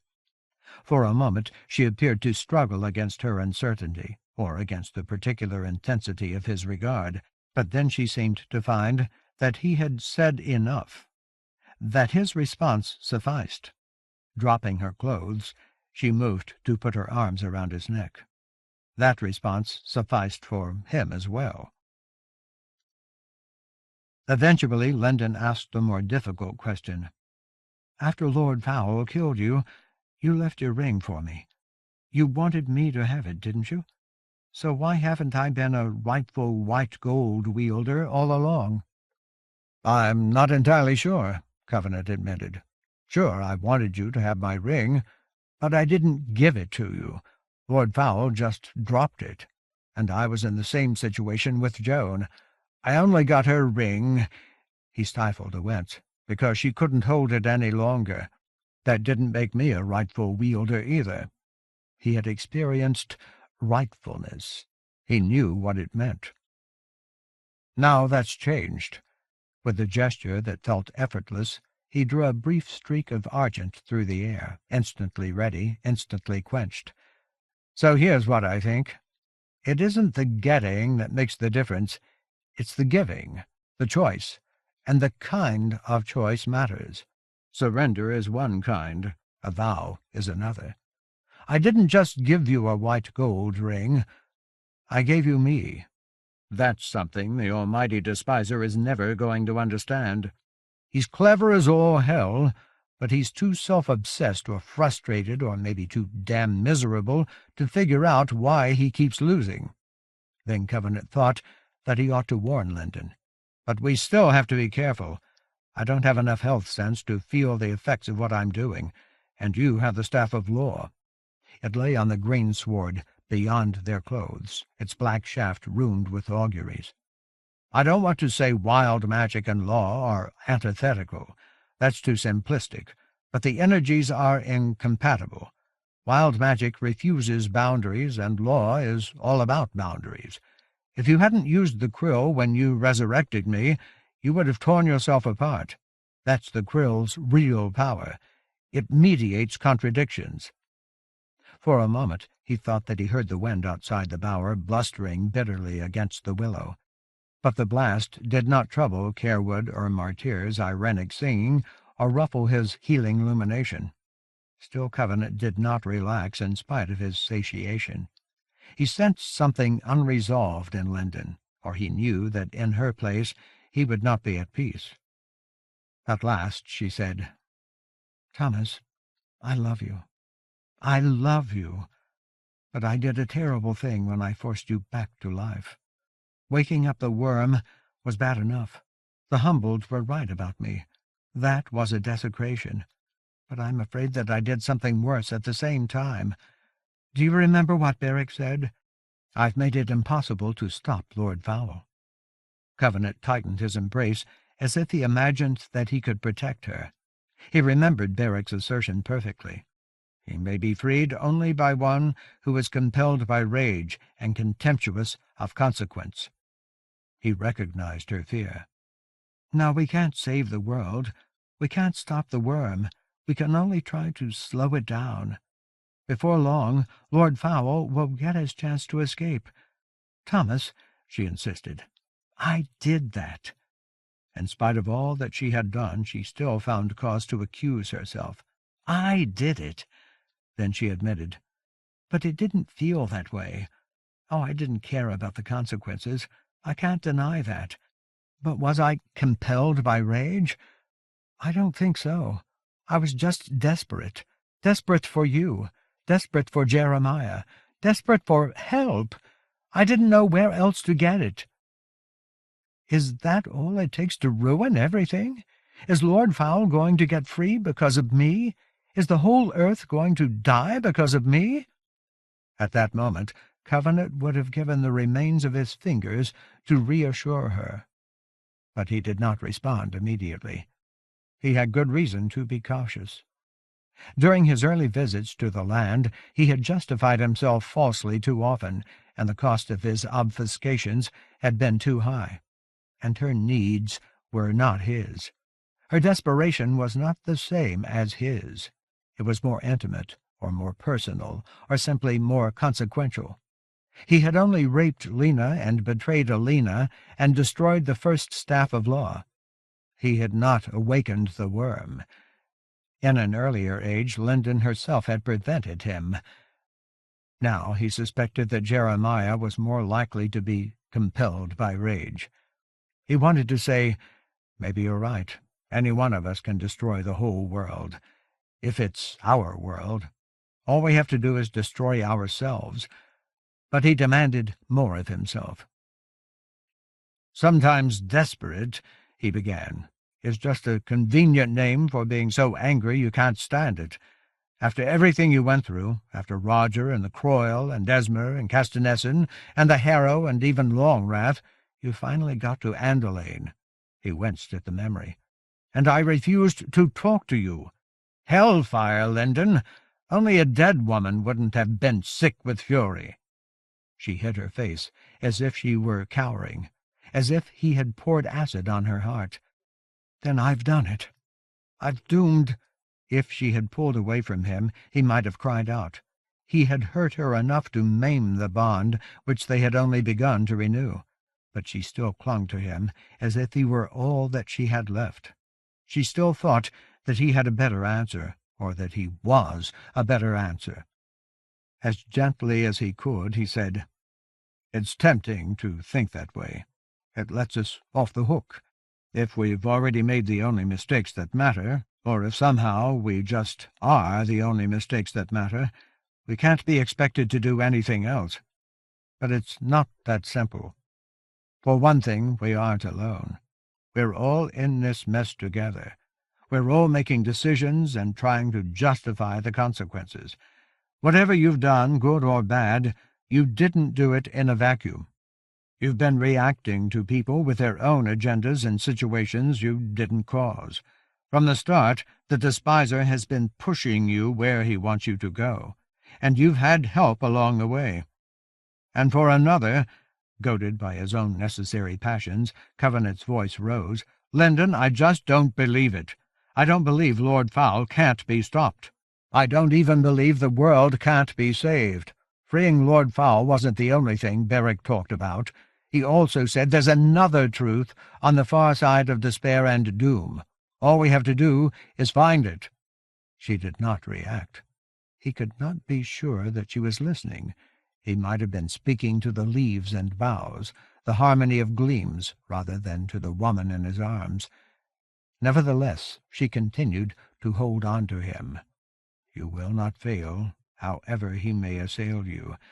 There is also love in the world. Because she did not let go, he said more. And for another, oh hell, I've written entire novels about this. Guilt is power. Only the damned can be saved. Maybe that sounds cynical. Maybe it is. But who else needs to be saved? Who else can be? Not the innocent. They have their own problems. He was thinking of the masters, who thought that rigid purity of service would relieve their ancient humiliation. They don't need anything as gracious or just plain kind as forgiveness. So maybe blaming ourselves is a waste of time. Maybe we should just admit that everybody goes wrong. Everybody does damage. That's what being human enough to make mistakes means. And if that's what being human means, then there's really only one question we have to answer. Is making mistakes all it means?